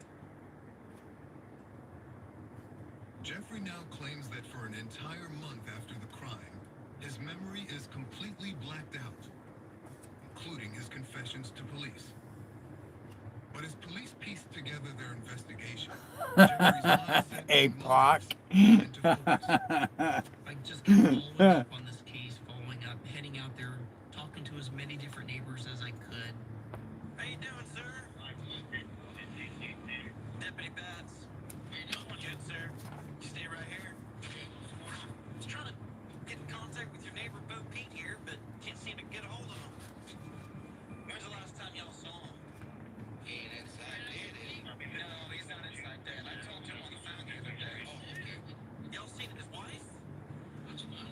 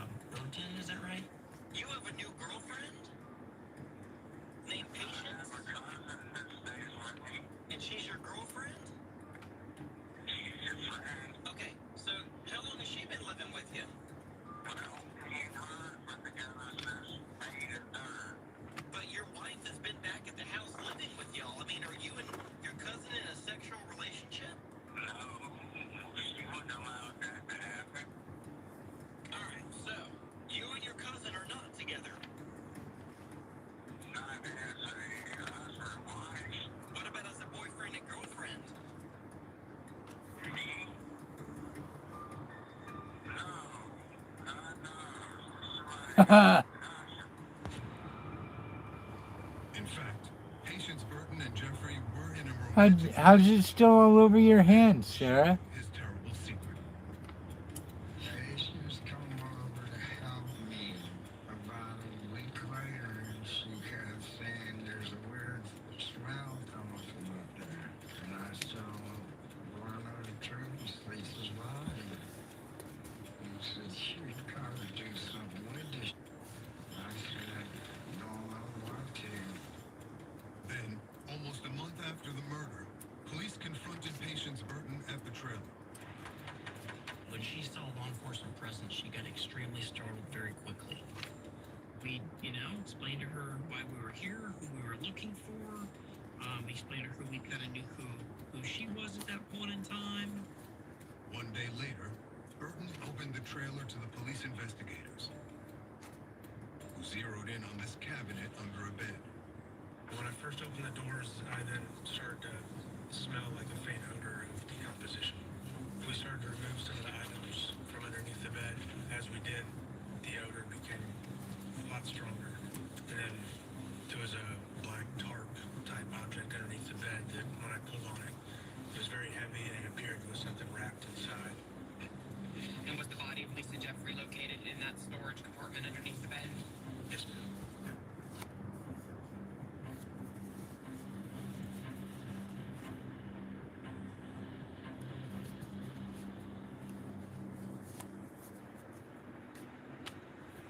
I remember going around the backside of this camper, knocking on the different doors, trying to look in the different windows.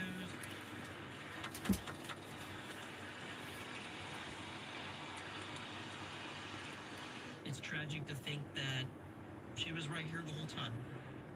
Marion County Sheriff's Office detectives got word that the defendant was up in Putnam County at a relative's house. Detectives titled Lieutenant Claude McClure drove on up there.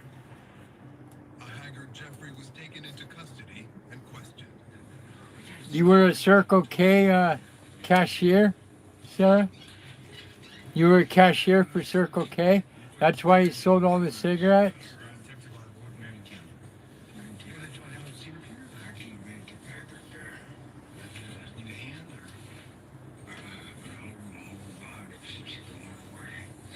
Yeah, I can, now that makes sense, my dear. Was tasked with prying the truth out of the distraught suspect. He appeared to be exhausted, hungover, and he was just in rough shape. He had indicated that he had spent the last 2 weeks drinking and basically on a bender. Vomiting and struggling to answer questions, Bo Pete Jeffrey requests to be taken to a hospital, where authorities resumed their interrogation over the course of 2 days. I've had hit her and knock her in the face because she was thinking I'd never hit her anywhere down here if I ever was going to hit her. You're gesturing like below the neck. You never hit her down here. How many times did you hit her? 5. As we were talking, as he was describing what was happening, he was actually clenching his fists, describing all the years of problems in their marriage, all the things he was accusing her of. You don't remember the fight with Lisa? No, mister. You're saying you don't remember anything that happened after you drank at the oyster bar? Not at all. Because you gave quite a bit of detail to the police in those 3 interrogations, right? How were you able to convey all that detail to the You both know, mister, not being a smart. So stop for a second. I find the whole How the fuck? Stop.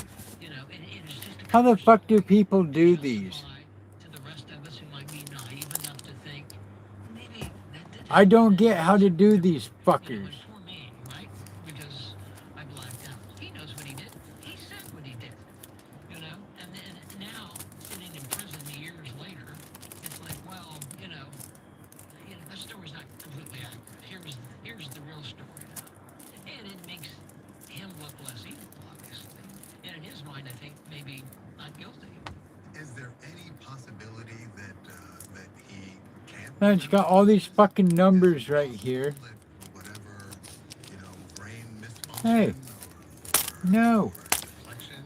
He's No. Unable to recall at this point, or is it just Not for you.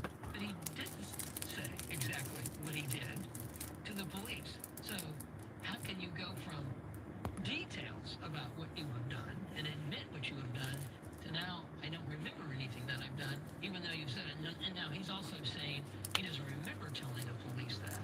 So 3 different times and 3 different interviews on 3 different days. in such detail? It's just a cover story. It's all ridiculous, you know, and nobody's believing this. He doesn't even believe it. Okay, so you're back at the house. You go in there and you see that she doesn't have her britches on. And you put her underwear on, and you guys go lay down in bed together. I kept asking her what was she doing. You know, Lisa has phone disease, sir. And all of this was cost. I had that brand new $1,900 mattress, and she called on it bad. I never could get the smell out of it. I had to get the smell out of there. I can't stand smell of these. You ever seen him?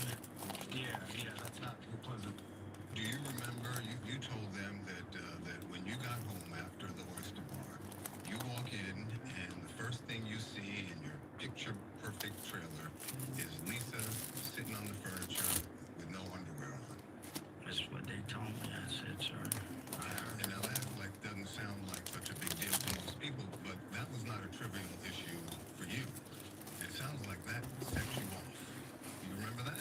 That was her home. She run around in her underwear all the time. Why would I get mad about it? What would make you grab her by the hair, by your own admission, drag her through the trailer, and hurl her through a closet door? I don't remember doing that, sir. You gotta understand. You told the police that. Yeah, I know. They told me I told her that. I heard the thing. Do you accept that you did that? No, I don't accept it because I don't think I done that. That day, nothing was going on. So I swear. At one point you used the C word to describe her. I don't even want to read that. But that day, nothing was going wrong until I flipped and grabbed her by the hair and pulled her right into our room. I slung her against those closets. Under against those closets, you'll see this room. Right.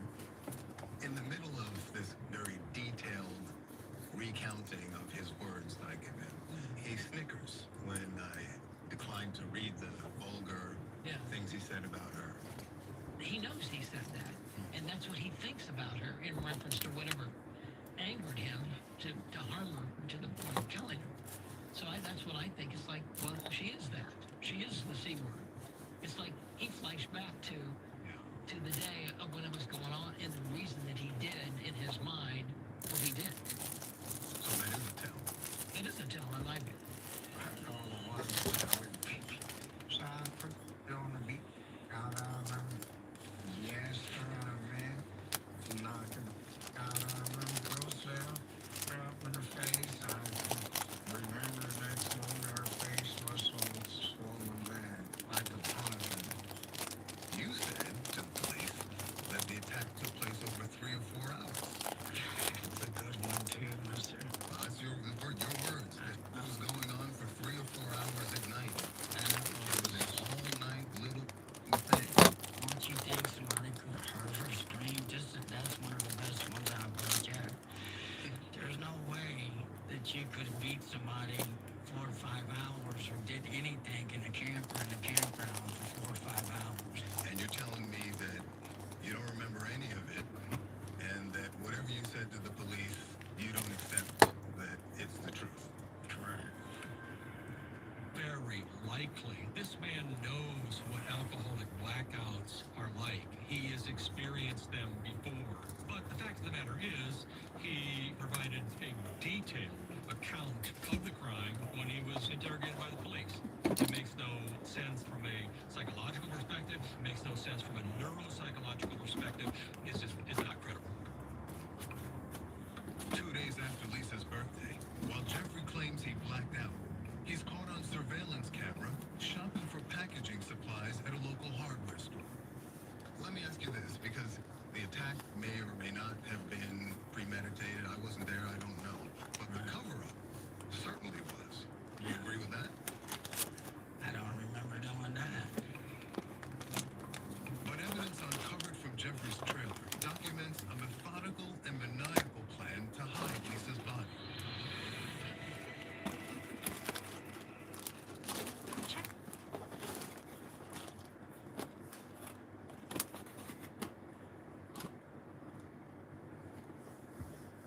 Ashley.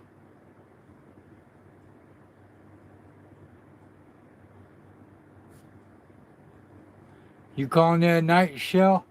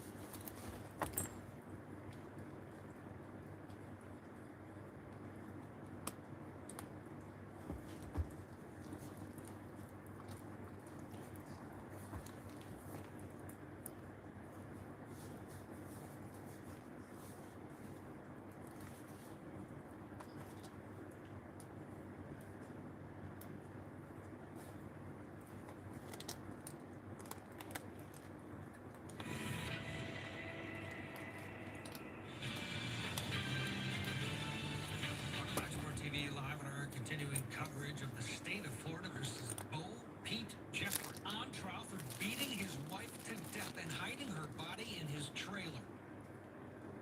On July 21st, 2021, Bo Pete Jeffrey was put on trial in Marion County, Florida, for the murder of his ex-wife, Lisa Jeffrey. We're going to get started with our trial at this time. Over the course of 3 days, 12 jurors listened to the prosecution and defense deliver their case. Everything this man did was intentional to kill Lisa Jeffrey. He doesn't really know what happened. His wife's dead. He's scared.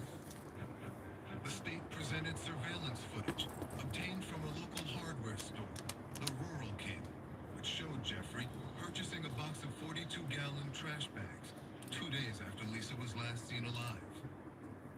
The price of disposing of her body, $10.38. The attack may or may not have been premeditated. I wasn't there, I don't know. But the cover-up certainly was. You agree with that? I don't remember knowing that. I seen Let me walk you through it, right? You had warning of the service. You're there. That's you, right? The Rural King? Yeah. That's you. You're buying stuff. Then, as you describe it to the police, you lay her body out. You methodically wrap it with saran wrap and then garbage bags, and then put her in a sleeping bag, and then in a duffel bag, and then you unscrew the platform underneath the mattress and you stuff the body in there. Yes, sir. Right? You don't remember any of that, Pete? No. You don't remember what her dead body looked like laying out there in front of you? No, sir.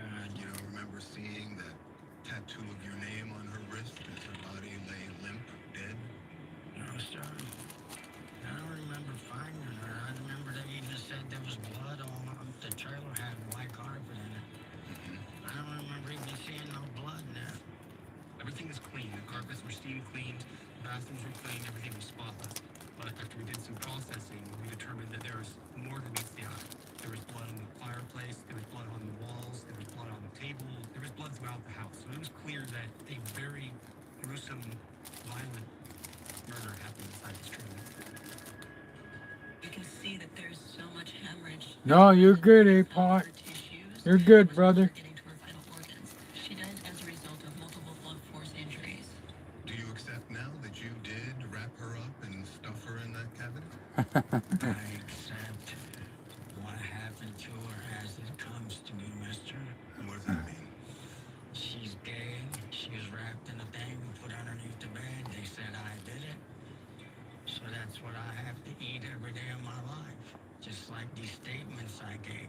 Part of the interview where he cracked and showed a lot of emotion was when I had asked him about Lisa's body. What were you going to do with Lisa's body? And that's when he completely lost it. He began sobbing like a baby, a grown man crying about his wife being dead and not being able to know what to do with her body. You say you're remorseful, right? And that means, yeah, I miss my wife. Well, remorseful means that you regret your actions. You've reflected on them and you regret your actions and you take responsibility for your actions. I'm sad that Lisa's dead, sir. That's as far as you'll go. I'm sad that Lisa's dead. Breaks my heart. Lisa was everything out of all the women I ever had that I ever wanted. She was my buddy. She was my wife. She was my life. I did not want Lisa dead. I don't want Lisa dead now. I didn't want her dead then. The evidence suggests that you did use that, sir. I'm not saying that. Did you try and get another inmate to take the fall for this crime? He told me that he would tell me that he did it. I'm like, hell yeah, come on with it. You prepared to lie? Well, yeah, if you want to call it that. Jeffrey makes one last desperate attempt to avoid the blame.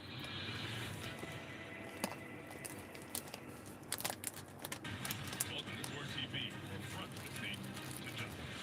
It's a busy day here at Core TV, and it can go one way or the other. Do not kill Maggie. Do not kill Paul. Today's a great victory. Does her story make sense? All the evidence is in, and the arguments have been made. We're bringing you gavel to gavel coverage right here on Core TV.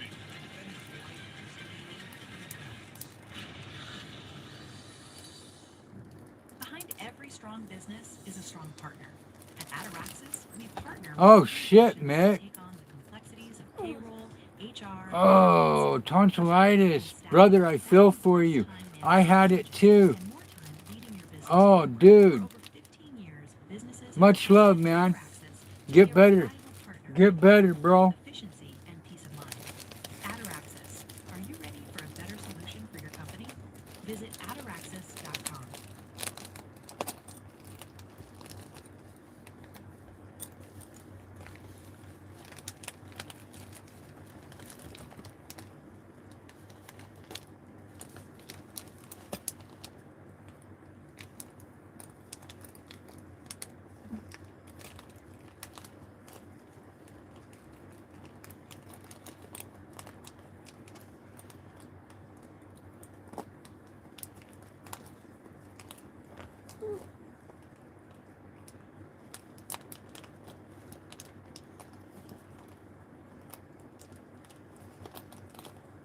Shit, that's gotta be rough.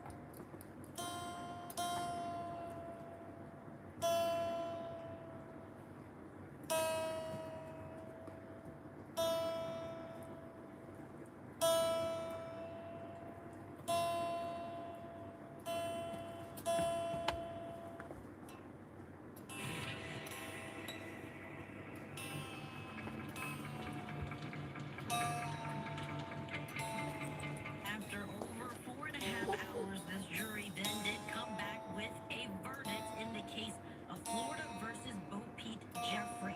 On the record, state of Florida versus Bo Peep Jeffrey. Mr. Jeffrey, a jury of your peers having found you guilty of the crime of murder in the first degree. I'm ordering that you serve a sentence of life imprisonment with the Department of Corrections.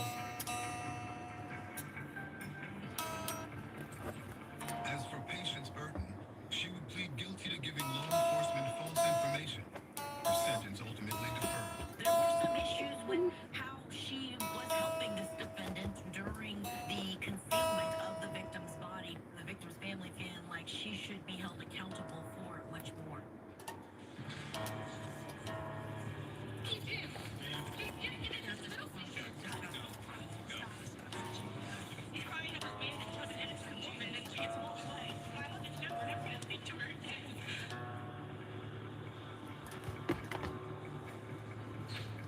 After his conviction, Jeffrey would file numerous motions arguing that he was intoxicated during his police interrogation at the hospital, impaired by medication he was given.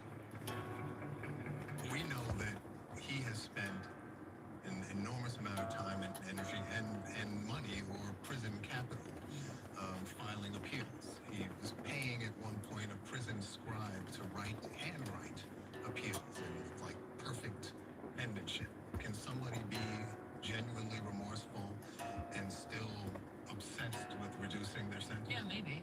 Only because it becomes survival at some point. Do I want to live the rest of my life in an 8x10 concrete cell? Or do I want to try to get out and continue to lead the life that I was leading? Well-schooled in criminal antics, Bo Peep Jeffrey had one more trick up his sleeve. Did you try and get another inmate to take the fall for this crime? He had solicited the assistance of an cellmate of his to falsely confess to his crime. I learned about this ruse through listening to his jail phone call. Hello, this is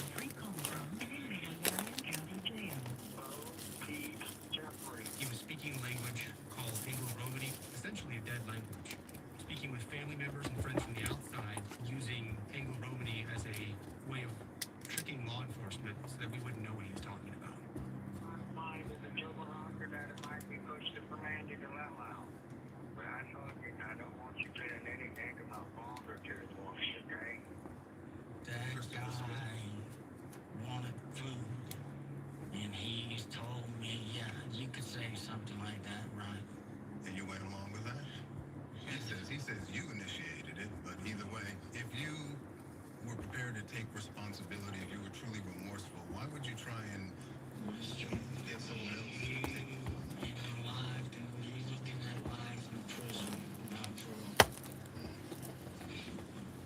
Nobody, I tell people this every day in your life, there's nobody in this world can understand what it feels like to be in prison for first-degree premeditated murder, knowing you'll never get out.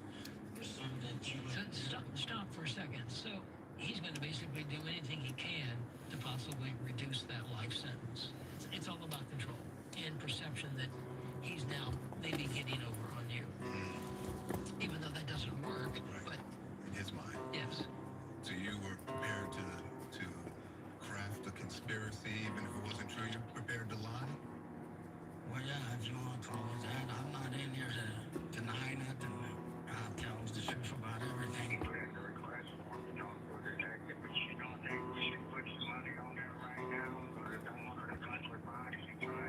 Christopher come to me and told me that he would tell him that he did it. So, for food. I'm like, hell yeah, come on with it. What do you make of his body language here? He's still crossing the arms, but his posture is a little more erect, and he's now dripping with contempt at me. Right.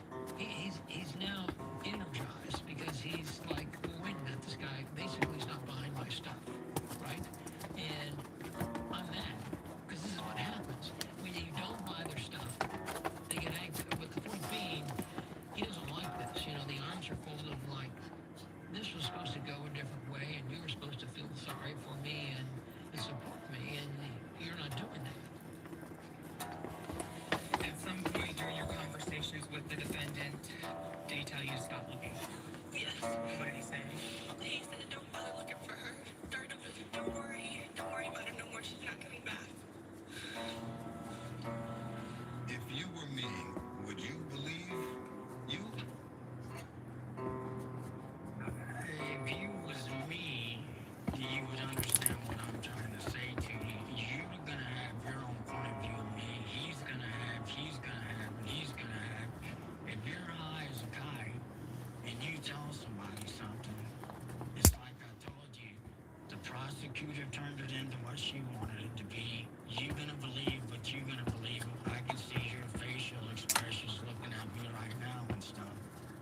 But if people can understand just simple this, I don't remember anything I told the people that I said I done. It seems to me he's becoming more bold in his position. He's almost indignant. He's acting indignant because it's not live anymore, right?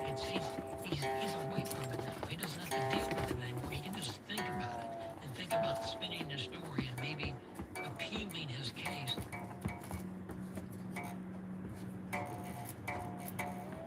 The interview ends when the clock runs out. Bo Pete Jeffrey had no intention of letting any truth out or me any further in to the murky backwaters of his mind. So I leave this killer much the way I found him, lost in denial and lapsed memory of a woman whose life he took. What's most tragic about this case is that Lisa was a mom, a sister, a loved family member, a wife, a member of our community, and that she did not deserve what happened to her.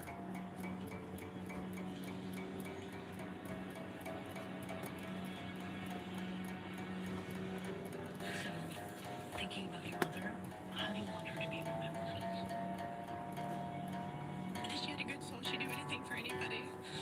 No matter what it was, she'd give you the shirt off her back. The interview with this killer won't fade fast into my memory, even as I look ahead to the next cold-blooded conversation that awaits.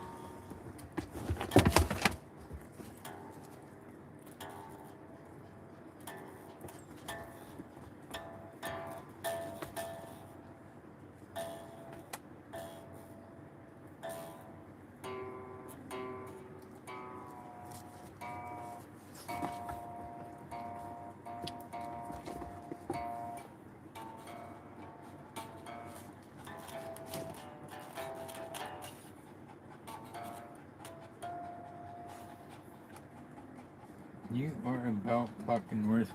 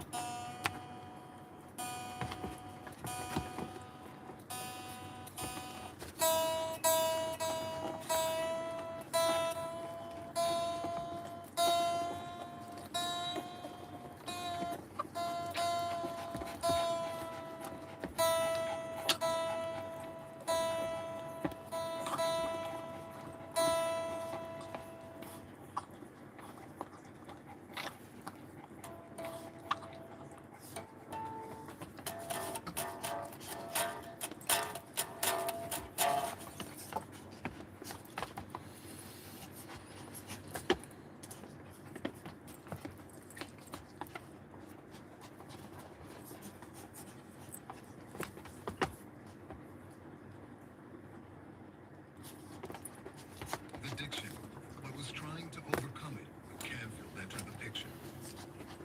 Is it true that when it seemed like you had nowhere else to go, JD and his family took you in?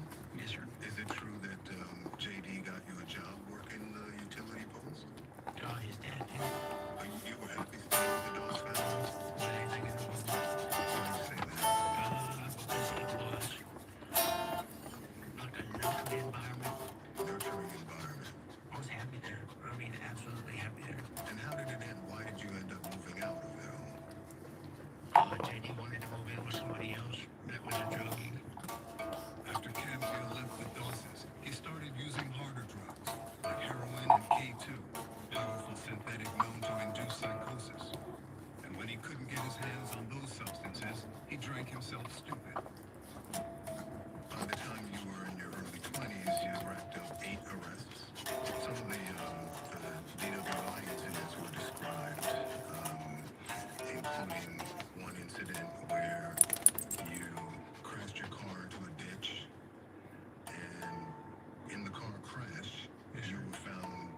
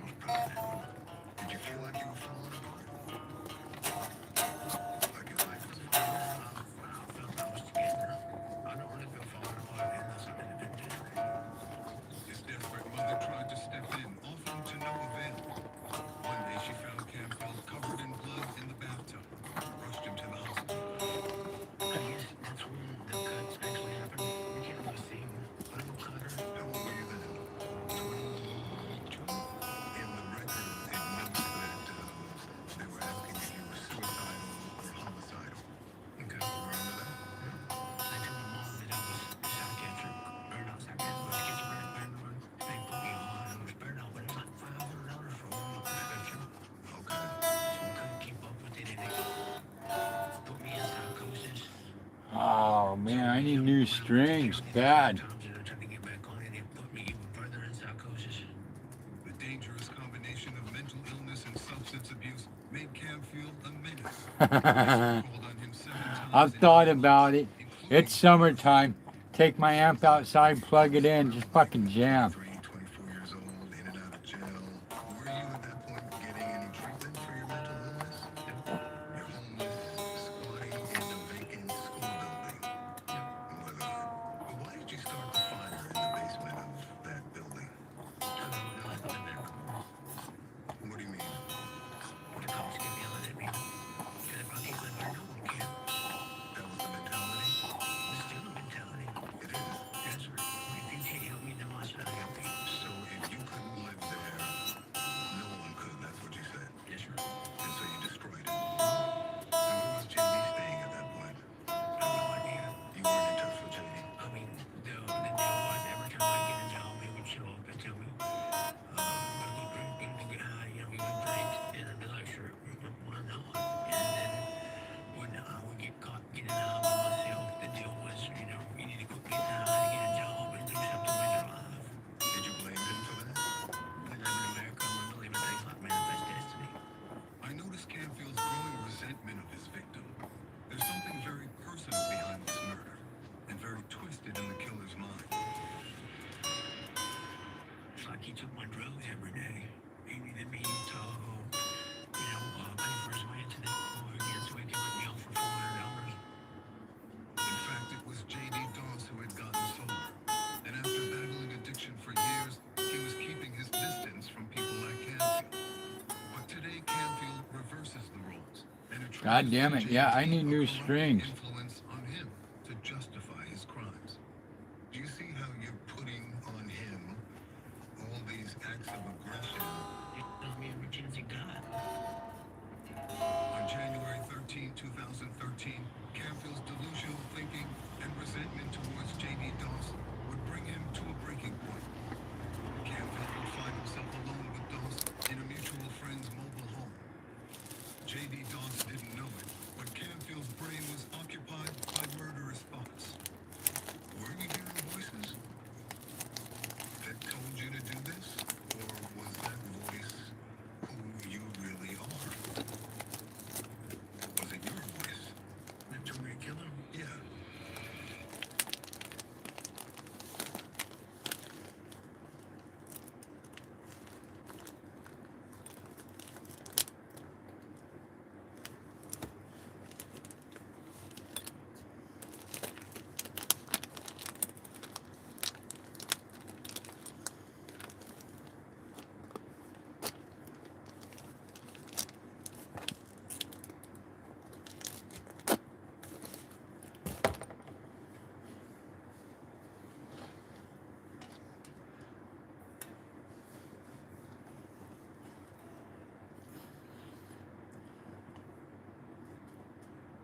Yeah, it's starting to get to that time that fucking I need to get her out, tune her up, and play a little bit. My fingers are starting to lose calluses. I don't want them to lose the calluses.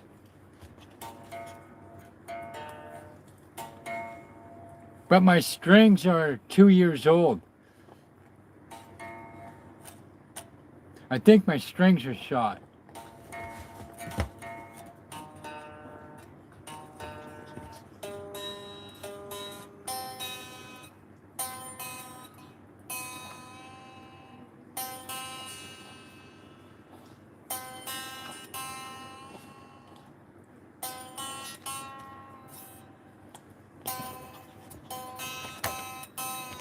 Come on. What are you doing, baby? What are you doing? No, no, no pot. Yes, I know. What you got? Hmm?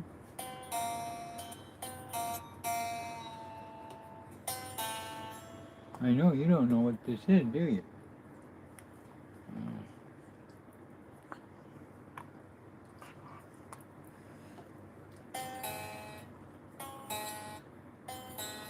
No, you can't do that.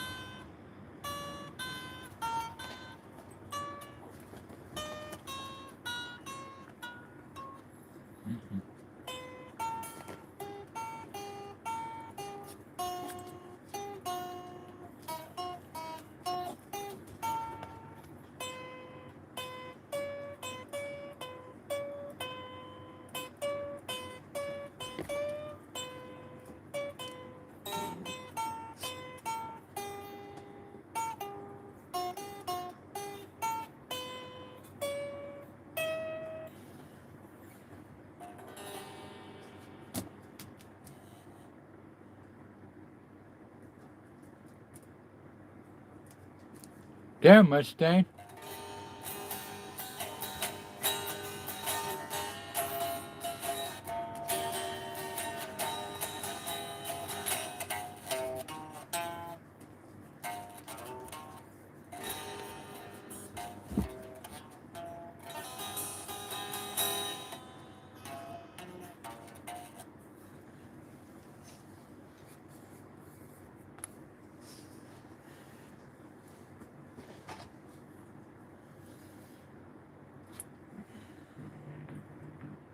In the winter of 2013, Nicholas Camfield was broke and homeless, possibly even psychotic.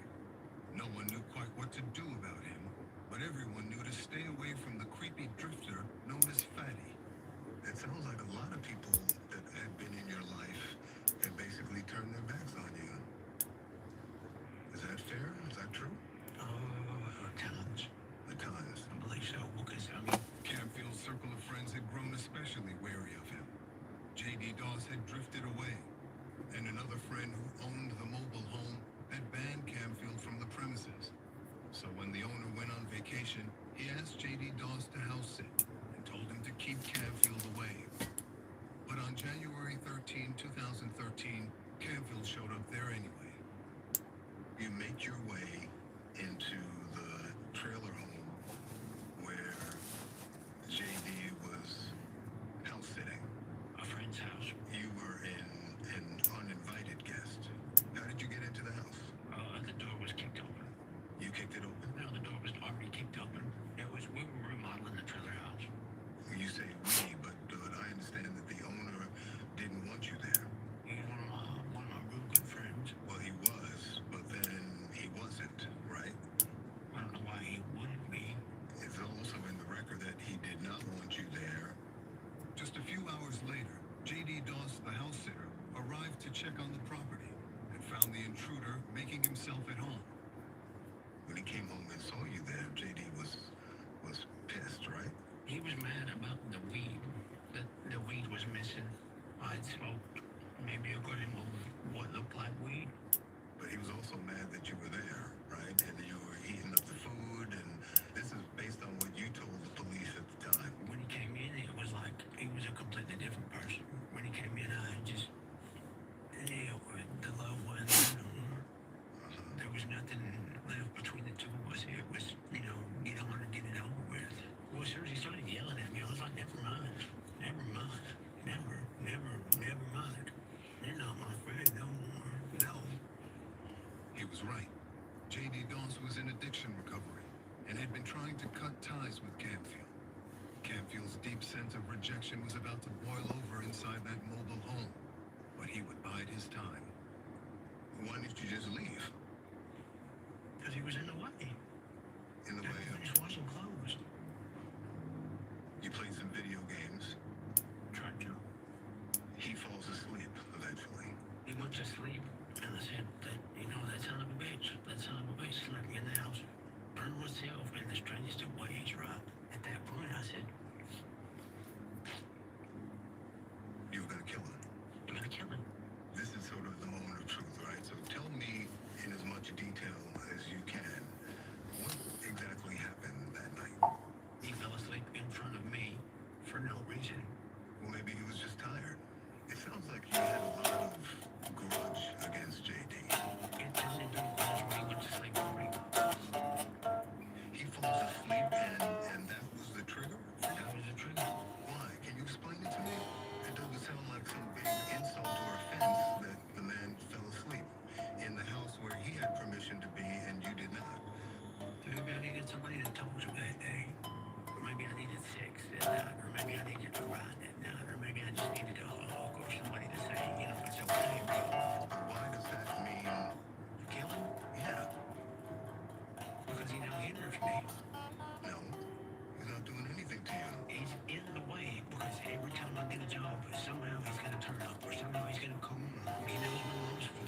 Well, have fun, Mustang. Yeah, you're almost done and being able to go home. Putting on him all these acts of aggression that don't really Oh, that's fucked up, explain Stang. this crime. Manifest destiny, dog. You saying the killing was manifest destiny? You would think she'd want to lay down with you. Everything is meant to happen for a reason. Why would you get so furious or psychotic and attack him because he falls asleep? Because I just felt like it was time to go. Ah, fuck. I don't know on that one, bro. Was safe for a minute to get away from him, and then he shows up and he wants to yell at me. So I seen him and I said, well, I can get the rock pick and just hit him in the head. And then you go in the Ah. bathroom with the pickaxe? The rock pick. Well, you need to go home to sleep. What's your mindset at this point? You're angry? I'll pin him to the floor and steal his truck and drop my kill. Canfield may well be mentally ill, but it's clear to me that he's also criminally minded and totally unrepentant. All right, brother, be safe. I'm more skeptical of the voices in his head that he blamed at the time. Was he sleeping when you attacked him? Yes, sir. Defenseless. Somewhere in the head. And I said, and I hit him again. Later, brother. I'm sorry. It can't be a mercy killing if you hit him in the first place. Correct.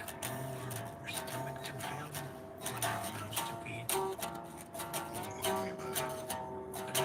Personal man we have to food feed, or you have to die. I'm sorry, but the two-feeder has to die. Yeah, does that make sense to you? Anything in the world, bro. Is this the voice in your head that you were hearing that night? This is my state in general. So the voice that you were hearing is you? It's me. Maybe it's God himself, herself. When the killing was over, Canfield had struck the victim at least 6 times in the head with a pickaxe. But he still wasn't done. And I was about to learn the ugly meaning of overkill. I'm Vinny Politan, and this is the all-new VPN. I'm going to show you what really happened that day. Then, he took an ugly turn. This was captured on video.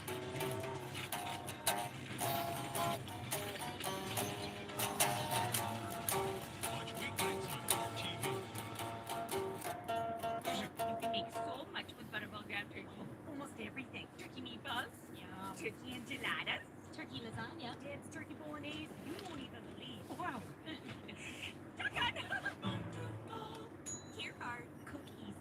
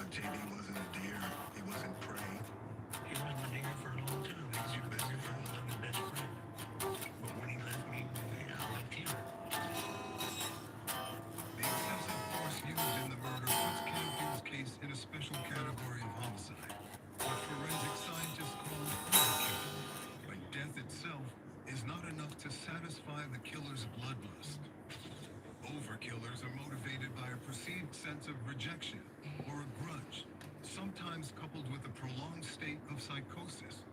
For Canfield, it lasted for days. And over the next 3 days is where the other shots come from, was just hitting the dead body. Why?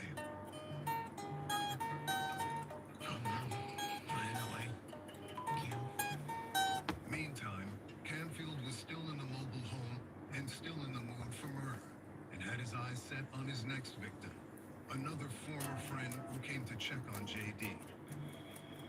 Your friend told police that he couldn't get in touch with JD for days, and so he went over to the trailer home to see if he was okay.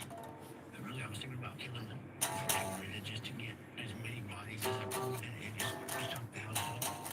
Canfield led him into the body bedroom.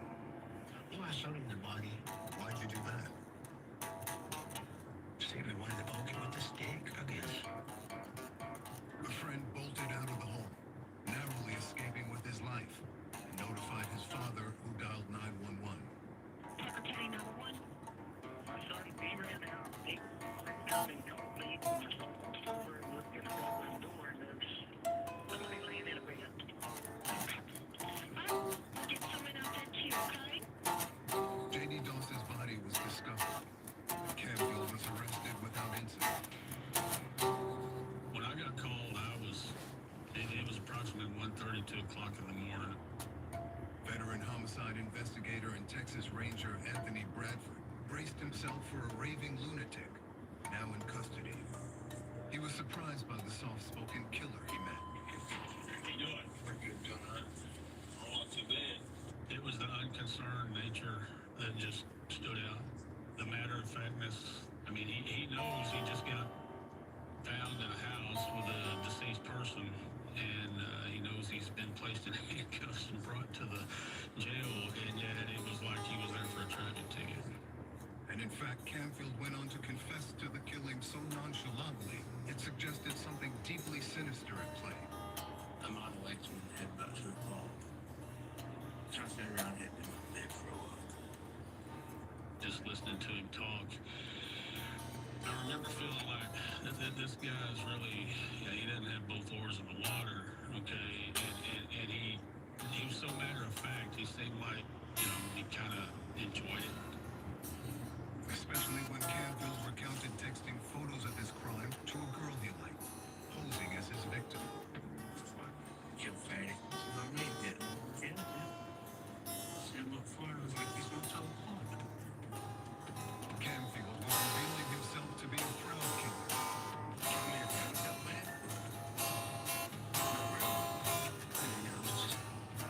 A meticulous killer.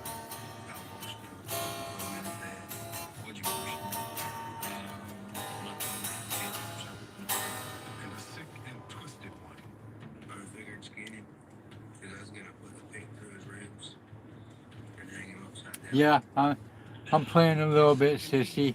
It's probably the most disturbing description of what a killer did to a victim post-mortem that I've ever personally experienced.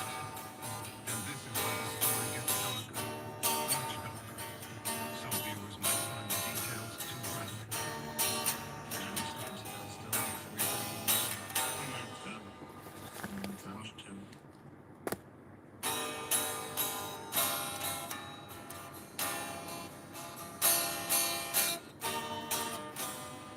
What's up, Daniel? How you doing, bro?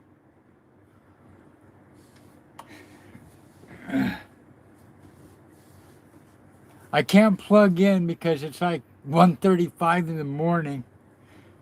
But I've got a wireless receiver coming to where I plug it in the amp. I plug it in. I'm cordless. It should be being delivered any day now.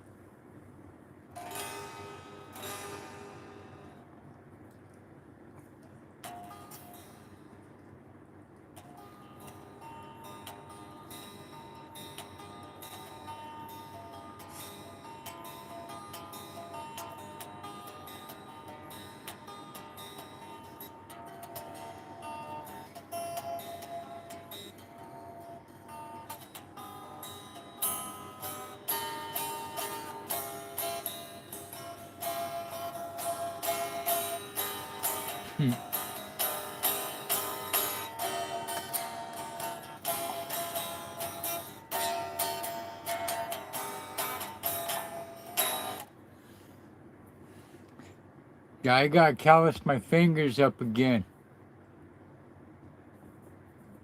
Cause I can do my, I can upload the build when I get up in the morning before I go live. Other than that, TV's boring. There ain't nothing on that I've already seen.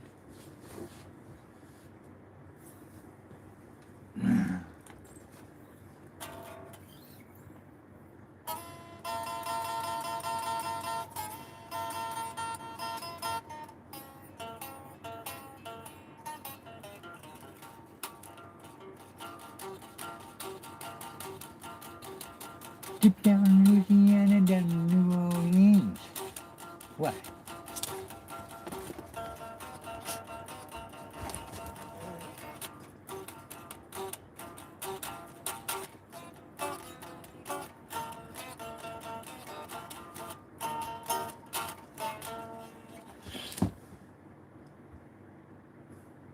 Yeah, when I threw my shoulder out, it took a while for a comeback. Because I blew my wrist, my elbow, and my shoulder completely out because of the tendons from all the years playing. That was a bitch.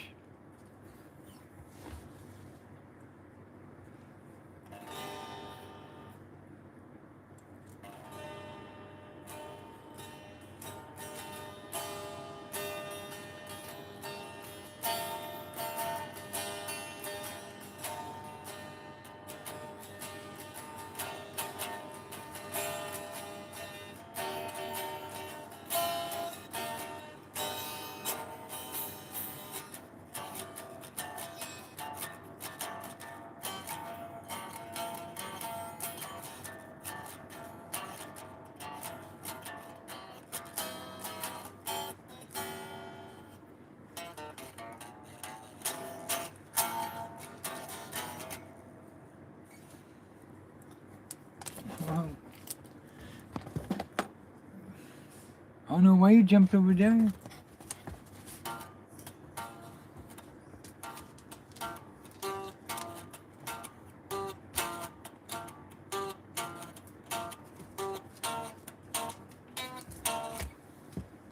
Actually,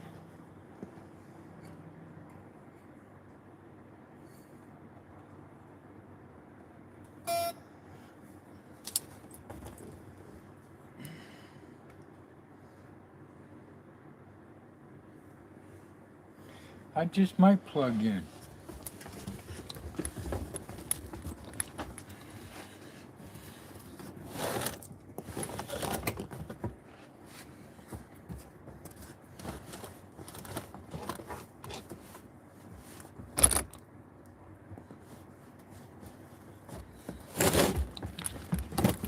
That's what I thought. The cord dropped.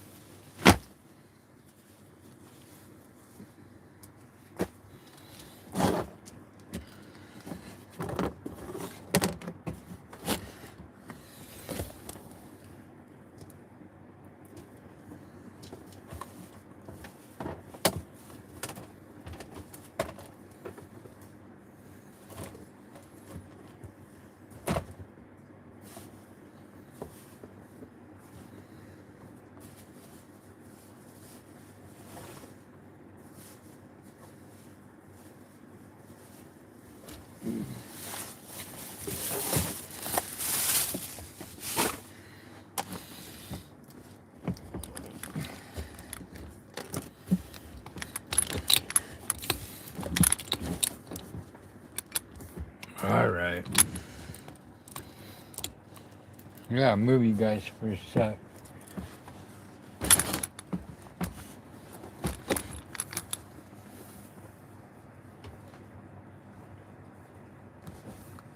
All right. God damn it.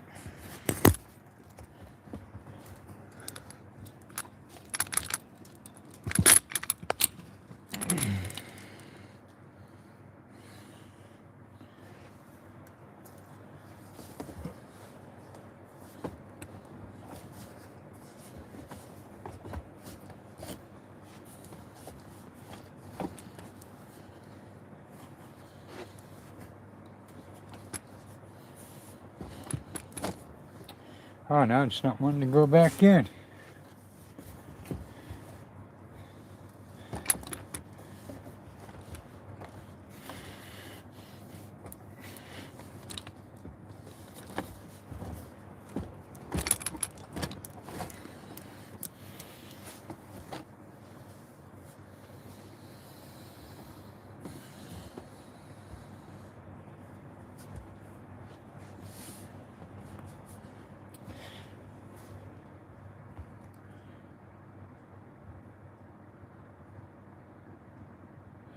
Dabs? Yeah, dabs are awesome.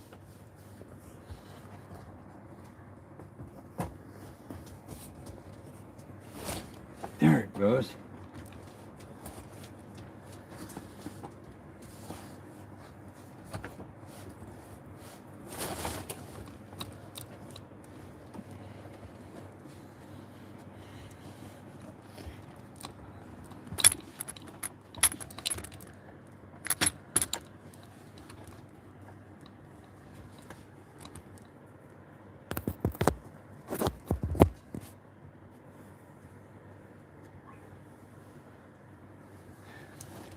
My favorite dab's the next one.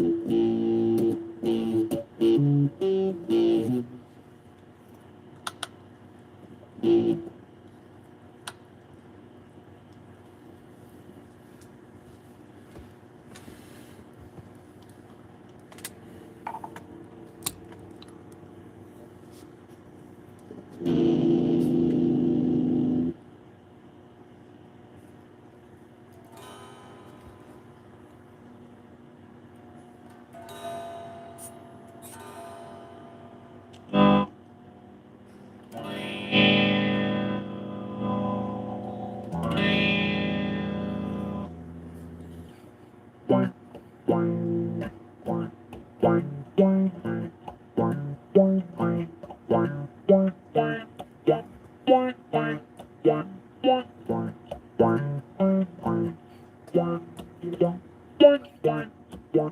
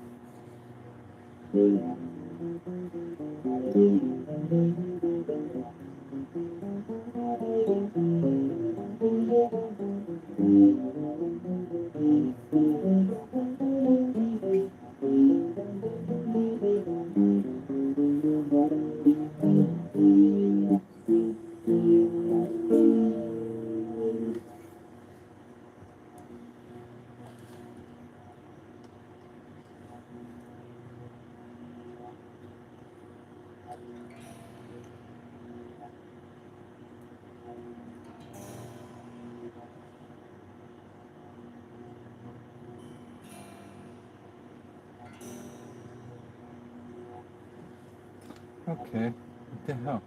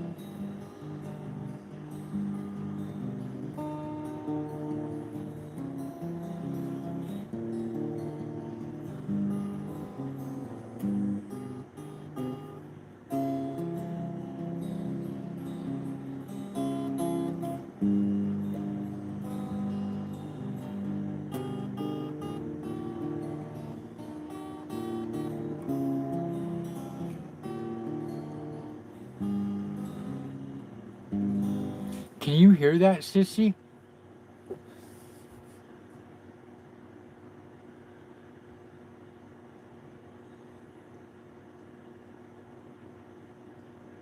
Can you hear the amp, sissy?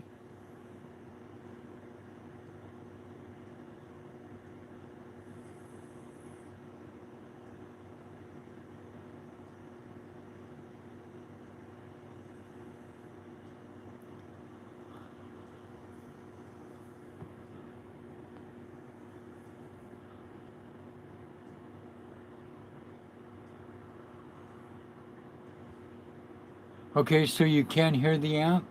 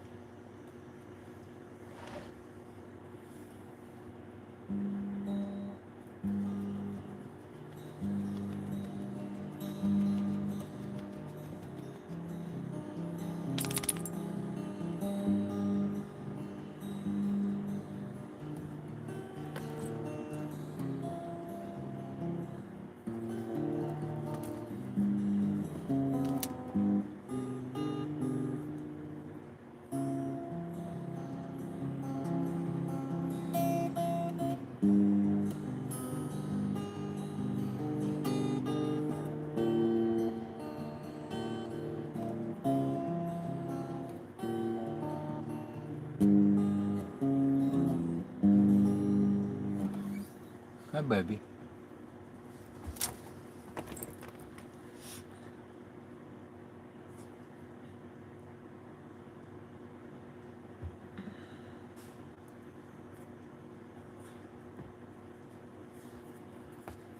Yeah, that was, I wrote that.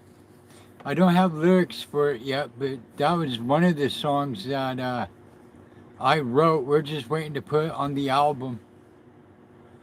It's just finger picking in the key of G.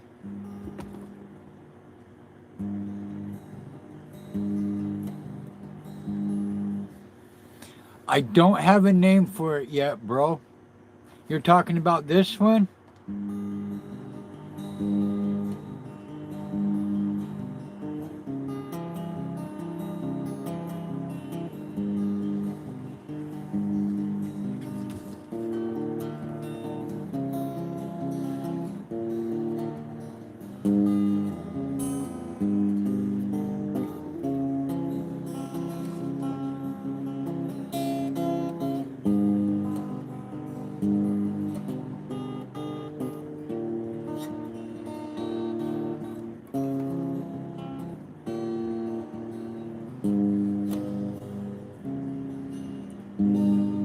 I don't have a name for it. I don't even have lyrics for it yet. I was sitting down and just started finger picking with the C at 9, and yes, I know she would. I know she would. No, no, you've never heard that before, Apoc. I guarantee it, brother. I wrote that song and I haven't put it on any of my on any of Jagged Wire's albums. I don't even have a title for it. It's like an instrumental.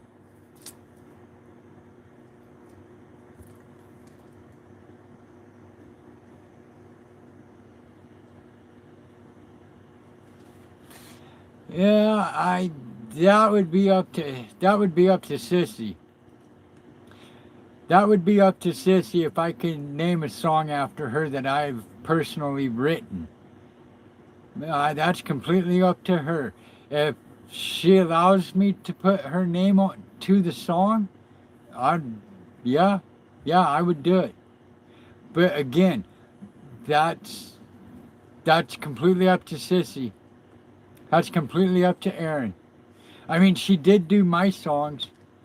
She did those 2 songs for me. Join, baby. What are you doing? My. What? I mean,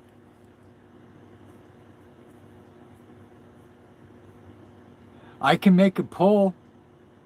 I can make a poll, and but again, bottom line though, guys, it would be completely up to Aaron. So you're saying I can, Sissy?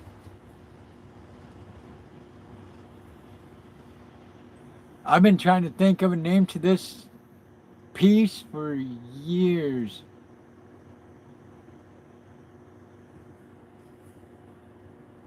It's my brother even likes it. He said it's a gorgeous melody, especially the chorus.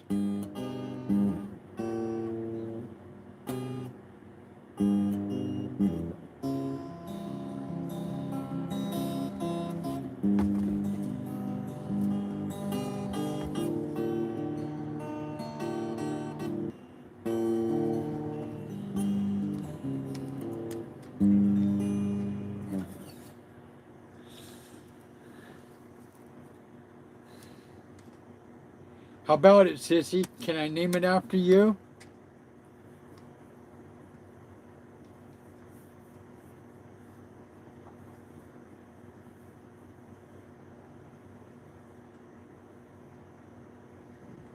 What baby?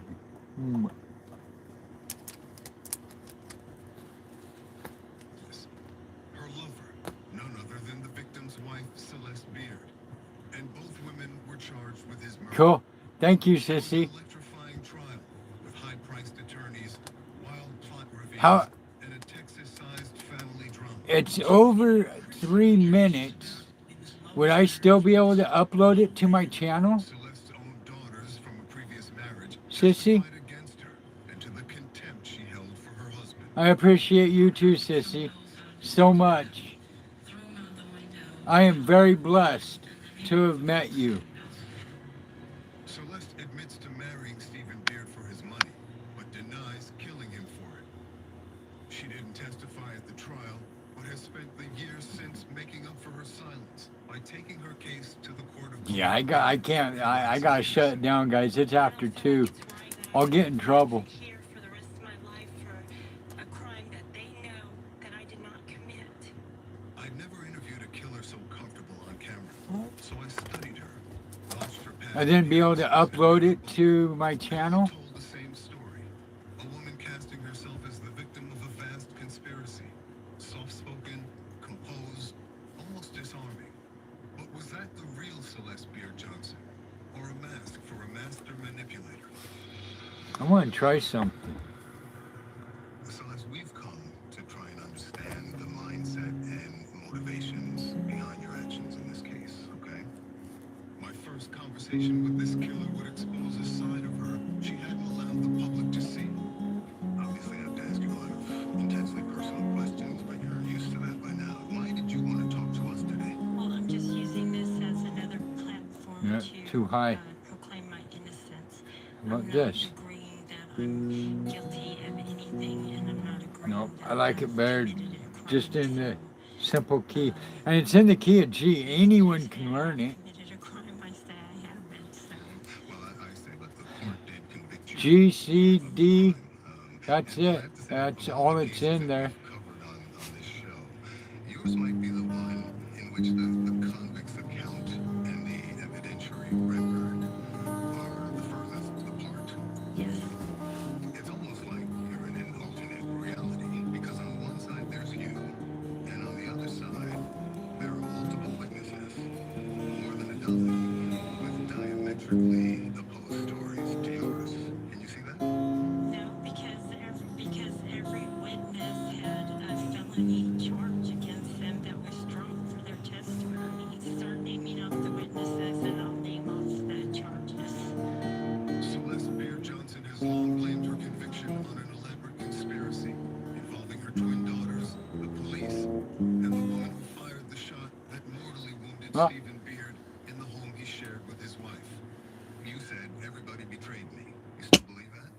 Yes. You do. Who didn't betray me? From the outset, Celeste doesn't like my questions and does her best to deflect them and attack me. There have been a succession. And if you want to continue the interview with me, Please don't be so aggressive. Interview me nicely. I mean, you're a little You find me being aggressive? Yes, I do. And antagonistic, yes. Antagonistic? Really? Huh, I'm surprised to hear that. I'm just trying to be very straightforward with you. Maybe I'm a Republican. Hell yeah. Trump, so maybe Anytime, a pot. I'm just not used to playing on my lives. I guarantee you that has nothing to do with it, and that is completely irrelevant.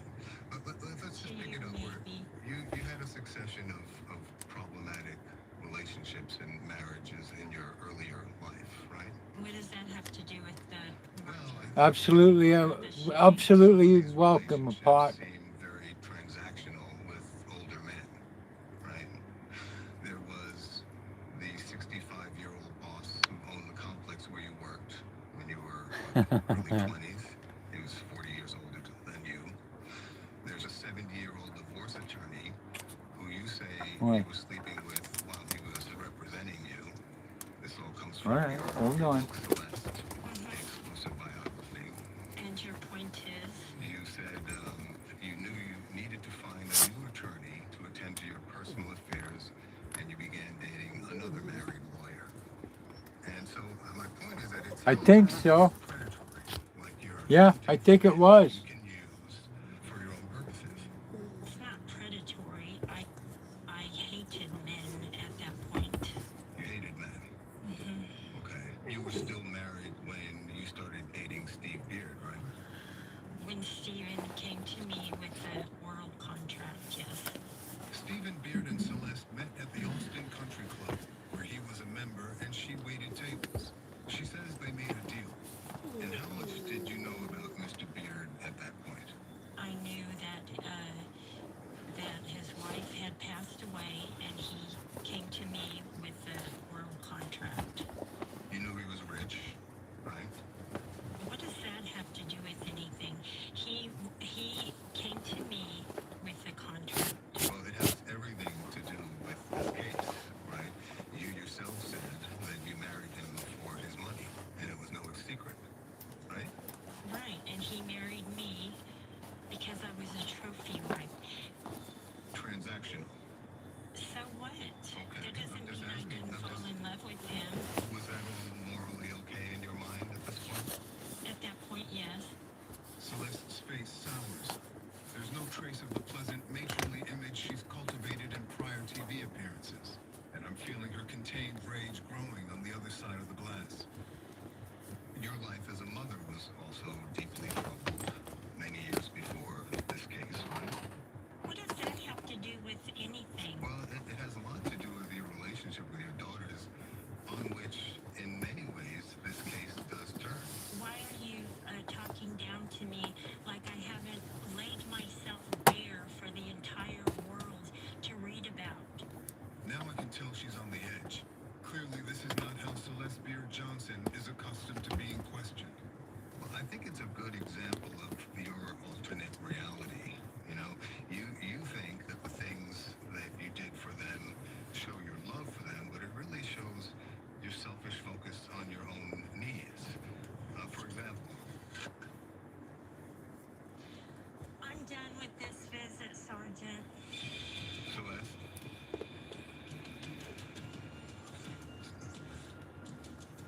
Excuse me, Celeste. No. Are you really going to do that? So you're really not interested in We're done. answering questions? Well, I have a lot of questions for you. Did you expect that you would come in here and just have an open platform to say whatever you wanted to say? You're not talking to me. You're talking down to me. You're talking to me. I'm interviewing Ashley. This is not an interview. reporter. This is not interviewing me like a professional reporter. I think I am. Yes, I am done.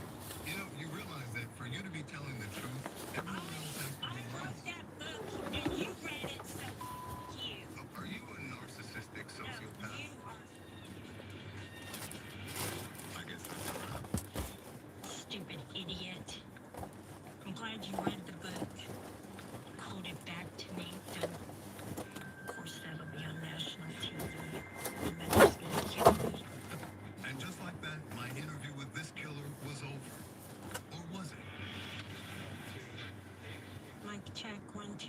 54321.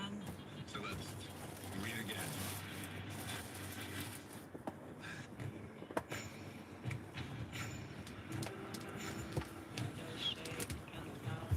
We push the Nissan Armada harder than you'll ever need to. Because everything worth doing is worth overdoing. Nissan, #1 in new vehicle quality. Now get 2.9% APR financing for 60 months or get $3,500 customer cash on Armada. Miss Sephora trip? Fetch help me pay for it just by playing games on my phone.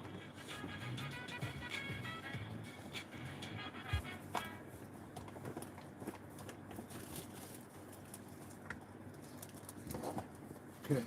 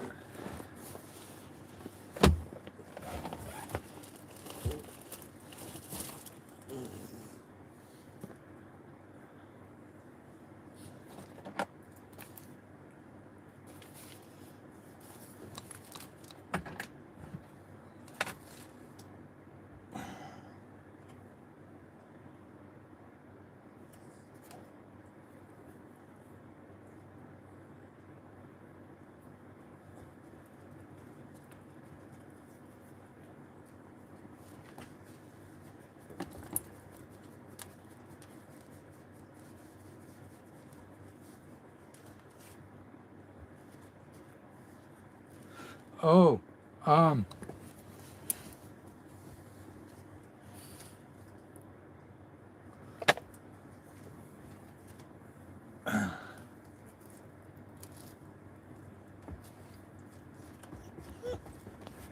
Sissy, just so I don't think you were here when I said it, I won't be live from 3 p.m. probably till about 5. I have physical therapy tomorrow at 3. I mean, I'll be live up until I go to physical therapy, but then I'll shut down and go live when I get home.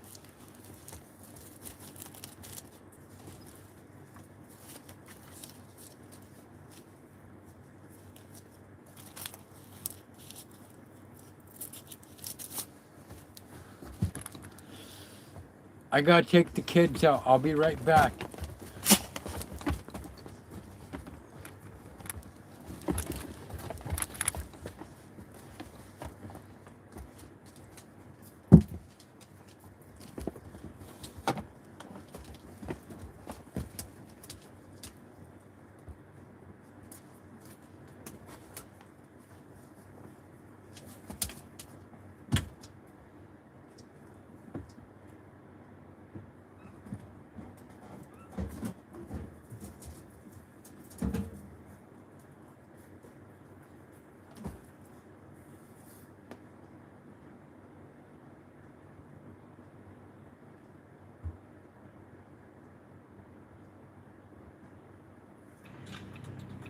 After storming out of our first interview, Celeste Beer-Johnson decided to resume our dialogue. Well, I apologize for my outburst. I'm grateful you decided to talk to me again. I know we got off on the wrong foot last time. She had already dropped the veil and revealed her temper. Now I had another chance to probe her well-practiced denial and deceit. So I changed my tune and softened my tone. I wanted to back up a beat and just acknowledge that you have always been a survivor, a fighter when you needed to be. We saw it for ourselves that first trip. But that fighting spirit really served you well for a long time, right? I don't feel like a fighter anymore. I don't feel like a fighter anymore. This time, Celeste is wearing a neck brace as she recovers from a recent surgery. You had a remarkable, almost rags to riches story in the way that you climbed to the heights of Austin.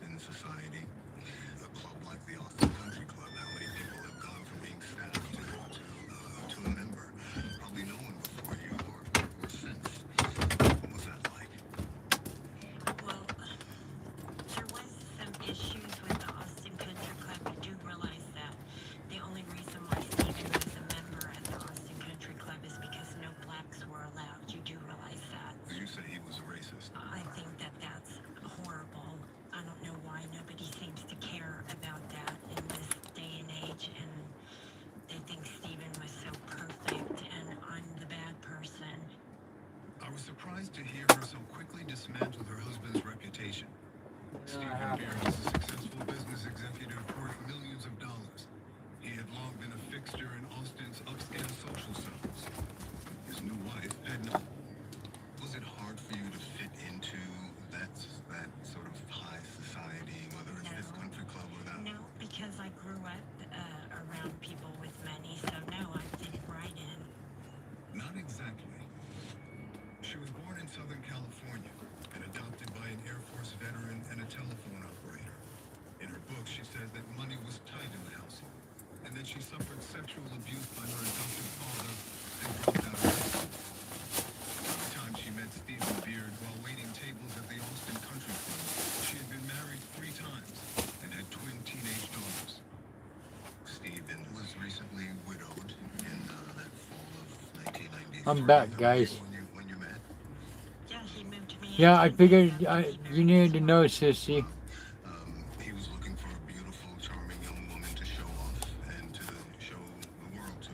Yes, because he told me that all the old ladies were all lined up trying to move in with him. 40 years age difference, but you embraced an older, rich partner. Nothing wrong with that. And as you told me, that doesn't mean there wasn't real love. Right. Did you really love him? Yes, I did. He generously shared his wealth with you and adopted your daughters, as you described as safe, stable, family relationship. Yes. Is that fair? Yeah. I mean, Yeah, I gotta go to physical therapy tomorrow. I mean, I accepted his drinking, and we accepted each other's idiosyncrasies. Yes, it wasn't perfect.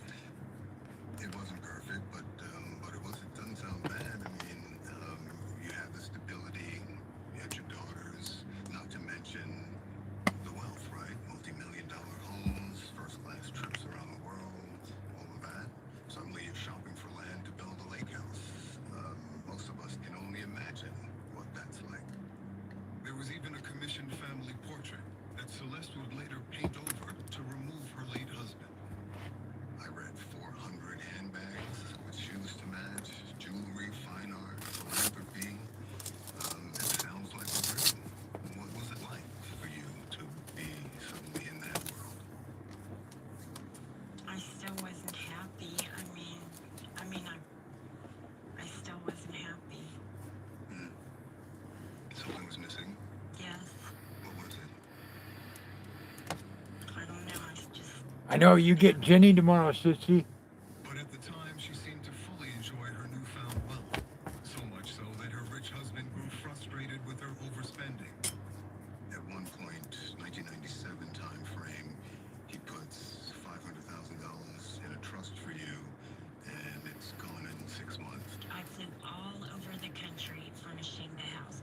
All of the ceramic art and the paintings that hung in the house, yes, that is true. That's what I spent it on. Is it true that he was providing a $35,000 a month allowance? She might be. Yes, for the house, yes, it sure is true. Was it hard for you to live within those means? No, that was for the house. That was for the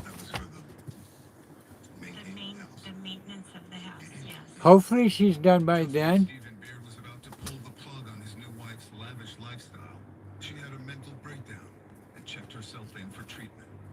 What was going on then? There was issues regarding our sex life. The way he was touching me was reminding me of my father, and I was reliving the molestation, and I couldn't deal with it. I went into St. David's, and then I went into Timberlawn, and then we worked out those issues. She spent months at multiple treatment facilities while she begged Beard not to divorce her.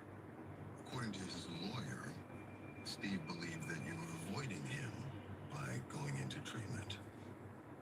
I was avoiding him. You were? Did you use your mental health treatment to avoid or evade problems with him? It was regarding the sexual stuff. I was avoiding him. I couldn't deal with that.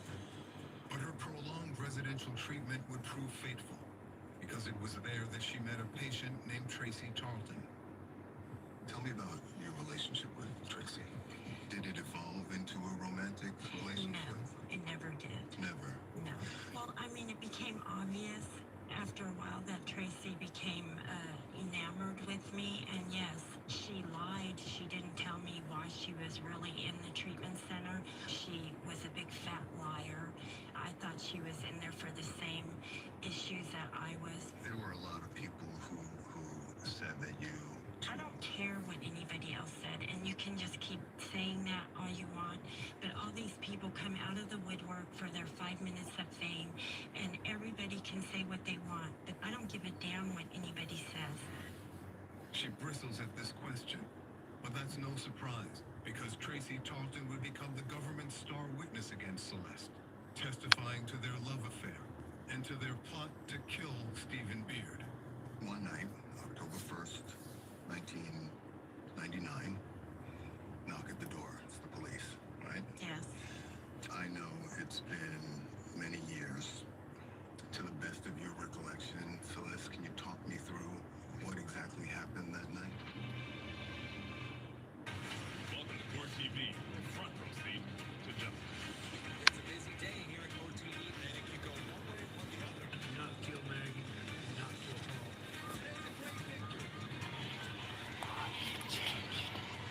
Does her story make sense? All the evidence is in, and the arguments have been made. We're bringing you gavel to gavel coverage right here on Core TV. And it's like this in the balance.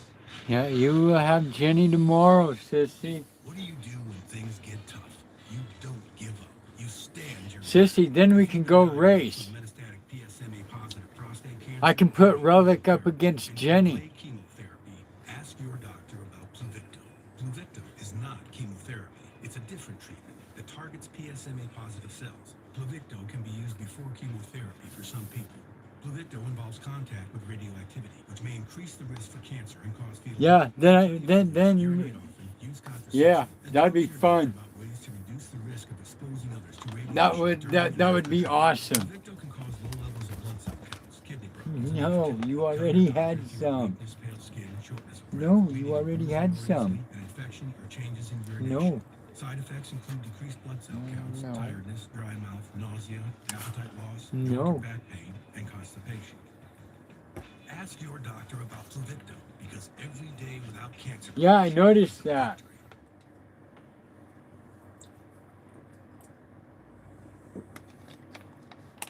No. No, that ain't mine.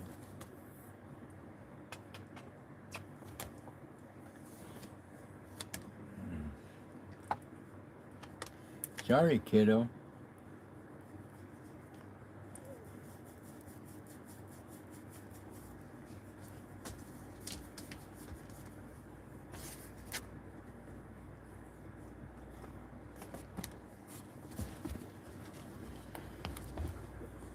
What's up, Mike?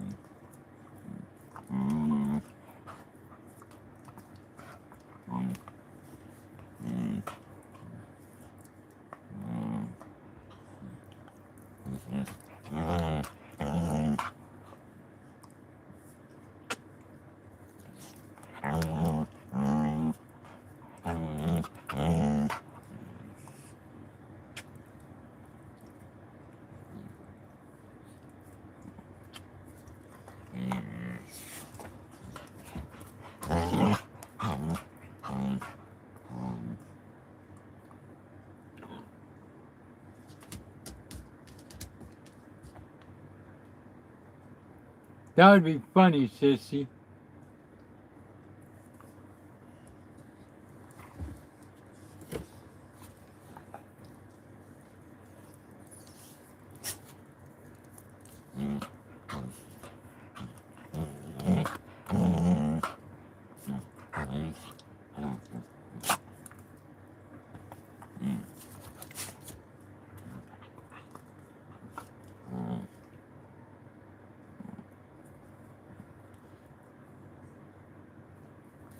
That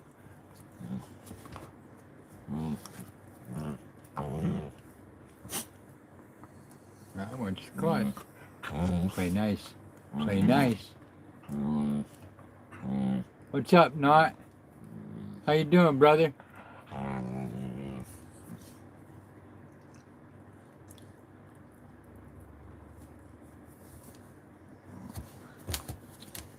I can still get you.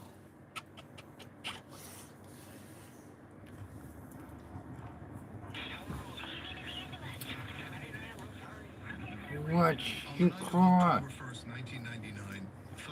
Play nice. Tracy Tarleton entered her bedroom with a 20-gauge shotgun.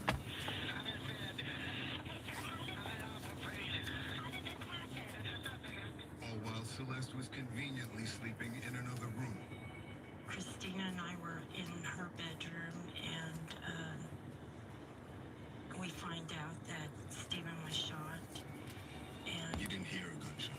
The wall between our bedroom. Nice. I'm glad, bro. And the wing where Christina and I were was soundproof. Even the dog didn't hear it. The carpet Gets the hose again. A wounded Stephen Beard called 911.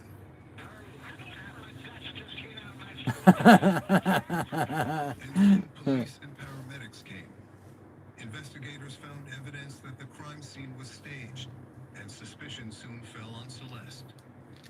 The night that he was shot, the house was suspiciously, from the police's point of view, cleared for an attempt on his life.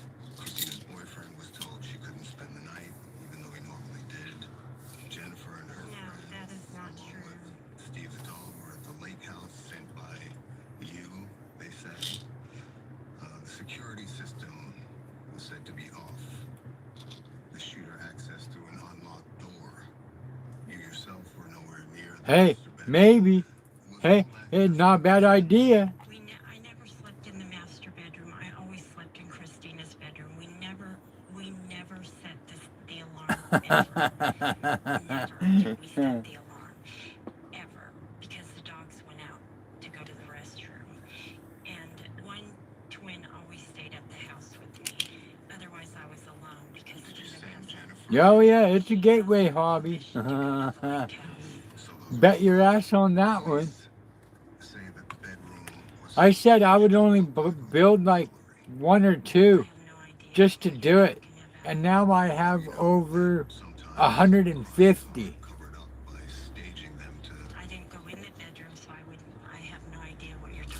I have a walk-in, a stand-up closet that's filled. I have a box back here that's full. I have a chair that's full. The police officer says she would go from being very upset to not very upset, and it seemed like at times she was crying, but there were any... Yeah, I watched Bates Motel. I remember that movie. The police are going to say that was based on a true story. the entire time. Well, they're trained to notice the symptoms, notice the signs of grief and shock, but that's not what they were seeing. They're trained to just say whatever they want to say to make it. Not my fault. How's it my fault? How's it my fault, Apar? Their perception of how they wanted me to be the. As soon as they fixated on me. Why would they conspire against you, Celeste? Once they had their claws on me, they decided I was the guilty party. Well, they said the strange behavior continued at the hospital, including the fact that you never once mentioned the woman that you say was dangerously upset. I was in shock. I was in shock. That's not what they were seeing in you. I don't care what they saw. I don't give a damn what they saw. Can you see how it all adds to the suspicion? No, I can't, because it's all lies. She's getting more and more combative when confronted with inconvenient facts. Why didn't you tell them about Tracy? Because I wasn't even thinking about Tracy. I was only thinking about Stephen. Your daughter said that you told them not to mention Tracy's name to investigators. That's a lie. Police said you told the cops to look for $1,000 in cash in Steve's wallet, and if the money was gone, that must mean it was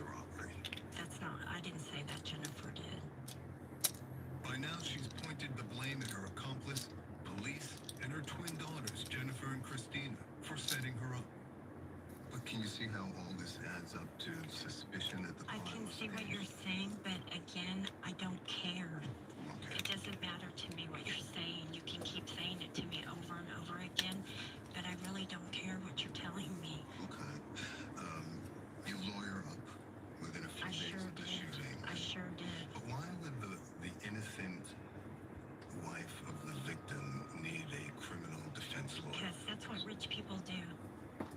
Did you put up a sign at the hospital that no one, including police investigators, can talk to Steve without you and your lawyer present? Sure did. Why, if you want police to solve the crime, would you be impeding their... Because that's how they were acting. This is not typically how an innocent spouse behaves in the aftermath of a I'm not mortal shooting.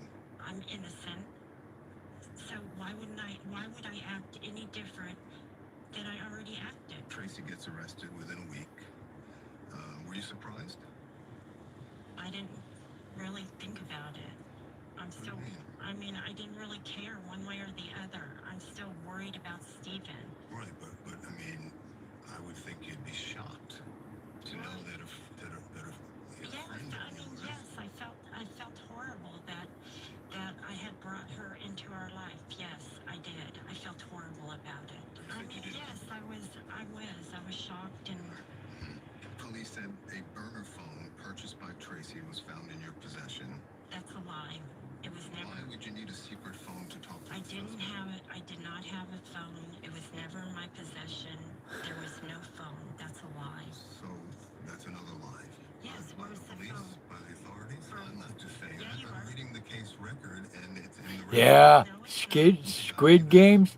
Not? Oh, yeah. I watched the Squid Games. Yeah, that was fucking badass. Possession anywhere. I'm telling you, you're making it up. That is... Yes, you did. And I'm going to get somebody... You are making that up. I'm telling you right now. I'm going to get an attorney after you for saying that on TV. That is bull. There is no phone in my possession. I'm telling you right now. That's all right, APOC. We can build together, bro. We can build together. And idle legal threats. But the facts are against her. Tracy Tarleton, the shooter, told authorities Celeste kept a secret phone so they could communicate while Tracy was out on bail. Detailed phone records corroborated this account. You had a lot of contact with Tracy when she was a suspect. No, I did not. Between the shooting and Steve's funeral, there were 94 calls between you and Tracy. No, there wasn't. How do you explain that? There was not any calls between me and Tracy. So, those phone logs that were produced in the court record are... They're not my phone. Whose phone are they? The twins.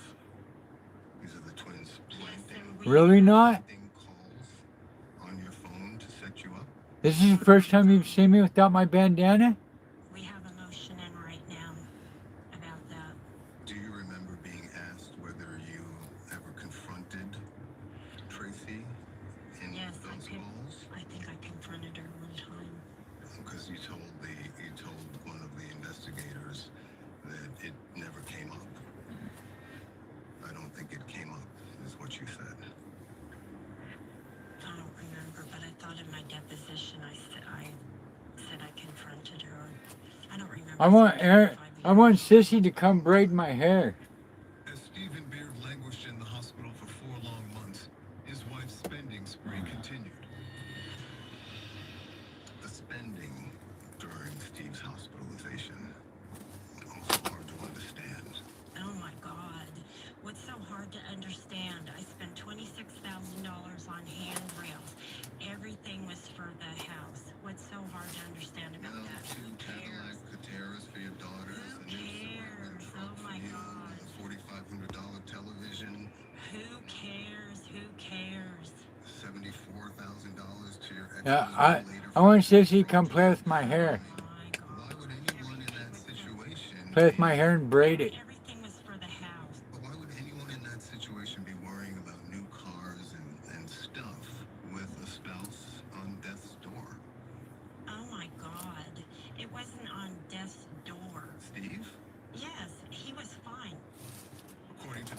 effort, Celeste continued to communicate with the shooting suspect, Tracy Tarleton, throughout the investigation.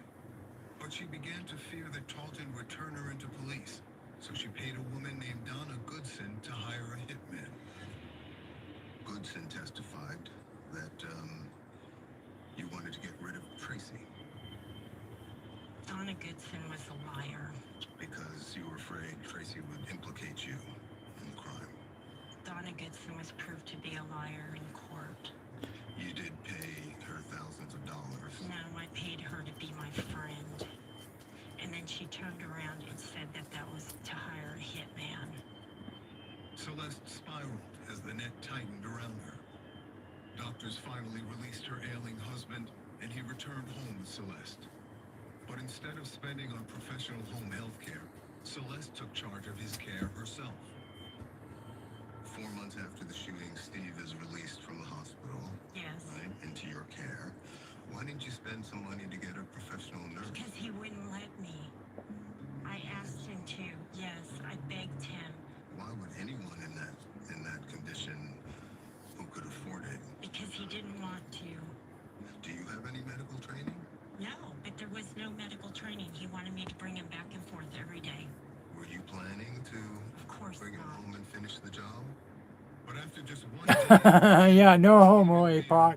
No homo. he's rushed to the hospital. Yes. Fever, dies 3 days later. Who is that anyway? Causes including sepsis. Yes. Tracy testified that you told her you Danny Trejo. Trejo. Who is that, APOC? Yeah, oil up. That's a lie. And the wound was all but a thumbnail healed. After Steve Only if Sissy can come play with my hair to capital murder, and Tarleton came forward with the truth braid it that she shot him at the or behest do of whatever she Celeste. wants with it. On March 28, 2002, Celeste was arrested at her Austin home. It would set up an epic televised trial with a parade of witnesses against her, including her own twin daughters. What did she say? She said that she married Steve for his money. You think it's like a great conspiracy against you? Of course it is. For you to be telling the truth, all these other people would have to be lying under. Oh, I'd fit in. I can be mean. I could play a mean person. Liar. Oh, yes, liar. Oh, yeah.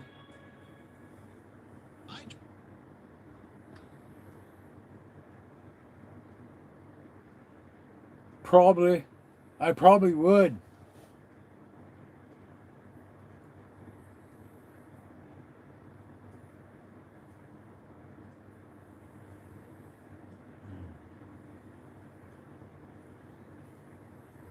Yeah, I'm really self-conscious about my hair. And then Sissy started telling me about my hair, so I started to feel a little bit more comfortable.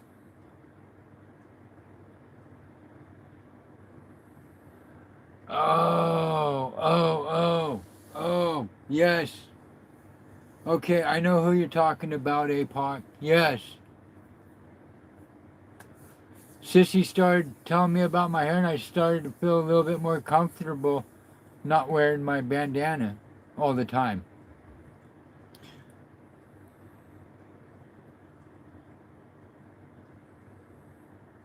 I don't know why. I've always been self-conscious about my hair.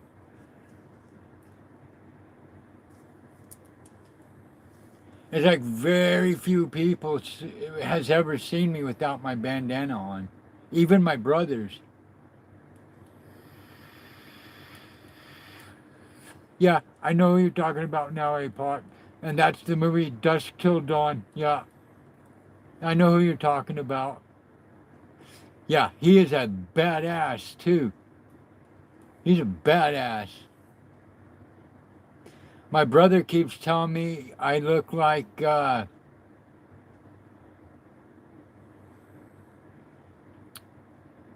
who is the guy that played in Roadhouse?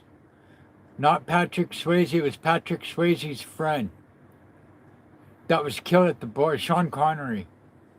I believe it was Sean Connery. But who played in Roadhouse? Patrick Swayze and his buddy, the old man. I can't remember his name.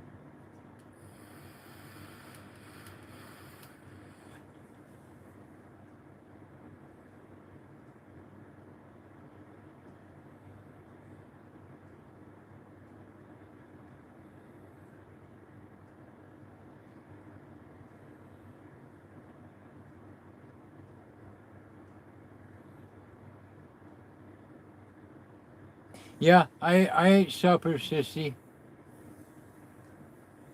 I had salad.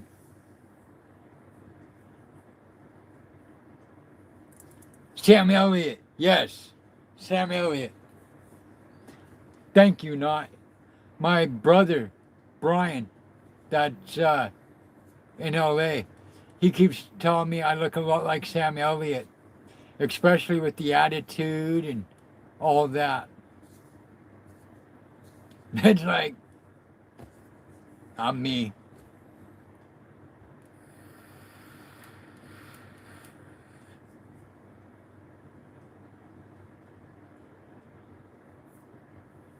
I think, sissy, tomorrow for dinner I was going to have beef tiblets. Sleepers was a badass movie. Sleepers was a good movie. Yeah. I kept thinking Sean Connery because he was the voice of Velcro in Neverending Story.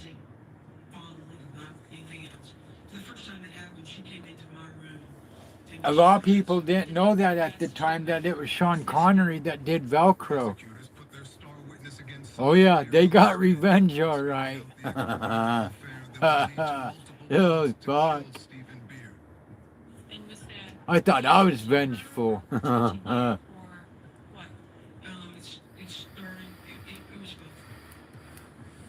She left? Why'd she leave, Apoc? When you were there at Timberline, did What's up, Amy? to orgasm? I know that's you, Amy. Because you're the only one that's ever said West Side. Why'd you change your name? Although I thought about changing mine to RELLIK. She testified that one night you called her over after drugging him unconscious, and the two of you tried to suffocate him with a plastic bag. So this one they got a Oh yeah, Ashley. Yeah, it was Ashley. Sorry, Ash. brought it back and put a towel around his throat. Yes, that's eventually. Another time she says you conspired to poison him with some kind of homemade toxin. Oh shit, Apoc, that's not good. For her called Poisoner's Handbook because there was a recipe in there for botulism. And she wanted to cook up a batch of botulism and poison him. It's been a while since I've seen Sleepless. Confession that you became so desperate to avoid a upcoming vacation to Europe with him. Fuck, for some reason I got racing on my mind. Dead the night before the trip. Does she ask you to shoot Steve with your shotgun? Yes, she Vaguely. It's been with my shotgun. No, that's a lie. That is so almost a month since I've seen it. That is just ridiculous. She said that she followed your directions to take her shotgun, enter the house. Where did I see it at? Everywhere that she said in her walkthrough. No, it's been longer than that because I watched it with my brother. My brother and my cousin when they came up to fix RELLIK the first time.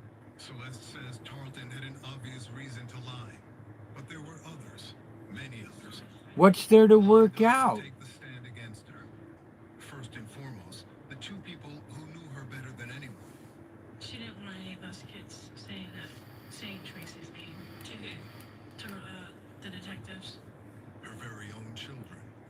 When you saw her in Austin on Fridays, where would she be? Tracy's house. Tracy told him, mostly that's where it is.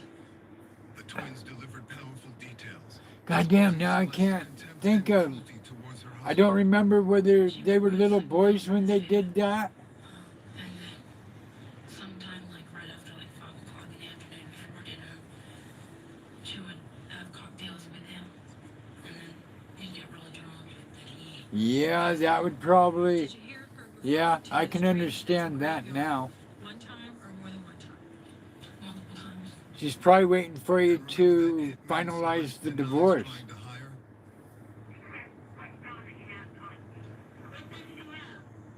Well, her daughter had the receipts. Very incriminating call where you say I was going to tell you exactly why, what Donna has on me. Christina says, what does she have? And you say, I hired someone to kill Tracy. That's not how I said it. They edited it. It's on the recording. They edited. That's not how I said it. You saying the recording was doctored? Yes, and we had proof that they So edited you didn't say I hired someone to kill Tracy? No, when I don't even see Yeah, why it's that's. so hard to believe. She's waiting for you to finalize it. I guarantee you. You finalize it and she'll come home. The jury just didn't want to believe anything that we proved.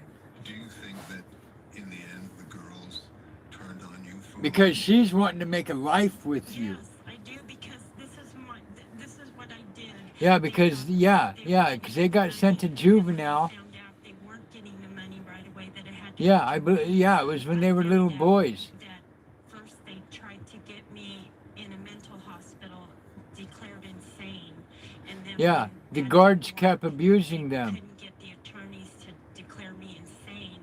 Then they turned it around and said I participated with Tracy. That was with Kevin Bacon. When they didn't get And he was a fucking prick. telling them that they were Yeah, he was a fucking dick. Yeah, that was my fault. Yeah, that was a good movie. It was my fault for teaching them how to lie. Kevin Bacon played that part perfect. He was a major fucking dick. He was a walking dick with ears.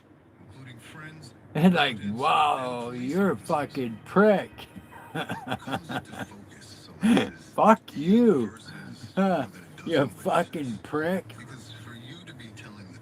You're a goddamn prick with ears and feet that talks. That's an asshole. Fucking prick. Petra Muller had a grudge against me. She was just angry. Angry enough to lie on her oath and perjure herself? Yep. Christina? Oh yeah, she was a liar. Jennifer? Liar. Amy Kozar? Liar. Chris Deuce? Liar. Justin Grimm? Liar. Becky Beard? Oh yes, liar. Yeah, it's a good movie. It was probably one of Kevin Bacon's better acting parts. He did a real good job in that movie. Detective Rick Wines. Didn't even bring his You would think he was a prick in real life with the way he acted. bring his notes. Sergeant Gregory Truitt. Didn't bring his notes. Celeste Beer Johnson. My deepest regret is that I didn't testify, and I feel like if I would have testified, I haven't seen Tombstone yet. turned. That's one movie I haven't seen yet is Tombstone. It's a hard pill But to I hear swallow, it's fucking and badass. 4 years later, I'm still trying to get back into court. Mine, fuck, all mine either got in trouble with the law and they got black flagged or they retired. Yeah, I need to see Tombstone. I really do, sissy. Everyone but you. Doc Holliday I've seen. The Karma Fairy got them. Celeste Beer Johnson comes undone. One of my favorite actors was Bruce Willis. But when he retired because of his disease, and then the other one was Wesley Snipes, Sandra Bullock, like Demolition Man, Speed, Seventh Sense.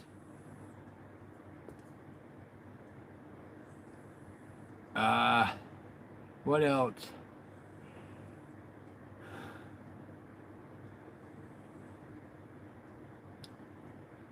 What's up, Hill? How you doing, bro? You're coming on when I'm almost ready to end my live because I gotta get up early. Al Pacino. Yeah, I hear you, brother. You missed it. I played earlier. I played for Aaron and the guys. Yeah, Sin City was, yeah, Shameless. Um,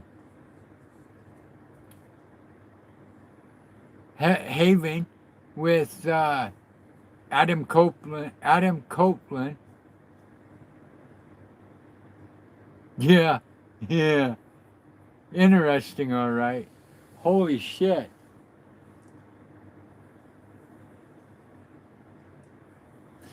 Um, I think it was Heaven that Edge, Adam Copeland from WWE, starred in. He was a cop. Storybrooke was also with Adam Copeland. Yeah, Sin City's strange. Speed, or Shutter Speed, which had Steve Borden, aka Sting. Yeah, he played in Vikings. Sting only did one movie in his entire career, and that was Shutter Speed, which was also a good movie. He was a cop.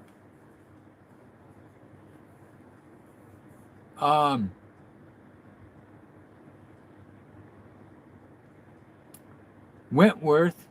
Wentworth is another good one. Much love, brother. Have a good night. Be safe.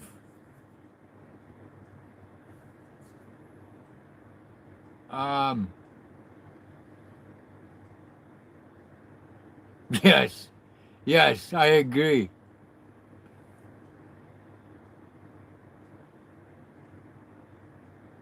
Yes, with Brad Pitt.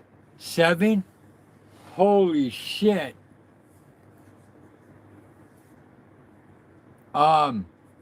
D. Snyder. D. Snyder promoted 7.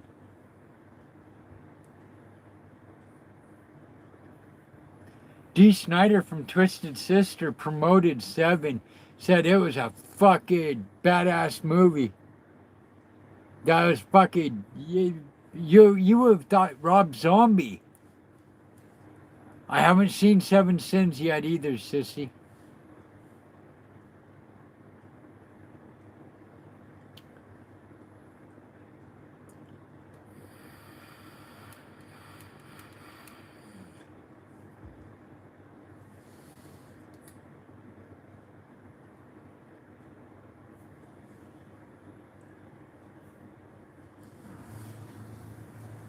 The whole picture, Celeste, does suggest that you killed him and that 25 years later, you're still blaming everything and everyone else. I don't really care what you have to say. It doesn't matter to me anymore. Yeah, I like Morgan Freeman. These guys are waiting for me, sissy. Look at this. Did you know the Bears actually thanked Tracy in a careful private meeting? They were moved by her remorse. She's right there, knocked out. They're all sick. Yes. Everyone. Next to my... She always has to have a paw on anything I wear. Always. If she can touch it, then she'll go to sleep. For an interview to memorialize him for this program, but they've all since passed away. He's passed out. Beard Johnson now bears only ill will towards her victims. Guess what? Good karma's very She's passed out. Stephen died and Paul died. She's passed out. So He's debating on it. He's guarding the door, getting ready to pass out. The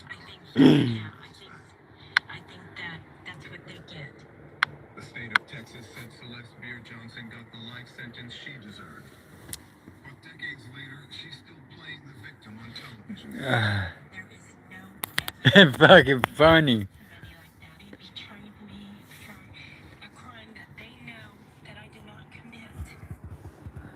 Is it easy for you to live with Yeah, he does. in denial?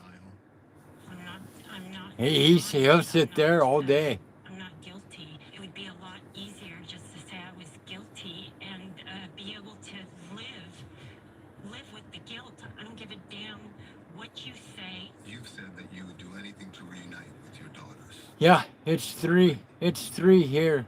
Have you considered confessing as a way to break the ice? If I never speak to my daughters again, I'm not going to say I did something I did not do. Celeste Beer Johnson was never going to confess to me or anyone else. But this time, she dropped the veil and revealed a woman captive to her own rage. You know, you realize that for you to be telling the truth, everyone else has to I believe. wrote that book and you read it, so you. Oh, okay. There she is. There's the real Celeste. That's right. Lots of people close to you say that you can be sweet as pie and then turn on a dime and be what your mom described as hell on wheels. Which one is the real Celeste? I'm Celeste. I'm just the one you met last time, that's me, and the one you met now is me. Tracy Townsend served her time and was released from prison. Celeste's daughters and grandchildren have moved on and have no contact with her. She remains behind bars, unrepentant and withering away in her own contempt. Now, without so much as a mask to hide behind.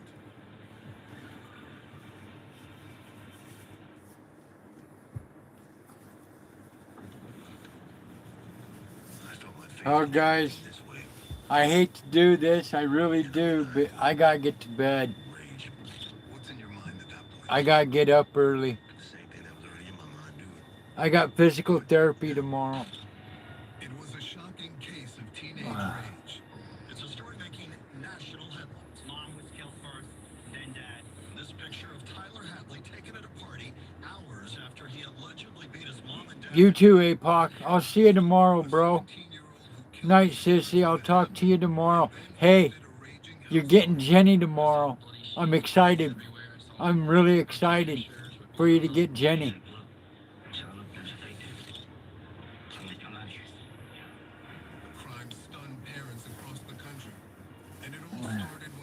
Have a good day at work tomorrow, sissy. Oh, yeah. Much love, guys. Much love. I appreciate every single one of you. I'll talk to you tomorrow. Have a good night. Sleep well. Sweet dreams. And puff away. Night, guys.